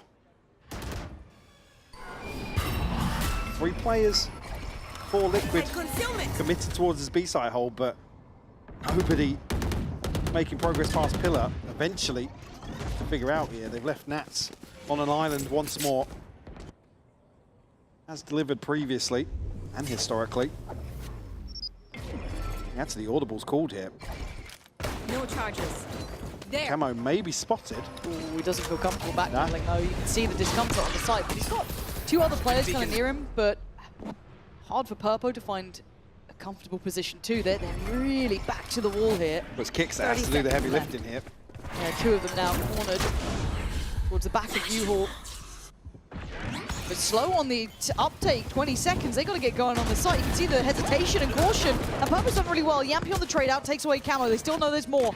Kick still here as well. Vitality want to clear backside, but Chronicle's fallen. 10 seconds. 10 seconds Ball needs to go down, and it is. Spike Yeah, he's actually escaped, but he's left Kicks all alone. Kicks can't get out in the same sort of way as Purple now. Maybe driven by guilt, forced to go forward, but a 1v3 isn't going to happen. It's Profek again.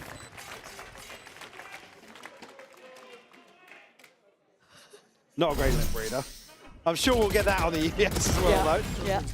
Yeah, Miniboo unfortunately just caught out here. A little bit of aggression in the third round of the second half. Will net Vitality a bonus. You know you can TP away if you want to. You can TP away. I'd actually tilt off the face of the earth. I couldn't handle it. Maybe talking to Miniboo. I'm not sure. I'm not sure. I couldn't handle it. That could have been directed at Miniboo. I'd be absolutely cooked. I can't deal with that. My first debut, new team. Oh, pressure game. Well, Yampy's yelling at me. I'm done. You've got Yampy and Chronicle barking at you. And this is your map choice, and it was looking really good first half, really, really strong kind of end to things. And then the barking's begun. Place your bets. When do we get Durka barking? Barker. Would it be Barker or Burker?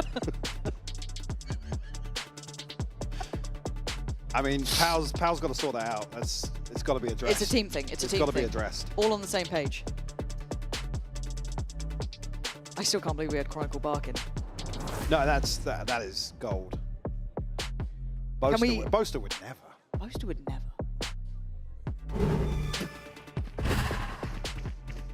Got this into just one round separates them. In the blink of an eye, it feels like Vitality in the second half. Upper hand in terms of the ultimates. Certainly more so in terms of the purchase. Well, actually, I haven't said that. Camo and Purpo. I've been putting numbers up in these first few rounds. Vitality looking to maybe just sweep their way onto the B site here. Minimal resistance in terms of the weaponry. That's still curious. Vitality not liking the look of that setup. No, something felt off about it. See the pings over towards kind of like through art toward A, but it's on the other side of that, Purpo with the bandit. I mean, it's drawn 4 players towards B, so there is certainly a gap here for Vitality to exploit. Maybe just looking to double down on orbs as well.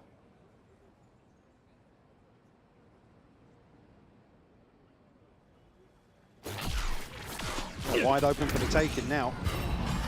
So yeah, this should be easy on the way in. The post-plant is still quite a bit of utility. Tons of util, yeah. Yeah, so Spike planted. If you're Liquid, you went for a gamble, that's fine. A little bit of a gamble stack on that B site, hoping for the best. Didn't quite get it. They can still be threatening here. Stacked up in art. Camo and Nat's the ones to try and challenge through this way, and Camo's got a reward. Okay, actually deciding to back out of there, doesn't fancy sticking around, so we'll give up a little bit of this, and now it's Kron on the line. But they've got that safety of the wall, and Unfake finding some form too. So, Kron eventually falls, but Unfake holding a nice line on this. Camo did get that upgrade off of the fallen body, and he caused a bit of a threat. He's still doing some work here, Camo, but the time is just too late, and if it's Profek last alive too, even if it's costly, it's a good round.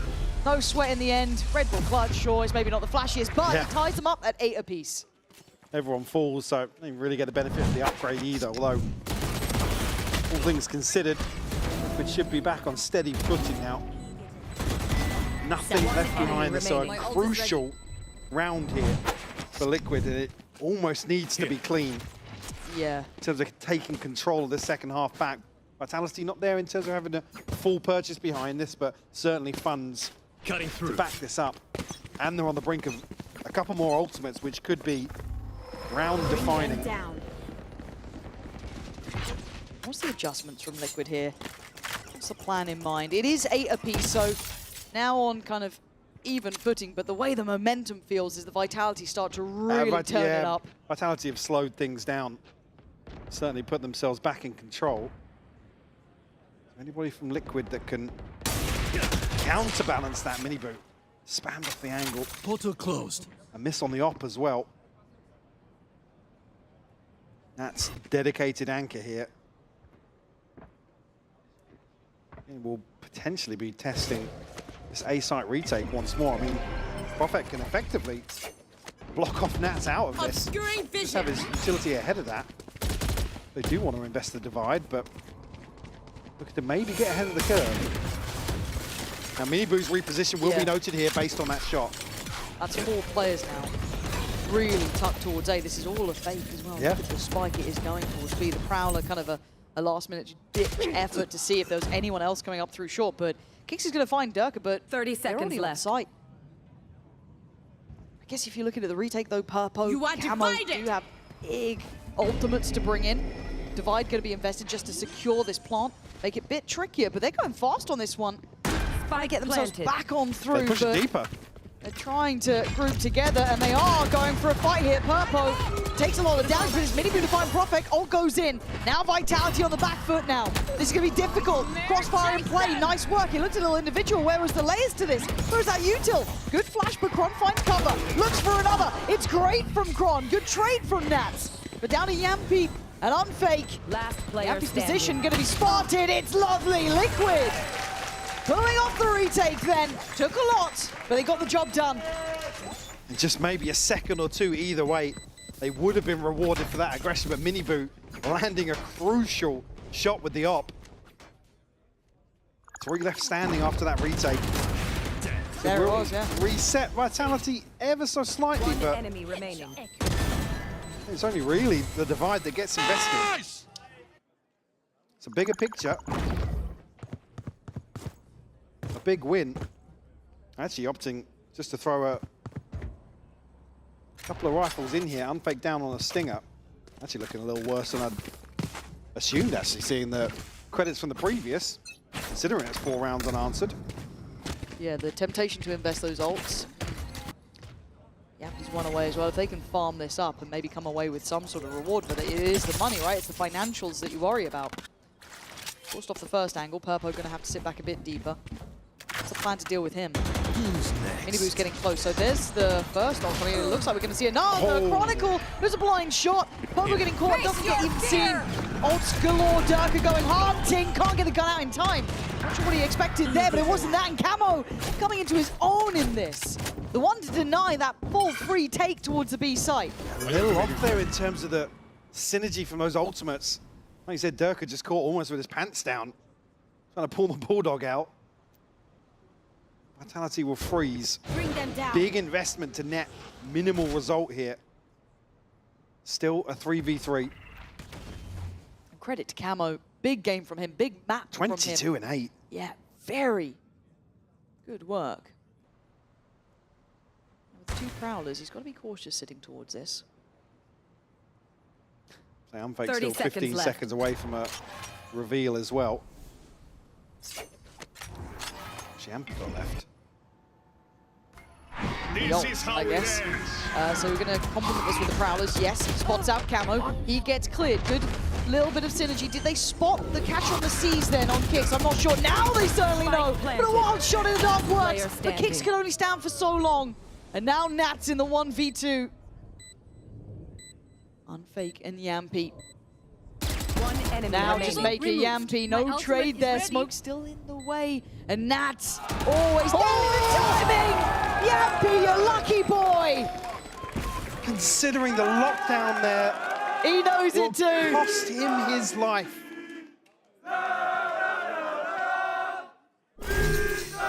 See Nats, not necessarily looking frustrated, but and the timing of the reveal as well. I mean, Kix has an opportunity to just do so much damage with his spam. Nice! Come on!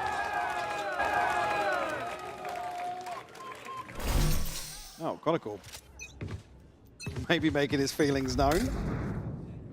I like this, you know, evil version of Kron. Embrace the villain arc. Yeah, honestly. Here. Let's do it. Why not? You kind of need a bit of it. Broken the money of Liquid. That surprised me the most. And effectively, Liquid won the swing round. Now back down to just pistols and a Bulldog. Lockdown, as we know, didn't get invested. Miniboo has his as well, unfake. They'll open up round 19. Camo gonna be noted. Not spammed out, but burning alive here. Oh, this is brutal. At the hands of his teammate. But Vitality able to reset after that first blood. Portal closed. Now have the benefit of the timing off Miniboo's TP expiring. Who's on the hunt? Look at him pushing through mid. Wants to actively backfill this rotation. Durka's got to be careful. Time could be quite nice, but it's so hard to then still hold the side with just these like bandits, classics, even that Bulldog in play. They just don't have the funds for it, it feels like. And well, now they know. Now they know. Yeah. I mean, good info, but it doesn't really matter, right? This is the hard part. When you wish you had weapons. Still without the plant. Gonna have to go back in for that. I was going to say, Vitality need to get this down. Yeah, he's finding a bit more safety by taking away Camo, but there's the backline problem. Miniboo, you got some more damage for us. Plant's now in, time's on their side. And Purpo just dives head first for Halos. It is Vitality up to 10. And calm composure on the faces of some of these players. Now this becomes the must-win for Liquid. Lots to consider here. Wouldn't be surprised to see a timeout ahead of this one, considering the economy. Ultimates at their disposal. Kicks just one away from his. So certainly a huge opportunity now for Liquid to turn the tides. We absolutely do see a Liquid timeout. Someone in chat said, the Vitality coach kind of looks like Channing Tatum. What resolution are they watching the stream? Mobile. That's even the audience felt bad about that. Wow, Michael, that's nasty. I'm just not seeing it. He gave you a free jacket. They mean Scott, right? Yeah. That's nasty. I do love Pal. Oh, he gave the donator of merch. Look, this is what happens when you give No Michael respect free for the things. in-game, just donator of merch. Yeah, honestly, whatever you're doing work-wise, couldn't care less. But feels good for Scott, right? Channing Tatum, wow.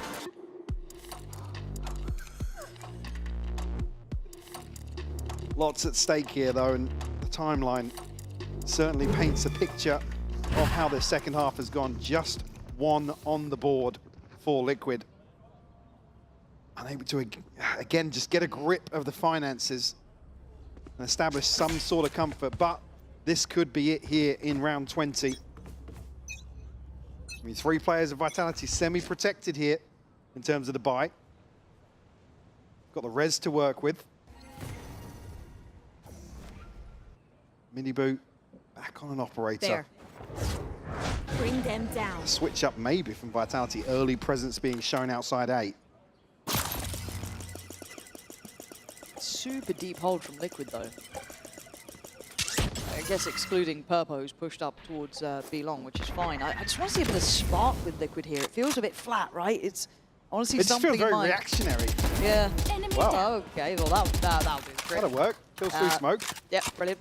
You will not kill res. my ally. Here we go. Can they then get behind it? Kick catch, yeah. Take that every day of the week. It's got a little bit loose, got a little bit further in. Lockdown goes in. Got to try and evacuate on this one. Purpo Well, seems very aware. Profek, if there's a 1v1 we need you to win, it'll be this one. Purpo, the timing. Hello! And now ring the alarm bells. They are on the way. Trying to slow the roar. 30 seconds left. All right, you're nasty with it, Con. Fair enough. Still player advantage for Liquid. Vitality try. Oh, it's an arduous peak, but they actually get away with their life. But Kicks still going to catch 2, leaving just Durka standing with 13 seconds. Look, 10 good seconds for left. Durka, but this one, I don't think it's Durka time. I don't think it's Durka. No! Easy. Don't need to do any more. All good. Round 1. Big chillin'. Big chillin'. That's cool. Liquid, look. Needed that. 3 alive. calm on defense, couple shots through smoke, we take those. Straight out of the timeout. Exactly what you'd need here to try and construct some sort of response here in the second half. The reveal is just so good. perfect for kicks.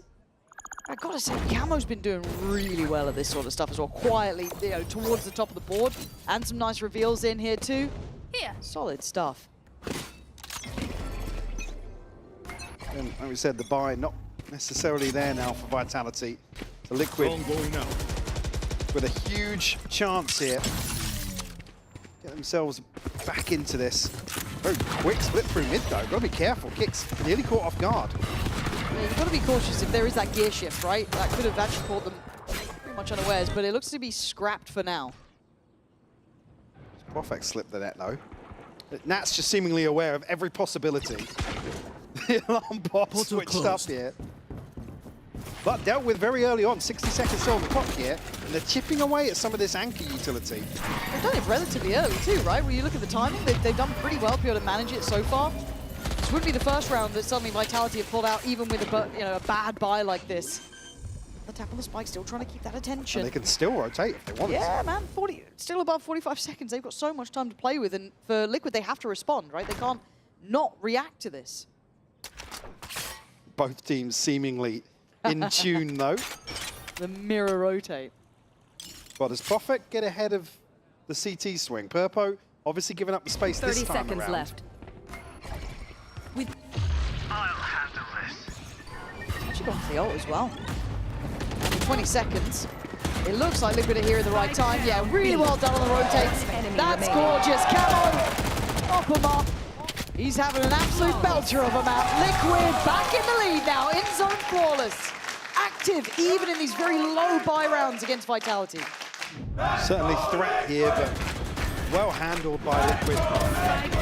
Camo's looking crispy on that first swing. Nice, let's go, boys. Keep it up. Yeah. To consider here for Vitality. Will burn up their second timeout, trailing by 1. Again, with the investment, not necessarily going to have a full purchase.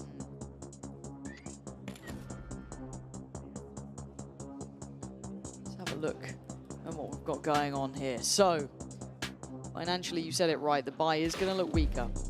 Now, looking at actually taking a little bit of a check-in on Miniboo here. It's not been the biggest highlight for him yet, but if Camo's popping off, let him pop off, right? That's fine. That's absolutely, not a problem. Purpo and Miniboo kind of similar sort of position on the board, so both of them kind of similar performance here. But overall, I think it's just kind of seeing the depth of Miniboo and the comfort role in this Liquid squad. Sure, I think as well, credit where it's due, he's a very volatile player, so there's always that, like I said earlier, he's that X factor for me, because it's, you can get magic from him. And maybe not necessarily early on here in kickoff, but easing into this role. Like I said, huge shoes to fill. Yeah, it's, some of the biggest. Yeah, I don't envy that sort of position. No. Obviously, it's a little bit tricky, but again, you couldn't imagine a better couple of players around you as well. Nat's kind of being the one to come up with this and lead the plan. I think that's a great position to be in. However, this was the timeout obviously from Vitality, so they have to come up with a bit more of a plan now. Let's see what the goal is. Speaking of him, though, yeah. Ooh, that's a nice shot. And that's Yampy gone instantly. That's a 1:30 basically. Yeah. I like this from Purpo. He's not gone this far before. Nope, unchecked. And there's the reward. Straight away, even having the patience to wait just in case.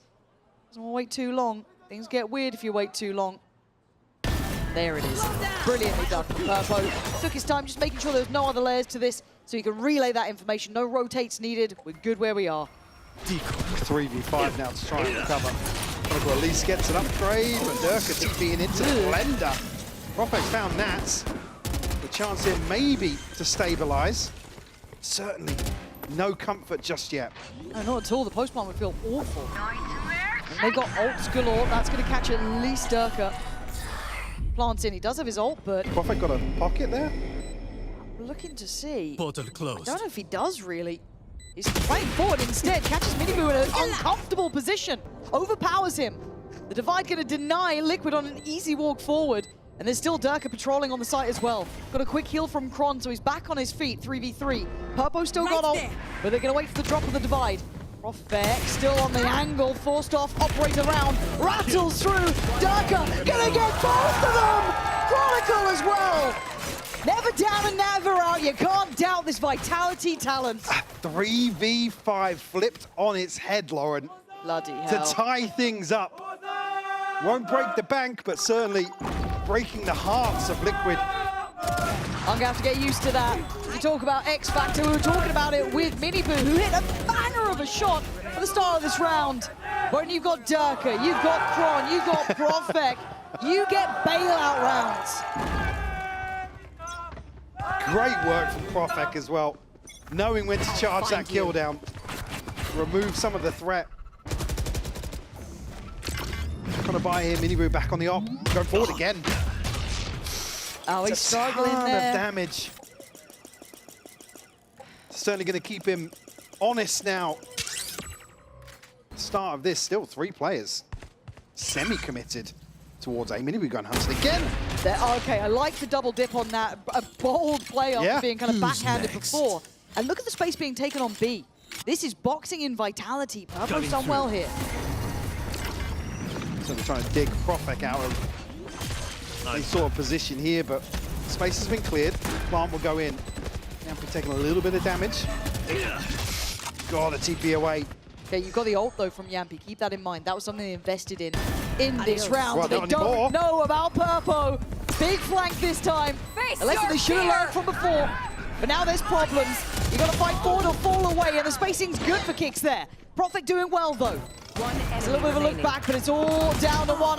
They can't do it. Liquid this time learning their lessons and getting up to 12. Vitality leaving the back door open once more. The awareness just not there that Purpo would double down. So quickly as well. Liquid up to 12. Yeah, Miniboo, not deterred at all by that early round damage. We'll see a buy coming back in, but light years away from a full purchase here for Vitality to try and force overtime. You get a 13-11, 13-11. Let's find out. Yeah, buy is shaky, man. Stinger, Sheriff, bits and bobs from the weird drawer in the kitchen. And on the other side, you got Liquid sitting flush, double operator. Yeah. Ah.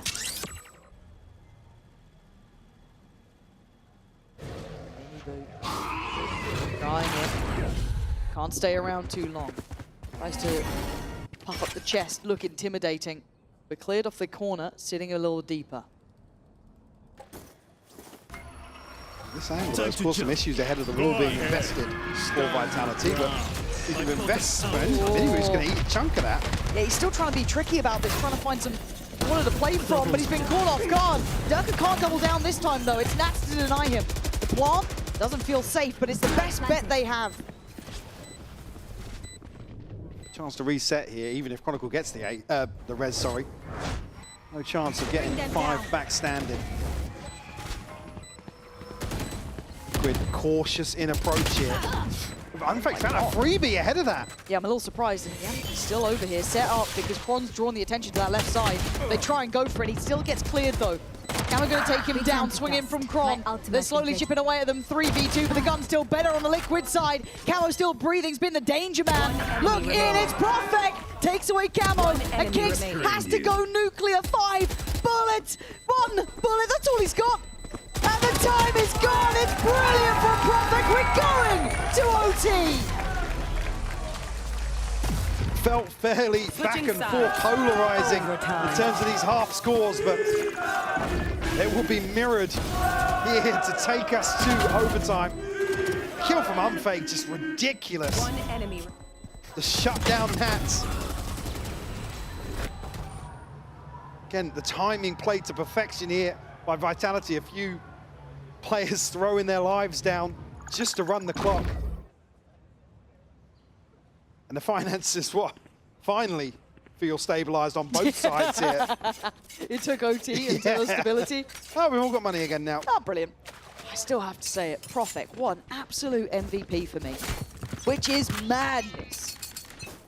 Big stuff. Camo on the other side. Some real surprises of the names I'm putting up there, but we go back in. Vitality on the defending side and Liquid on the attack. Bring them down. Match on the Prowler. Purple waiting at the pop. And denied. Nice counter work from Purpo there. Stops any investment into a look toward mid. So Liquid going to have to establish some control here. Heavy focus towards mid. Yampi going to get I guess a whiff of what's going on. Wisps. See the hesitation and caution on Liquid though. Trying to guess Doing why. a thing. Straight up through middle. It's Purpo taking the space. Purpo shifting back a bit deeper, reinforcing that deeper backline. And it's not just Profek this time sitting towards that deeper A main side. It's actually going to be joined as well by Unfake. So first time we're kind of seeing that commitment here. A very deep position for Yampi. 30 Seen that seconds left. tested like this in regulation before, but certainly more emphasis from Vitality. Is the timing there for Nats? No, it's not. It's Profek again. Nah, he's so good. He is so good. But that's only one. Spike planted. The plant is in the site because of how deep Yampi was sitting. Can be threatened, and it is. Miniboo slipping past that deep line. Tried to do some damage and takes a bit of chip on it, but falls eventually a 3v2. Camo and Kicks, where are you? Tagged up as well. They both found kills. But it's still the danger man out of all the players. I don't expect to be saying it. But can he do it again? Profek. Trying to expect it. Trying to pre-fire on that counter. Trying to dismantle the crossbar. You don't get it this time. Kicks to take it across the line. But Liquid up 1 in OT. Switching sides.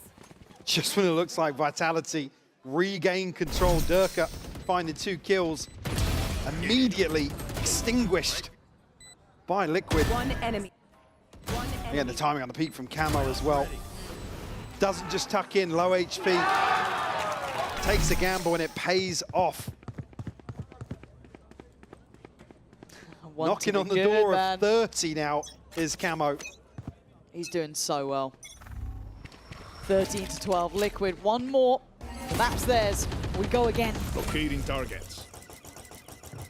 Showing early interest towards B-Long.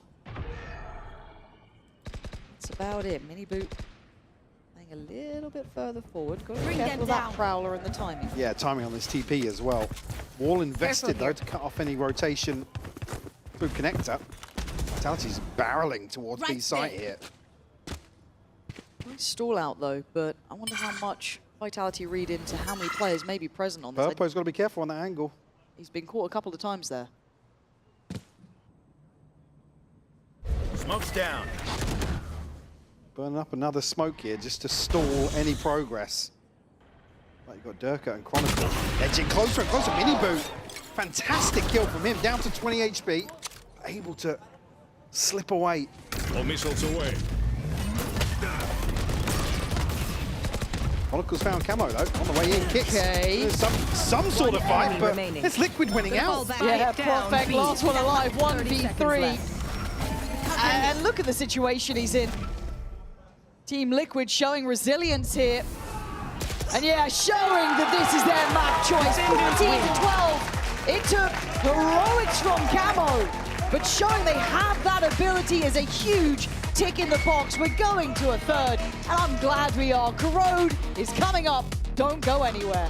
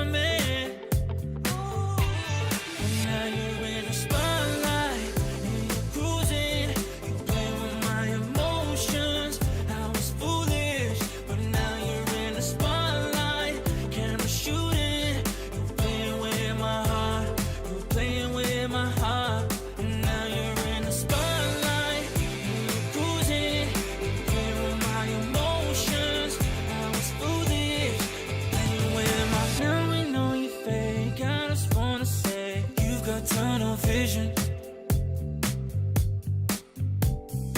Enjoy with your mates, cause I'm on my way. You've made my decision. What did I do? What did I try to make you happy? Thought that I proved, thought that I told me that you love me. But now you're in the spotlight and you're cruising. You play with my emotions. I was foolish, but now you're in the spotlight. Camera shooting. You're playing with my heart. You're playing with my heart. But now you're in the spotlight and you're cruising. You play with my emotions.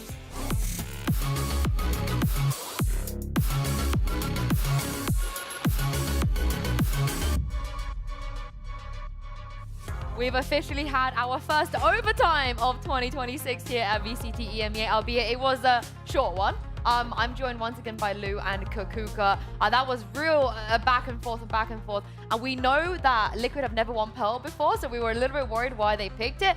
But has it eased your minds at all? Is this a new Liquid we can see Pearl more often, perhaps? I mean, it would make sense. It would make sense, but I'm kind of questioning what happened on the side of Vitality here more than what Liquid did, because at some points, and I think some of us were confused of the use of the Sage, you know, in attack, where it's supposed, you know, to make your life easier when you get onto site, when you try have some splits and stuff, and it seemed that Vitality were changing their minds several times during round, and that this Sage role particularly happened to be counterproductive sometimes. My mind is going back to me, sorry. It's just that there were some rounds where I was just like banging my head against the wall, because I think that Team Liquid did a very good job in understanding some of the strengths that Vitality had. For example, on this defense, we see that Vitality invests a lot of util into stopping what is happening on mid. We see some Prowlers, then we're going to see the Dejo drone, and they just want to triple down trying to get an opener with all of that they're investing. But on the other side, we have a Mini-Boo that, by the way, had an immense glow up in this second map, but also a Team Liquid that is understanding that somebody needs to be there to break the drone, to break the Prowler, and most importantly, to, if you're catched by any of that utility, have someone that is going to have your back and get the kill for you. In this case, and in many of the rounds, especially from the defense, it was Mini-Boo just getting the opener, and in so many occasions as well, all of that utility that was being thrown at him, he was waiting until the very, very last second to get out and being an absolute nuisance. I'm just happy that they, you know, broke the curse. Like 0% win rate on Pearl. Now it's slightly higher than 0. But also the Nat plot armor needs to be spoken about, because this man, is he our faker? Is he the faker of Valorant?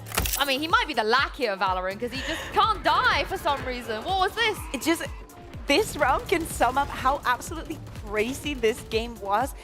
Between the timeouts, the ultimates, everybody just trying to get something going here. Sorry. How? Yeah. How? Wait, it gets better. It actually gets better somehow. Yeah, and then he doesn't die here either. Everybody's getting very frustrated. He's just dodging the bullet. Oh, it's so good. You have to laugh about it. Yeah. He had a secret angel, you know, above his, like, when he was born, like 100%. There was something, you know. Yeah. Mini-Boo, though, I know you spoke about Mini-Boo already, but I definitely do think there's a lot of value putting him on that Yoru. There's a lot of value that he brings to this team. And yeah, definitely a better performance on this map. Yeah, I think so important as well. As I'm saying, you know, the playing against the two initiators, I think that he did an awesome job. Do not think exclusively. I think that there were many things that made for Vitality to be very difficult to go into side. We saw all of the damaging utility that they had. The Nano Swams, the Brimstone Molly. Like, it was very, very difficult. So it was this first layer of you need to get Mini-Boo out. And the moment that you do that, everybody's going to be ready to have his back. And it really felt like he was everywhere with his Yoru. The mental pressure he was applying on Vitality with his operator, specifically on defense, was huge. Like, we saw fake smokes, drone, jump peaks, but nothing was enough to deny him from getting his peaks. Now, is the Durka Phoenix repeatable? Like, is it something we can see again and again and again on Corrode? Is that a one and done? I I think that there was some cool rounds, and I like the fact that they treated their opponent with the utmost respect, even though the score was definitely going their way. I want to think this is a little bit of practice, but I do expect Team Liquid to be an extremely prepared team, and also knowing that you only have to prep against the first team, I expect them to know, or at least to have some sort of intuition. I mean, they were looking through their window with a binocular, Yeah. so I feel like Yeah. they must have some info, right, Lou? Yeah, and I'm also wondering what we're going to see Dirk on this road. You mentioned, you know, maybe the Yoru. I'm thinking Waylay also. Dirk? Yeah. Phoenix? He's Phoenix. On Corrodes. Yeah. He played it the other day. Oh, I thought we were it was speaking about very short. Haven. Listen, it was a very short map, so I can understand. No, I was thinking I can about the understand because Haven. honestly, it is not something that we see a lot. I think we have ever seen. No, it. you know what? Definitely I not had in in VCT. mind. I had in mind Casey and Aves playing Phoenix on Haven. Yeah. Yeah, but Vitality is better than Casey, so let's right now, yes. Let's don't stop. You can't get I'm these here, words. baby. You can't get these words out of my mouth. Honestly, the I'm back rage in still here. rate, the amount of rage rate I'm ready to rage and bait this year, you're not ready. You're not Listen, ready. you know how close this is being when even Chronicle has barked. Oh my during god, I that love game. it! Yes. I love this so much. I need Durka to bark. I don't think my life can be completed if he doesn't do it. And Sayonara as well when he comes back. I'm wondering if Profek is going to bark at some Oh, 100%. Look at him. Look, he's got that dog in him. He's got that dog in him. Look at him, look at him. We meant Prophet. Yeah. It's too many balls. The wrong ball guy. But let's talk about what Liquid could play here as well, of course. It seems like Purpo and Double Mini duelist and come on initiative. Yeah. Again, but what Fate. kind No, of but like- combination? Because we come from just a Brimstone solo, which I think actually did its part. Oh! And Wait, they baited us. It's Purpo KO. Nats. Wait, what? What is happening? We're going solo duelist while having 3 duelist mains in our team. Okay. Minibull Waylay, I'm buying it, by the way. Absolutely. Last buying it. year I it think was that Boots on Heretics, Yeah. and now he's taking the duty in Liquid. I'm buying that. the moment that Waylay was announced, my first thought, and I think I said it back on the whatever event we were back in the day, I said I cannot wait to go back to EMEA and see Mini play the same. Was your first thought not Nats when you I saw did. Waylay? No. It was when I first saw In Liquid, I was like, fairness, oh. the last time we saw Liquid, you know. Yeah. Nats Astra may be one of the happiest women on earth right now. Nats Astra. Yeah, he's very it's been solid. a long time. I actually think he's pretty solid there. Kicks, bless him, has to play Omen again. We got the Nat speech. First Nat speech of 26. What do you think he's saying? He doesn't have Kiko anymore because normally Can we get calm? he tells everyone off and he's like, also- Gio, you're the best, you're perfect, do whatever you want. He's taken every single second that he has to not lock in the agent to make sure he says everything, because we know that he usually goes player by player saying exactly what they need to be doing during the Yes, but that's what I mean. Like Kiko's the one that doesn't get any criticism usually. You know, he's always Now he nice. has- now he He's has always Maybe nice to keep Kiko. it up, you know, Yeah. keep having the balls that you've been having to go and for those first engagements. And for the first time, everybody's just going to be very focused on setting him up. Yeah, and I think the hand gesture is also important in Nat's speeches. You know, you're looking at your captain and he's, you know, putting some energy in the words that he's telling you. I would love it if we just cut him and he's just barking. Speaking of, I was promised that when we cut to the next 2 people, they're going to be barking. Who's promised you that? I was going to say, have you Who's told been that? speaking to Alberto? It's Alberto, isn't it? He's always up to no good. Can't trust him. Look, we do bark. Just it has to be the right occasion. Yeah. You can't just The bark timing's for no got to be reason. right. Yeah, come on now. That'd just be silly. However, what do we think about this one? What's catching your eye, Mike? What's got your attention? He's back on the Yoru. True. He Back was kind of good. Normality. That doesn't sound right, Yeah. but it's map 3. And of course, it took all the rounds, all the maps, even an OT to get here. I mean, initially, I'm going to call you out here. What You were the like, hell? Durka's on Phoenix. I'm like, yes, Durka's on Phoenix. Because Let's every go. time I see a Phoenix, I get depressed. All right, like, well, what do you want from me? I've been conditioned into being upset when I see a Phoenix. But now you should be happy. Durka looked so good the other day. Yeah, but Liquid are a different beast, man. This isn't the same as what we saw before. Okay, do you know what? We'll check back in afterwards. Okay. Yeah? Like, I'm not necessarily against it, but he's dead. Mike is dead. What have you done? Oh, there's Chronicle there, though. He's not a Phoenix. Even the odds. Trap actually going to catch here. Prophet looking interested. Toes the line. Liquid back to the drawing board now, on the retreat. Have drawn a rotation, but certainly not confirmed just yet. A long time until Camo's on his next dart. It's a long old rotate. Around we go. So the only player on toward B will be Yampy. And even then, so the backfill comes in now. So you can kind of say, oh, it's a bit clear, but they might hear these steps. Keep in mind where Nats is sitting currently. So he should be able to hear a fair amount of this info if they do start running. Oh, you're right. He could be screwed. 56 HP. Hello. There you go. Be it Profek, be it Unfake, doesn't really matter who, but Yampy's been caught in no man's land. Got to be careful himself, as he was the only standing player on that B side. So the post plant going to be quite cookie cutter to a degree, as they're going to try and filter CT, actually. I want to see how far they probe on this, how far they're willing to walk, because Profek's deep on this corner, and oh, he's so ready for this swing. Still does damage. A ton of damage, yeah. But does go down. Kicks down to 3, Purpo down to 40. Oh, God, those shock darts start feeling a bit more threatening, but Purpo the one to find Yampy. It's all on Unfake, a 1v3, yes, possible, but unlikely. Trying to start on the spike here. Who goes first? What's the protocol list here? Oh, could get spammed out now. Yeah, kind of rough on this one. Got the half, though. Okay. Couple more. Nah, not going to happen, Purpo. Nice work from CT there. Good positioning, slipping through that side after maybe noting it's probably only Yampy here off the back of the contact that Nats had in middle. Vitality immediately shut down on early aggression, which was I mean, a huge part of their gameplay the other day. Liquid, see, setting a precedent here with this pistol. Purpo, 3 up on the board already. Couple of Guardians, some pistols, and another frugal purchase here from Liquid.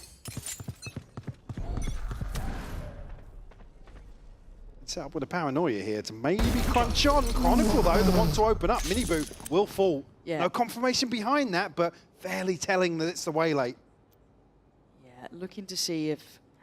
what does Profek have? Only a classic, so kind of hard to make some work happen from here. You're kind of banking on Chronicle commanding their attention, and then maybe you can be a bit cheeky. Tough position. There's the out drone. Forced off the first angle, and now has to slip back. Burns up some crucial headhunter shots as well. Oh! Well, he still had one. That's all you need. Makes them pay. That's all you need. See the trap set as well. Profek found one. finds the reward. Camo trying to pull his way forward. Chronicle is putting in a shift. 3 kills in the round, and Nats has problems galore. 4 bullets and almost too many players to find with them. Down to 2 now. Has to switch out. Kron's had a round. That's heroics from him. That's big impact. A smile on his face. Again, making the headhunter work.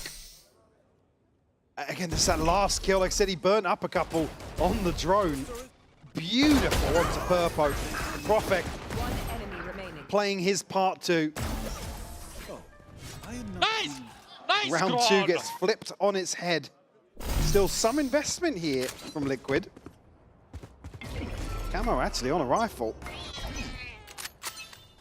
It's just a direct approach. Can't really work too much with this sort of buy, so it kind of has to be, right? Like, what's the plan with this one? Straight on in, head first. Miniboo going to lead the way. Take the space with a Bucky. Dive into the smoke and wait for the rest of the team to filter in. Hope to catch someone. Slippery on contact with Durka. Profek finding Camo kick. Still going to find one back, though. Look at the HP again, so low. Taking a lot of damage just to try and stay in these sort of rounds. Quickly getting the gun out. Kicks comes flying in. Nats and Kicks. 2v3, not impossible. Timing on Kron, though, keeps me curious. Does he dare walk that? Surely not. And not necessarily a huge upgrade, but a Guardian certainly now threat. Concealment. Let's give it a chance to smoke off here. Chronicle on the swing, though. Mate. Sharper. Idiot. Taking that back. This would have been Well, a you can slip the 1v3. net now. Yeah, 40 seconds. Plenty of time. He's off. He doesn't need to be asked twice. He's having a run. Got the divide as well. How does he play this? 30 seconds left. Profek's been incredibly clutch. Yampy, a nuisance Spike the whole planted. way through, especially in this role. 1 flash remaining for Yampy. They're quick to this, but obviously they don't quite know enough. They don't know the reposition. They don't know if he's up close. Just trying to play the timing. Certainly has an opportunity here to convert. And time's starting to dwindle as well. Vitality cautious on the approach. First tap comes through. Flash out of the smoke, but that's not there. That's now making them work for this. They're blocking. The block. Oh, didn't get it. Didn't get it. Second time of asking. Nats has to check though. Oh, Nats, you are nasty with it. But the time is there. Yampy will get the defuse. Good try. Vitality carry on forward. Nearly snapping You on saw that it, second. man. Clean on the first, but I'm sure if I caught it there, if it was on the outside of the smoke or... Fair play from Nats to make them work for their dinner. In a situation where, like we said, the HP bar was so low. Yeah, Yampy actually lucky to get away with that trade. Just on the outside. Time to jump. 2-1 here, but Vitality certainly feeling the pinch. Here. Tour de force in hand for Chronicle. He's got bodies here. He was dropping them before. He's confident. They've crossed though. Does he play He could line ahead? him up. He could. He certainly could. This scares the life out of me. But he takes the way out. Doesn't stick around. The list of to-dos gets longer and longer every time they try and take towards his side, because Chronicle can just sit down to the next angle here. That smoke drop.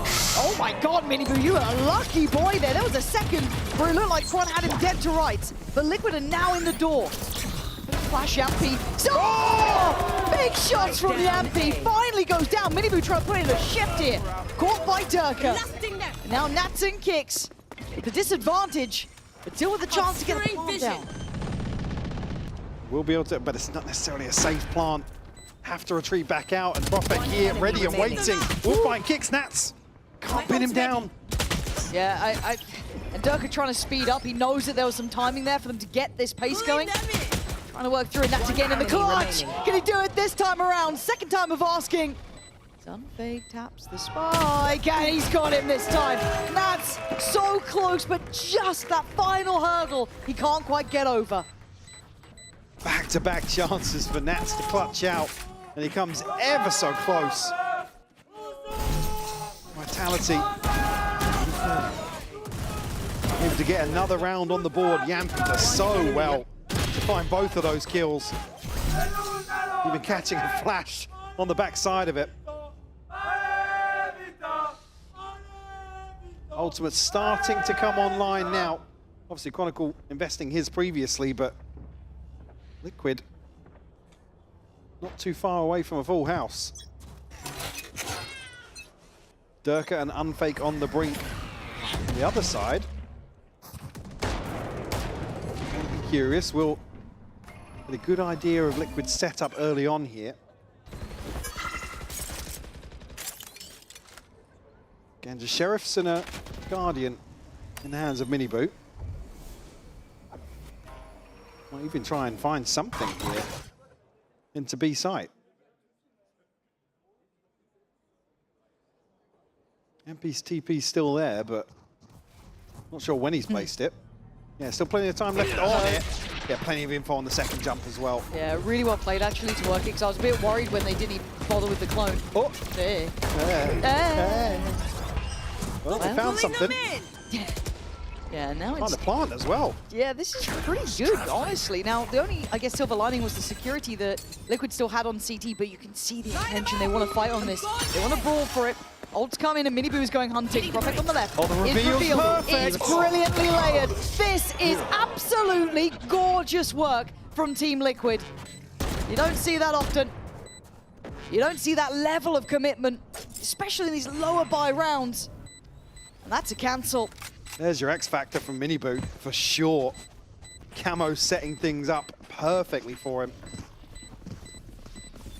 Yeah, you even think, yeah, Purpo throwing in the ultimate as well, just to seal the deal.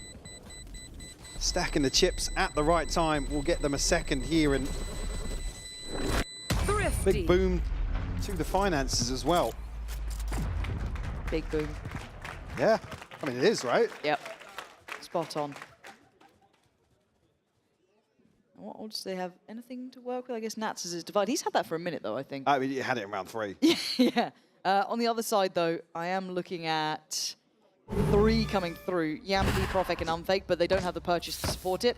Having to note as well, Durka 1-4 so far, and that first kill came in the pistol round, if I'm not mistaken, so would like to see him find a bit more footing here.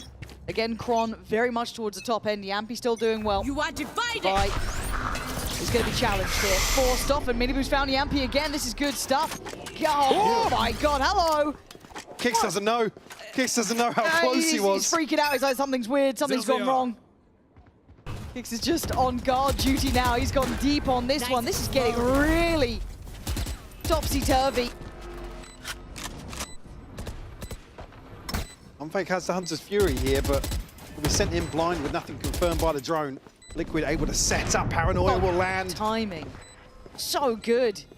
Kron sent away, barely alive on 8 HP, so Durka trying to work his way forward. Spots out Kicks, but the rest of the team should know that he's now on site. Profek caught on the back line, trying to scale into this. Good work from Durka. Great trade. Can't quite double down though, and Unfake, he's got a sheriff. And Kron with that operator has no interest anymore. Team Liquid back on level footing here. Vitality held on 3. This is good stuff from Liquid. Miniboo certainly finding his feet. Kicks finding the final kill too. Remove the operator from Chronicle's hands. And all tied up 3 apiece. So you could argue Vitality still in a very good spot in terms of the ultimates, but now, I mean, made a little more awkward in terms of the purchase. Rifles and Yampi just on a sheriff. That's now with an Odin in hand. Chronicle did bail out Vitality previously on this B site, but Liquid stacked up once more. It's Durka and Profek try and make a stand here. Durka revealed though, very early on, forced a little deeper. Early rotation though. Plenty of bodies here, Lauren. I mean, look, Liquid are playing just 5 on the site, right? We're not seeing slippery approaches. This is pretty committed, but they're split apart and they've been punished. Profek gonna catch Camo on the push-up as Unfake's ult is rewarded. Miniboo under pressure, good flash, great swing, sets up Yampi that time. But Purple and Kicks, I mean, they can fight forward, but look at the damage they're taking just on 1 kill. Kicks down to 33, and they don't have site control. So many potential problems here. Trying to bait a kill in, maybe. And the flashes are good. Purple wants that safety, trying to find it, but there's just too many players. Ult comes in. They know about Kicks now. With 40 seconds, his options become near on 0. Isolates a fight on 1. Abounding Profek. They just put bodies to it. They had him. They invested him. Profek with 3. So a huge investment from Vitality, but we'll get them looking for me. Their 4th at least. Again, surely a chance here for Liquid to overwhelm, but Vitality look so good on the fight back in. Miniboo now, operator in hand. Hunter's Fury for Camo, but the only ultimate available for them. Again, the stars will align for both teams. Looking to play aggressive. Holding for the jumpy Chronicle. Beautiful headshot. Just posts up. Do they still clear Yampi? I mean, he's still got 1, which is quite surprising. I thought he was caught on the back pedal a little bit there, but still good enough to land it. So effectively trading in, keeping the numbers on their side. Puts kind of Purpo, Nats, and Kicks in a bit of an uncomfortable spot. They don't really have a foothold in either site. Kind of held at the door by B. A little bit of a shift up middle. You can see Purpo trying to play in Nats a bit, but I already see how deep Vitality are playing on these sites. Nobody from Vitality really needs to go hunting here. Potential Durka's going to feel a bit of pressure, but Profek shouldering this angle. There's not going to be any surprises for him. They're going to hear that jump spot, but no rotation. Kron is committed to this. You can see why. He knows his lines, man. Down B. Expecting a follow-up. Enemy remaining. Nah, he's pretty to watch, man. That is some pretty Valorant, but 30 seconds that's left. a 1v4. Probably hoping to more kind of be the final blow if they did manage to break through on the site. Now forced to fight in, not gonna happen. Vitality find comfort in Chronicle, really. His impact, solid as ever. Yeah, shutting down the operator. Right off rip here. Dude, I was getting flashbacks to that like Aspas round when he's playing on that box. Yeah. Man. Liquid to call the first time out here. A couple of rounds slipping through their fingers. Nats called upon again in a clutch situation, but certainly not as feasible this time around. Buy's gonna still be there. I mean, Miniboo should be okay for a light shield and a rifle. That's about it. I mean, Purpo's got 1,300 in the bank, but chance here for Vitality to turn up the heat a little bit. It has seemed, I don't say one-dimensional from Liquid, but I'd like to see him kind of work the map a bit more, trying to push and pull a bit, but easier said than done. Pow looking animated, actually. It has been pretty scrappy in the last couple of rounds. I feel like the last Well, yeah, you say been... one-dimensional, but that's some of the rounds where actually they found a lot of success. Yes, yeah. Vitality have struggled at some of these all-in hits. Like you said, I mean, actually previously we were saying that there was a chance for Liquid to really overwhelm Vitality, but timing just not there. Now need to find a response for Chronicle, having an operator back in hand, sitting at 9 and 4, firmly in control of this defensive half already for Vitality. That's a good spot. If I'm honest, I quite liked him on the rifle. I don't know how I feel about him quite yet on I mean, the I operator, wasn't questioning the other day. No. Just, it's jarring. It's jarring. Well, let's see if it's good again. Another challenge. He doesn't want to stick around for that. Fair play. The knife was coming in, so to adopt the secondary position and call in some support in the form of Doing a unfake. thing. Sturk not too far away either. And in we go. Hard to adjust, hard to find it. You can see it. A little bit of panic there, but it's Purpo to find Durka, who struggled to find his footing here, but does actually from the grave still do some damage. It's unfake, who's actually finding the impact here and kind of bailing them out.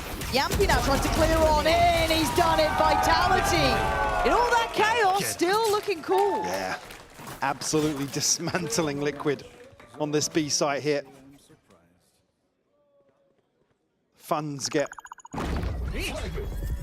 all but reset here. Oh, he TP'd back into it. Yeah. Durka gifted a freebie here. I do want to credit a little bit of unfake there in that situation because Durka falls, Chronicle's obviously forced off as well. He was struggling in that CT side. So many targets with that waylay diving in. Actually, unfake was really good at finding stability, allowing that play back into sight. That pressure there. Obviously, the molly from Durka actually doing a lot of work on that. Almost recall from Miniboo, but another different look coming in, eyeing up this A site now. And the purchase not as pretty here. Purpo and Miniboo putting some serious work to make a go of things here in round 10. Actually, Vitality going forward. Yampy is so deep here. Kicks will punish. Don't know if I love it against an ecoed up team or a lower by team. I mean, they're going to be very interested in this rifle now. But Durka's here to maybe fight back in. Will catch. And actually, Prophet punishes, so equalizing here. Still can't really set up a defense. Have to respect this pressure. Yeah, can't really deny that rifle being picked up either. So Cam's been able to claim that. So he gets away with a nice upgrade. So Liquid walk away better than they came in, I guess, but obviously at the loss of Miniboo. And Divide being burnt up just to try and slow things down. Prophet playing ahead of it here. Going to have some sound cues. God. Nat's caught drifting forwards. Rare sentence, Nat's caught. You know what I mean? He's so aware normally. His footsteps should have been heard, so you imagine these three players aren't too worried. Very late in the round here. Cross, yeah, that's the spike noted, being kind of flung around. 7 seconds for the plant. Just put a flash to it. Oh man, Dirk is struggling on this one. Last player standing. You don't see him kind of miss those often, but again, the round is theirs. Vitality happy enough at 7-3. Everything else going right. I was going to say, just based off that, actually, Purpo, I believe, just got his ultimate off the kill and then, yeah, falling. So another tool at Liquid's disposal in what feels like a crucial round in terms of two very different results. Potentially staring down the barrel of a 9-3, but a chance to flip this into a 7-5. You can tell a person's character by their first. Like I said, with lots to invest here. Back on a buy. and big ults. Nothing on the side of Vitality to counter that. Yeah, here we go. Right off the rip. Purpo's going in. Miniboo thinking about using his already. You're looking at Prophet backing away. I like the pacing from Durka, though. This is really good. I like his quick on the back line. I like his looking to try and be a bit of a nuisance. He knows it's going to be this all-in look. Now, he does have a challenger. He's actually got two on the other side, though. Yampy trying to deal with the front lines, but it's Durka on the back. Takes away Camo. Another player is down there. Yampy trying to clear through. Durka finding both. Huge. Now it's on the site. Now it's on the last two players over towards it. Miniboo being one. On fake. Takes away kicks. Putting just Miniboo in a 1v3. 32 HP. Ain't enough for it. Vitality were ready. Lovely flank from Durka. That's the diligence I want to be seeing. So decisive. As soon as the ultimate gets popped, he knows he's got space to play with. Doesn't let Liquid set up and potentially rely on some of these huge tools that they have. Oh, there it is. That's 5 on the bounce for Vitality. Yeah, the byproduct being a broken bye here in round 12. At 9-3 looking even more likely now. Guns up. Get here. Chronicle with a very different scope, but reading the bye very well. Yeah. Is there a single... No, it's all light shields. They're all, yeah. Oh, that's going to be tough, man. I mean, why play the op when you get 2 shots like this? Yeah, very good point. Gonna have the ults coming in. Okay, so Miniboo is for the Oh! That's madness. Dirk almost just kind of sacrificial for the trade, but Nat's catching the lurk, or the rotation in mid, off his lurk, should I say. So a cancel on approach and the right pull. Look at the bodies here.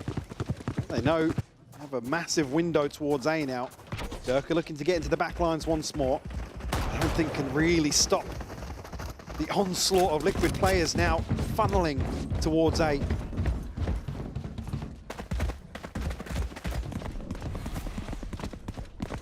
Chronicle in support, and already Yampy close enough Spike planted to cause some problems. Chronicle sharp on the first, but down to 59 HP already.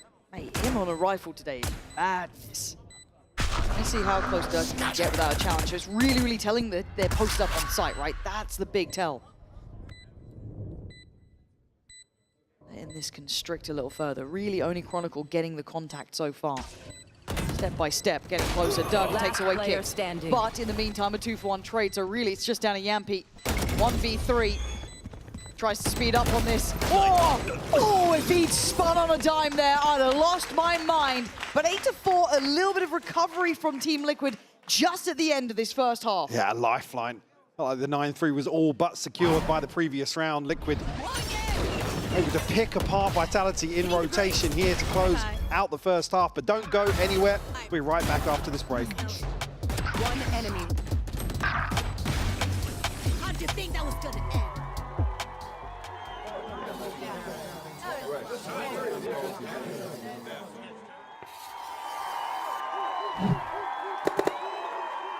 Red Bull gives you wings.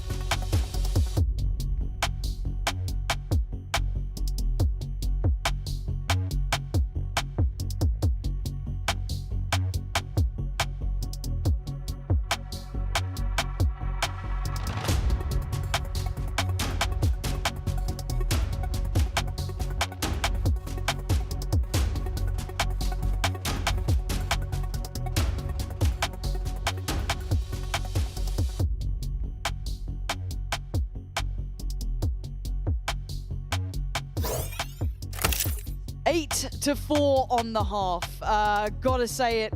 Chronicle looking clean. Yampy solid. Profek still safe pair of hands. Big performance from those three. Now on the other side for Liquid, Miniboo did well actually. Bit of an X factor. Came in pretty hot. Absolutely. But I need to see a bit more of a supporting act around him. Obviously in the previous map, Camo the one to really light up the server. Struggling to get online here, but we already see the support systems in place to enable Minibu to deliver in this opening half of Corrode. Lots of work left to do here for Team Liquid. Oh, it starts with a pistol, doesn't it, right? They get that, and they've actually been pretty good at their pistol rounds. They've been really, really solid at them, so chances are they could carry on with that. Vitality set up outside B right now. Only Kicks here. The rest of Liquid's eyes trained towards mid. Hold down the fort here. Spotted early on. Purpo's already here to support, and plenty of info off that knife as well. Vitality call the cancel.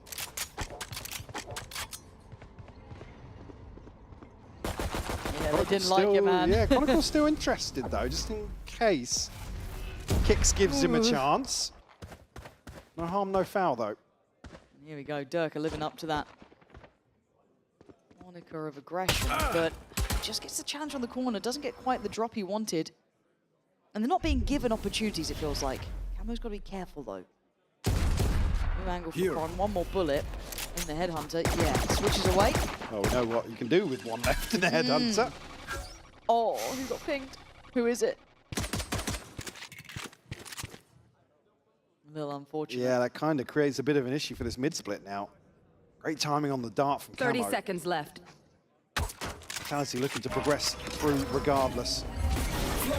Three defenders on the side pretty much, and there. Oh, come off it. How's he gone two? The flash timing didn't look quite right between Camo and Purpo there, just a little bit off on timing. The plant next on the cards. Durka looking to go deeper as well, trying to find a couple more players. Minibu getting interested and getting close, actually. Lovely shot. Oh, I thought he might have had that, but no. Durka with three.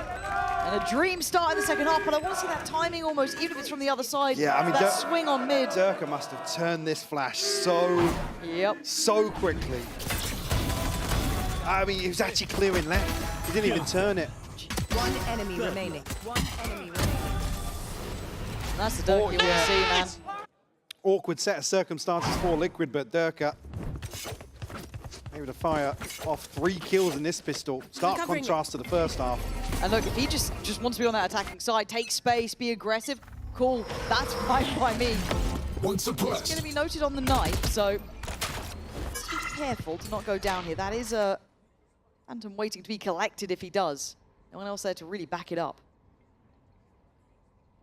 Let's have Yampy here for support. I'll tell a lie, yeah, Yampy's come on over. Yeah. Liquid, though, don't want to progress any further than the orb. Vitality are going to be conscious that we could set a trap up here. I mean, you've got Minibu on a Sheriff. Elsewhere it's just classics. Unconfirmed yet, but with how Liquid's buys have been this evening, anything's a possibility. Yeah. On a solo endeavor, this is a 3. I mean, nobody's holding here. You can see the paranoia set up. Almost shouldering Minibu will punish. So that's 2 players seen. Do they read that as the 3-player side of the map? How do they want to go about this? It feels a bit hesitant from Vitality. Yeah, reading that they rotate away from that, actually. All stacked up now. Walking into this, I mean, the paranoia wasn't burnt up, so. Still an effective Minibu on a 30 seconds left. Corner, so the flash probably won't catch a player on the box either. So, yeah, Liquid remaining. Get to maintain this crossfire. The site take was flawed from the word go. I said it was just classics, but just the sort of trap you want to see Liquid employ. And it pays off massively for them. Any damage to be done here by Unfake? No. It's an in-zone flawless alongside the Thrifty.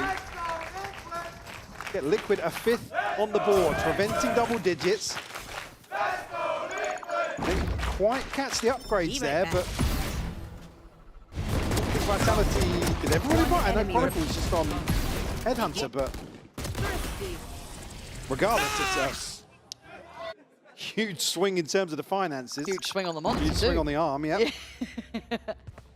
But yeah, that felt really weird as like as a way to take towards a site. That worries me a bit, but maybe just not reading quite right the scenario. I mean, yeah, think about it though. They spot Camo kind of shouldering, then Minibu swings.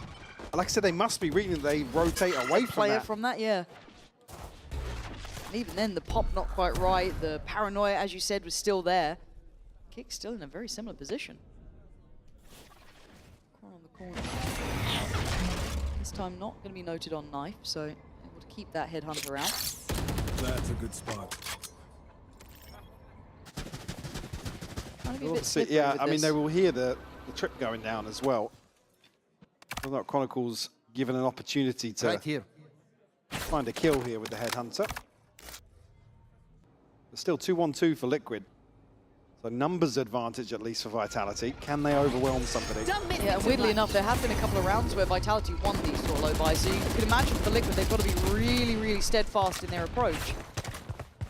This is good so far. Arm's length, no one making, I guess, too many individual moves. I was a bit worried about Camo being on island. He has backed up, which I like. Well, I mean, they've done the hard work here. Durka's going to have his ultimate for the next round. 30 seconds left. Of outcome here. Teleport's ready. Trying to bait Chronicle into finding a pick, but Liquid cautious enough. Durka getting a ton of damage. Yep. Oh, this is nice from Camo. Good confidence builder. Yeah, really good little Eco Cobra moment. And in zone flawless. Spectacular for them. Back to back. Yeah, this is exactly what they needed after what was a bit of a shaky game. You look at that first half. This is really, really solid stuff. Durka. Will be probably tip of the spear here for Vitality. Nice, let's go, boys. Give it Quietly up. alongside that has his ultimate as well. Yeah, that's what I'm looking at, is how they want to implement these. I want to see a plan in mind, because it felt like they didn't quite have that plan in, not the last round, the one prior. Liquid look as if, well, they feel as if they've done the hard work here in terms of deterring Vitality away from B. A lesser stack here, but I mean, potentially Yampy could figure that out. But with Durka on the other side, maybe going to try and sell a fake somewhere else. TP here for Yampy, just expired. That was next to Durka on the other side of the map. It looks so similar, doesn't it? Kind of leave a little bit of interest off the back of Chronicle putting that trip down. A little bit of attention drawn that way, maybe hoping to keep one player a little bit more dedicated towards that B side of the map, but there hasn't been over-rotation. Liquid aren't really biting on this. Time starting to tick away here. Vitality in a position to make moves forwards. I think Camo going to be spotted there, yeah. I think for him as well, he's spotted people on the other side, so I think we're going to be anticipating this. I'm a bit worried about Miniboo here, just because of the positioning, but he tries to backfill it. Tried to take an aggressive fight to the back of the ult coming in, hoping to catch someone on the scale up, but they were really ready for that one. Yampy giving away as well where Nats is too. And Camo gonna find Profek. It's not all clean here. There is still a bit of a thorn in their side where Chronicle instantly takes it out, soothes the wound, and leaves Purpo and Kicks pretty much out of this round. You're going to have to sit back and respect the ultimate from Durka. Spots him on the camera at the end. So reveals this last line of defense for Liquid. But I quite like Yampy's position here too. Hard to clear without teeing up Chronicle. The paranoia could have helped, but it just doesn't quite reach. Yeah, nice little synergy at the end, but good plan, well made there. You kind of understand Miniboo's thoughts, but the positioning felt labored in the end. And still, with money to buy back in after that. See, back-to-back flawless is enabled. One enemy remaining. And to ride out another one, but Vitality now on double digits. And beyond that, actually, look at it. I mean, Miniboo, 600 in the bank, Camo, 900. Big investments. An operator in the hands of Miniboo. Certainly not out of the woods just yet. Ooh, commitment from Miniboo. And a reward. Stunning start for the young man. Taking away Durka is exactly what you would have wanted, but the temptation to push further was there. And Miniboo showing off a little bit of a reminder of caliber with this guy. Certainly found himself now in the back half of this series. Fake teleport. Saw hints on Pearl, but now on Corrode delivering some of these first bloods. I think he ended up with 8 on Pearl. Certainly continuing that trend.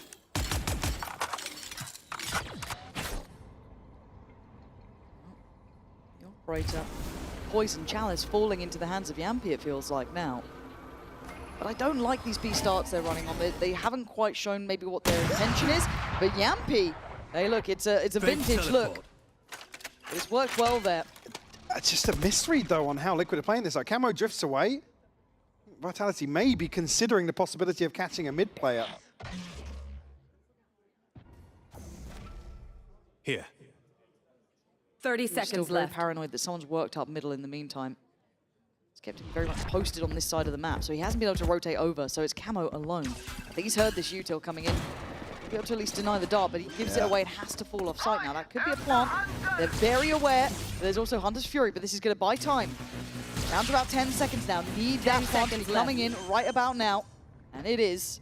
But a 3v4 isn't going to be easy. Still good util on Kicks. Still good util on Purpo. They've got key tools to work with. Profek as well gets himself into a dangerous position, pinged out already on the minimap. Yampy has to deliver this kill. He wanted the security of at least one of the angles for this retake, but he doesn't get it. Purpo finding the right footing to try and work forward. Profek, it's got to be a shot in the dark there. No way he's seen it. And then a follow-up for Offbeat. Hold on, the push of the pulls in. The Kicks with brilliance himself. Leaving two alive and Team Liquid still with some hope here. There's a chance maybe they could set up in between those two smokes, but I think Profek so paranoid of stepping forwards. Yampy, I mean, the right decision to go forward and try and dig somebody out. But shut down by Purpo. I mean, Liquid to take a breather here. Bring it within 3. Yeah, nice and close. But I honestly think Vitality will be chuffed to bits with this timeout too. See Miniboo and Kicks. The ultimates they have to rely on here on the other side. Vitality, who have the Hunter's Fury. It is Vitality timeout. Okay. Just correcting that one, because it did show initially as a was, Liquid one. yeah, because Nats was like looking fairly chill Pretty, and happy. yeah, I was happy like, with that. I'm like, well, okay. But again, I think I want to see what Liquid's actual goal on how they want to work B is, because it just doesn't feel like it's synergized. It doesn't feel threatening. It feels a bit weird. They're not breaking in at all. I don't think we've seen a round really without it coming down to that mid rush that they've been doing late in the game. Likewise for Vitality as well. I mean, Durka caught seemingly for free. Maybe just not a great read on the purchase and the possibility of an operator being where it was. But Miniboot, top of the board for Liquid. That's got to be good for him as well, just as a player confidence-wise, because the conversation around the end of, He's fell victim to, other issues in game and really feeling the confidence to stand on his own 2 feet. So certainly a performance like this can address it. Now is this the approach? A bit scared on the timing of the drop of the smoke. Yeah. But Blocking vision. okay. Nats doesn't have support just yet. Totally different look from Liquid on this side hold too. Yeah. Maybe just based on... Oh, he's worried someone slipped through. I was going to say, maybe based on Miniboo's ultimate here, that they have a plan in place. In terms of retaking B. Having to concede this space, Miniboo. He catches a glimpse, but no kill on that.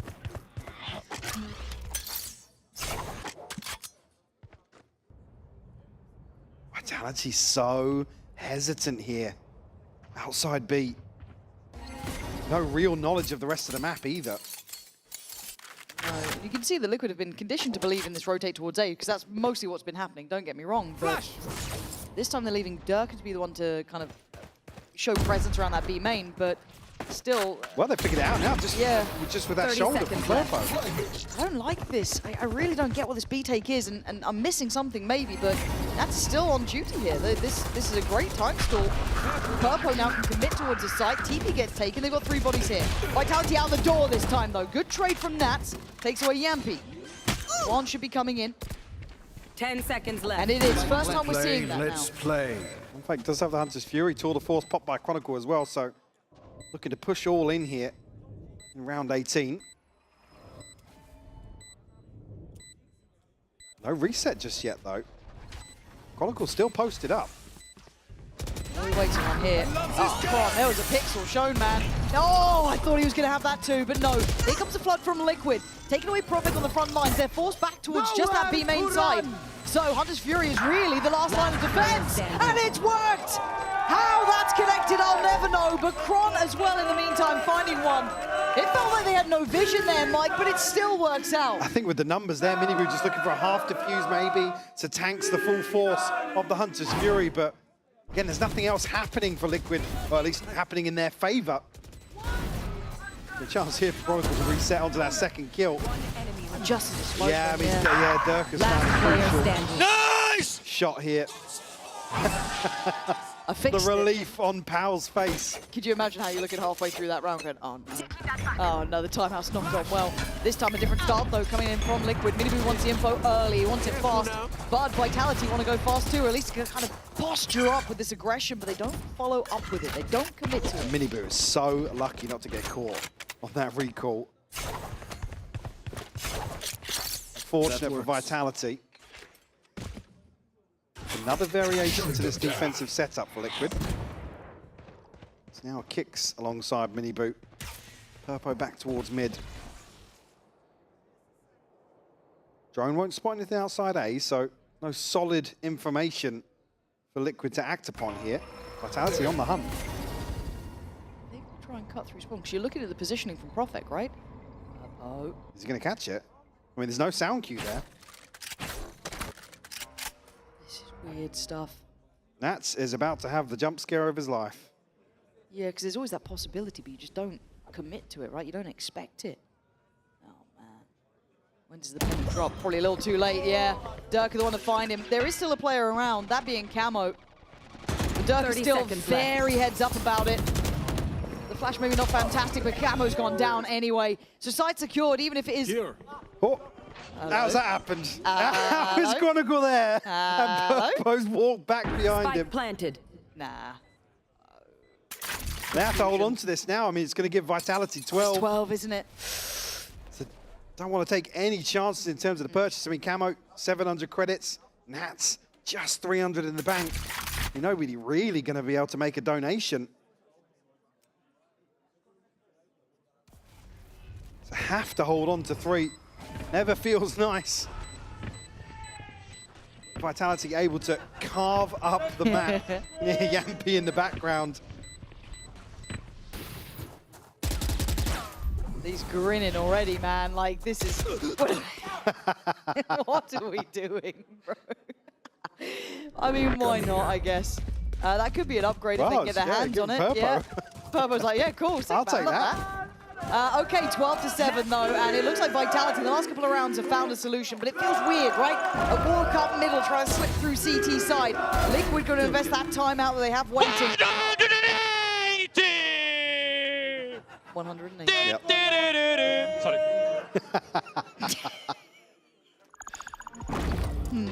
Yeah, lots to consider here as Liquid, and the 11th hour will call a timeout here. Chance to take a break. See the buy looking better than it was about 30 seconds ago. Yeah, there is an Courtesy upgrade of here. Yampy. Yeah. But what do they have ult-wise? The divide, and nothing else really super close, I mean, right? yeah, Maybe Purpo, but even 2 then, orbs away. can't bank on it. And on the other side, still a pretty flush purchase. I mean, if they get Profek an orb, they can revert back to a rehearsed sight hit here alongside Yampy. That's true. Haven't necessarily relied on that too much, but... I know.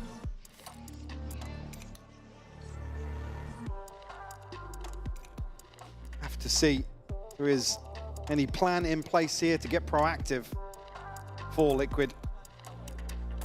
That's going to be the one that's struggling the most in terms of this buy. Yeah. All right. Liquid, you've given us a good game so far. Close score lines on both maps. We even went to OT. Does it start to drift away now? Chronicle does have the operator.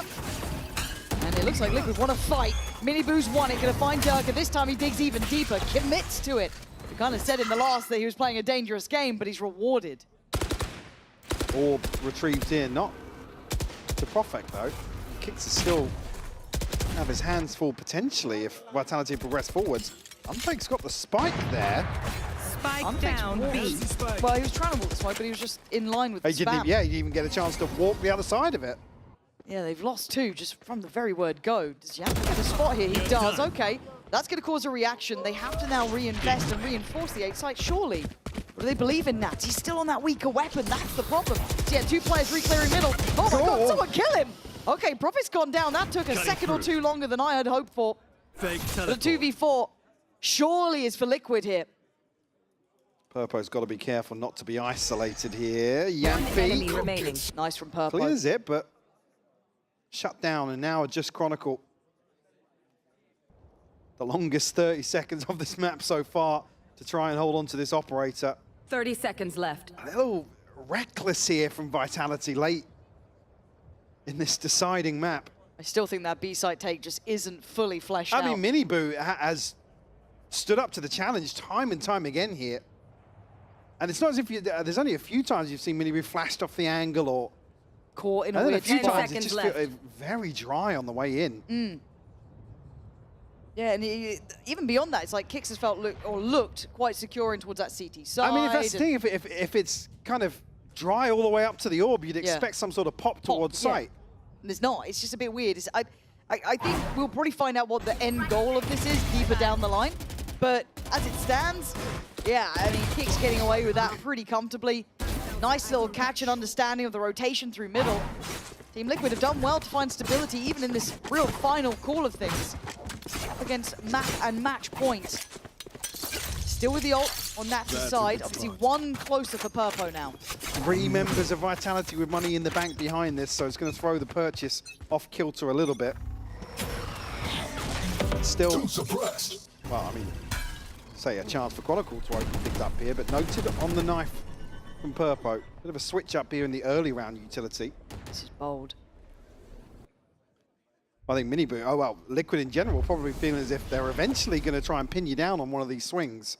So Miniboo exploring elsewhere. That's really and delivers good. once more. I love that from him. It was a really bold choice. He takes a lot of damage for this, but still, he drops a body. Yampi's now out of the equation, and they haven't been able to late work these rounds too easily. It feels like they still falter on this B main approach, and that's fantastic at slowing it down. Miniboo has been a threat at the beginning of the round, obviously different here. What's the plan now?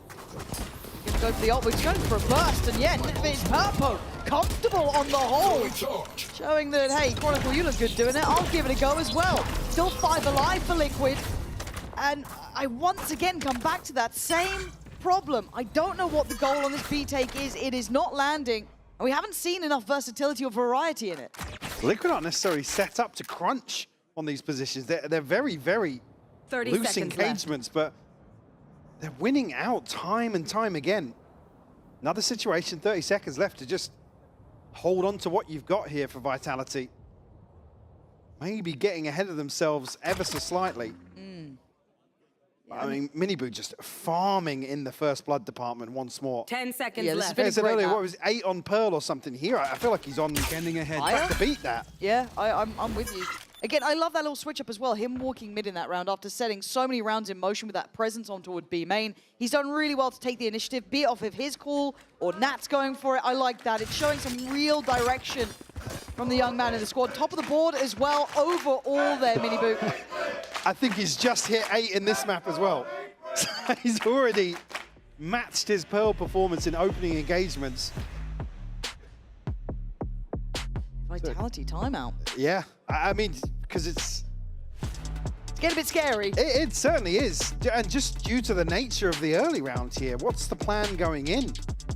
I can't even theory craft it, and I'm sure we can probably pester Pal and Co. We're on page 10 here, it looks like. Someone zoom and enhance. What's the goal? Tweet me.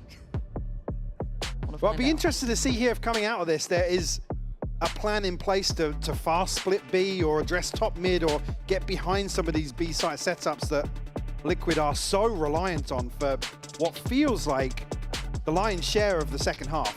Yeah, and it becomes a mind game as well because you've been almost hell-bent on that B approach. Surely they're going to go A now. Sure, you know what I mean? You start coming back to our early criticism, very one-dimensional, but it's working for Liquid here. I know. Like, Vitality are unable to get over that first obstacle.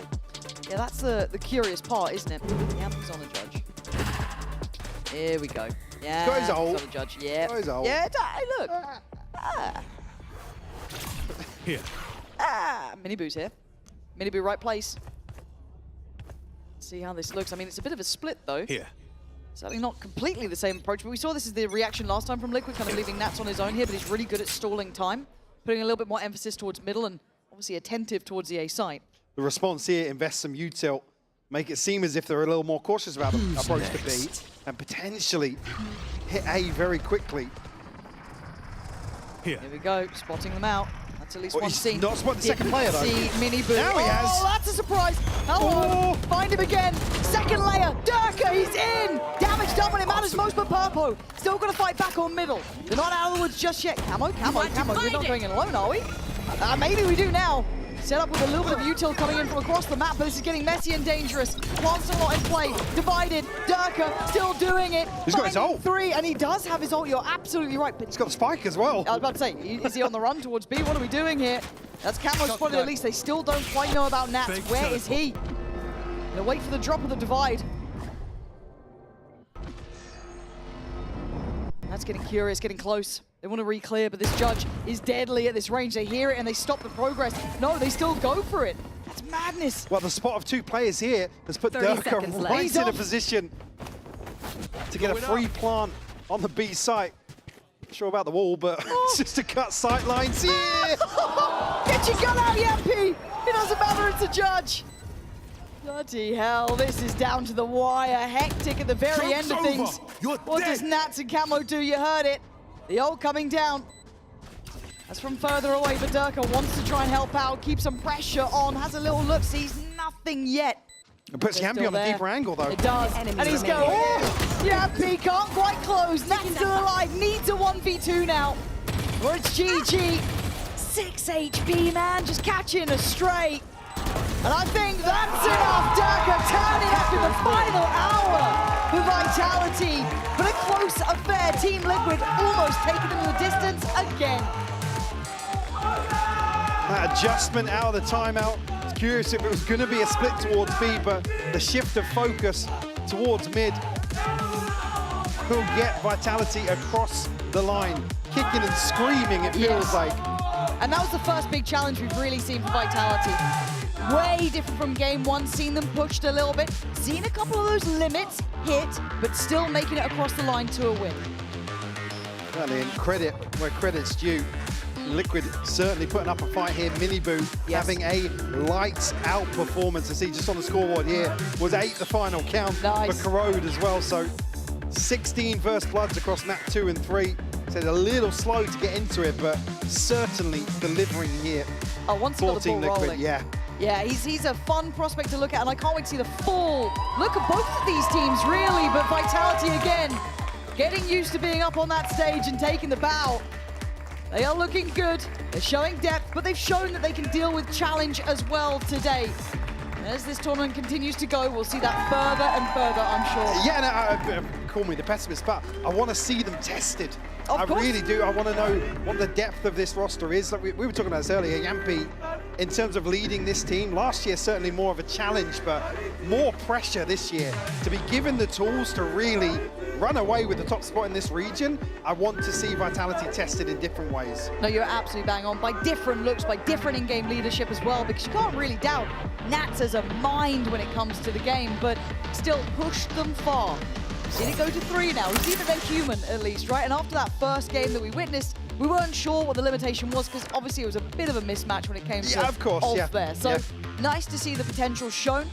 And something that's even nicer is I believe we actually have the post-plant potentially coming up, so do stick around. We'll be heading over there right about now.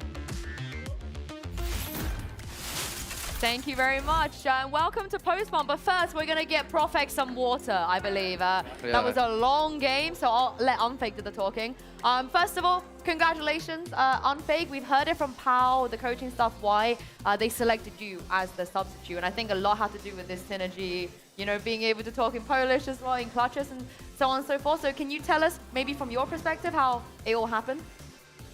Yeah, I think basically they picked me because they needed bot buff. They needed third bot player, and that's pretty it.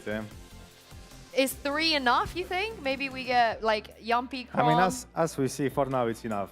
Okay, for now it's enough. For now it's enough. Maybe in the future we need fourth one. Okay, but don't worry, Elias is Yumpy is waiting. Yeah, wait, he's up for it? Yeah. I think it's impossible for Kron, right? He's got that nice perm. Like, I mean, it doesn't matter. If you want to make him bald, he will be bald. In which case, I have a question. Why haven't you two barked? Because Kron's barked, Yumpy's barked. Here's your water. We haven't seen you two bark. So I'm sorry, I'm just not into it, you know? Yeah, but you're gonna make him shave his hair, but you're not gonna bark. Yeah, but I told them to bark. Oh, it was... Yeah. We have you to thank. Yes. Oh, well, thank you very much, Profek. No thank problem. you. I really appreciate that. Please drink your water while Thank here. you very much. And Unfake, of course, it was a challenge today, right? A harder game. In fact, it was so hard that Pao even called a timeout. I believe, like, he didn't call a timeout for a very long time. The last game you played, I don't think he called a timeout at all. It was very, very quick.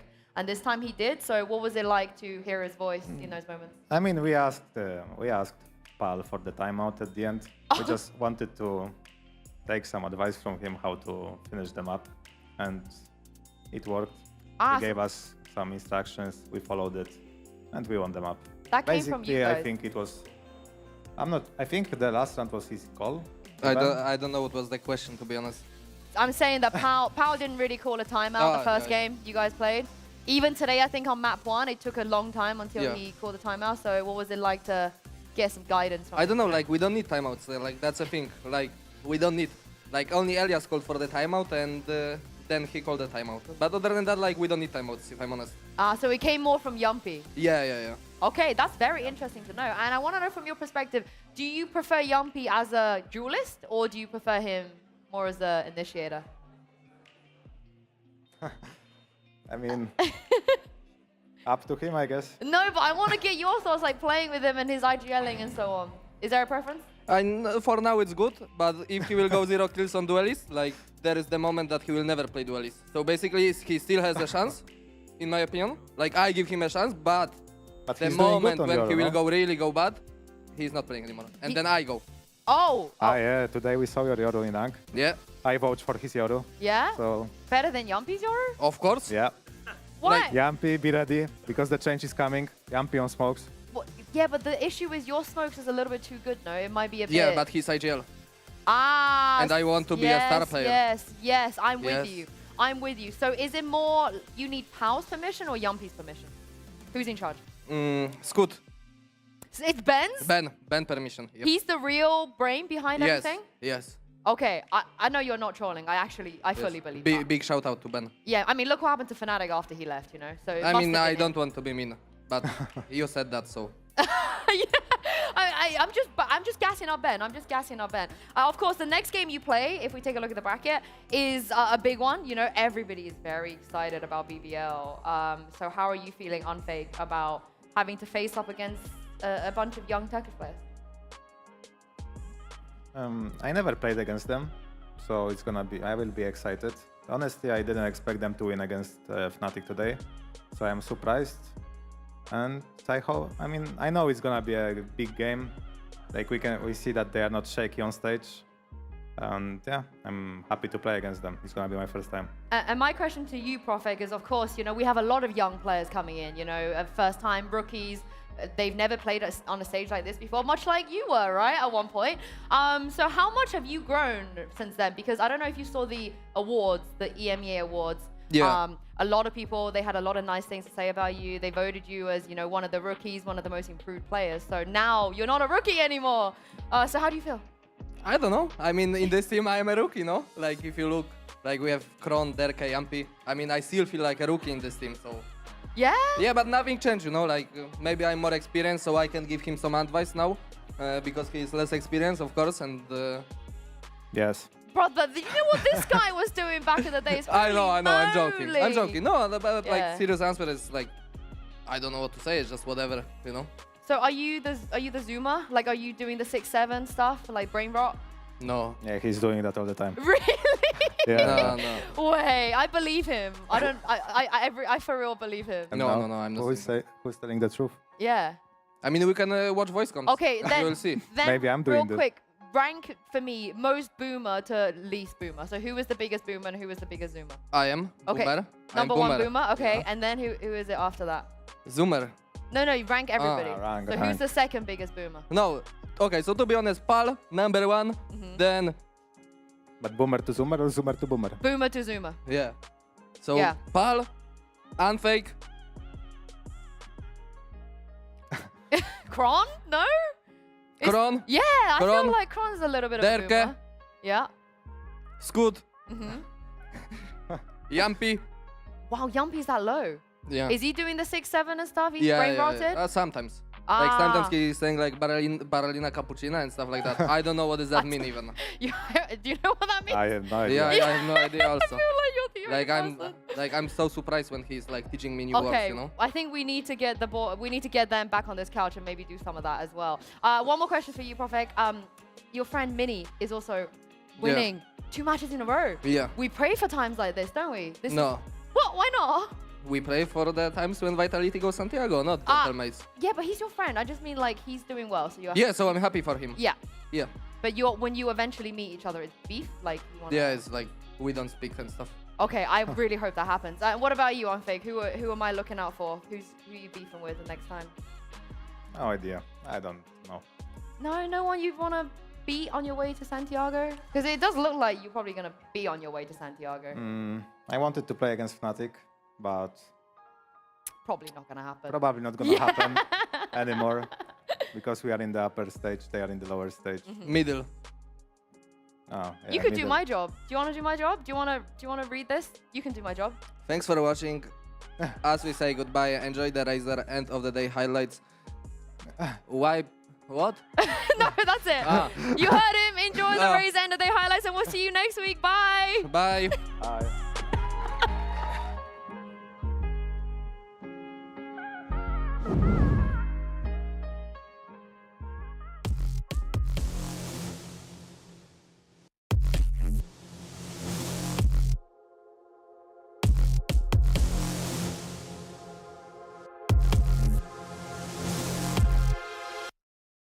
Well, we've already seen him attempt this once, but he's stuck alone. I don't know how Kayak just comes out with absolutely everything. Hey, boys, not tier 2 anymore. Welcome to tier 1. Rounded and dealt with. Another round from Kraven. That spark of hope smoldering into a flame of ambition. They are just one away from equalizing. Still players towards the window and the defuse denied! The Cash! Unleashing an ace on them! Into that 1v1, but it's the same man again. Crashy's looking to save back-to-back rounds, but not this time. You suck! And Babostri needs to stay alive, but he's got his brother alongside him, Hunter's Fury. He's going to have to let go, and it's not going to get planted. There's not enough time! Oh, that has gone catastrophically wrong! The least revealed one of them, but they are just dancing around him, and there's Kraven lurking in the darkness. BBL, they made it here just a few days ago, and they have already taken off the head of the Kings of EMEA.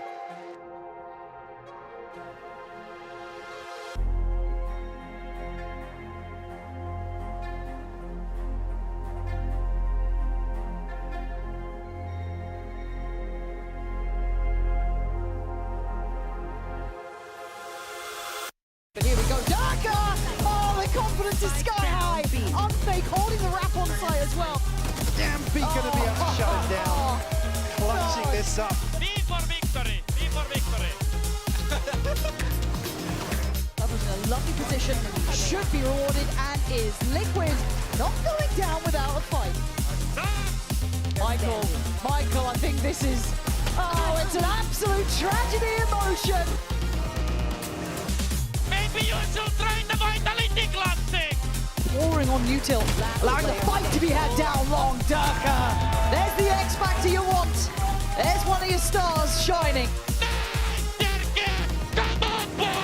Rez comes off though, Yampy back on his feet. But for a second. Kron is dead to rights. Whichever way you go. What are you doing? Very engaged in this. And now that almost retraction of attention, Vitality really having around their Profek. 4 kills.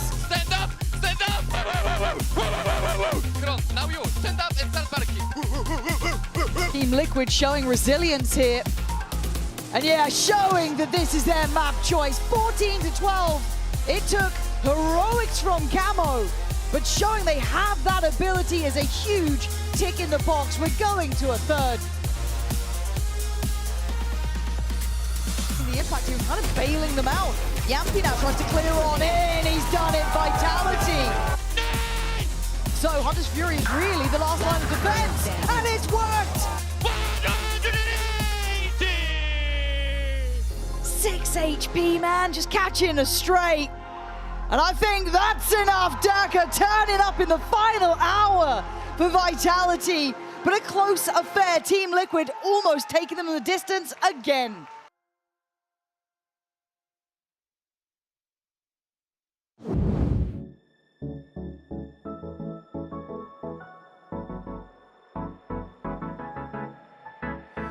Let's do something crazy.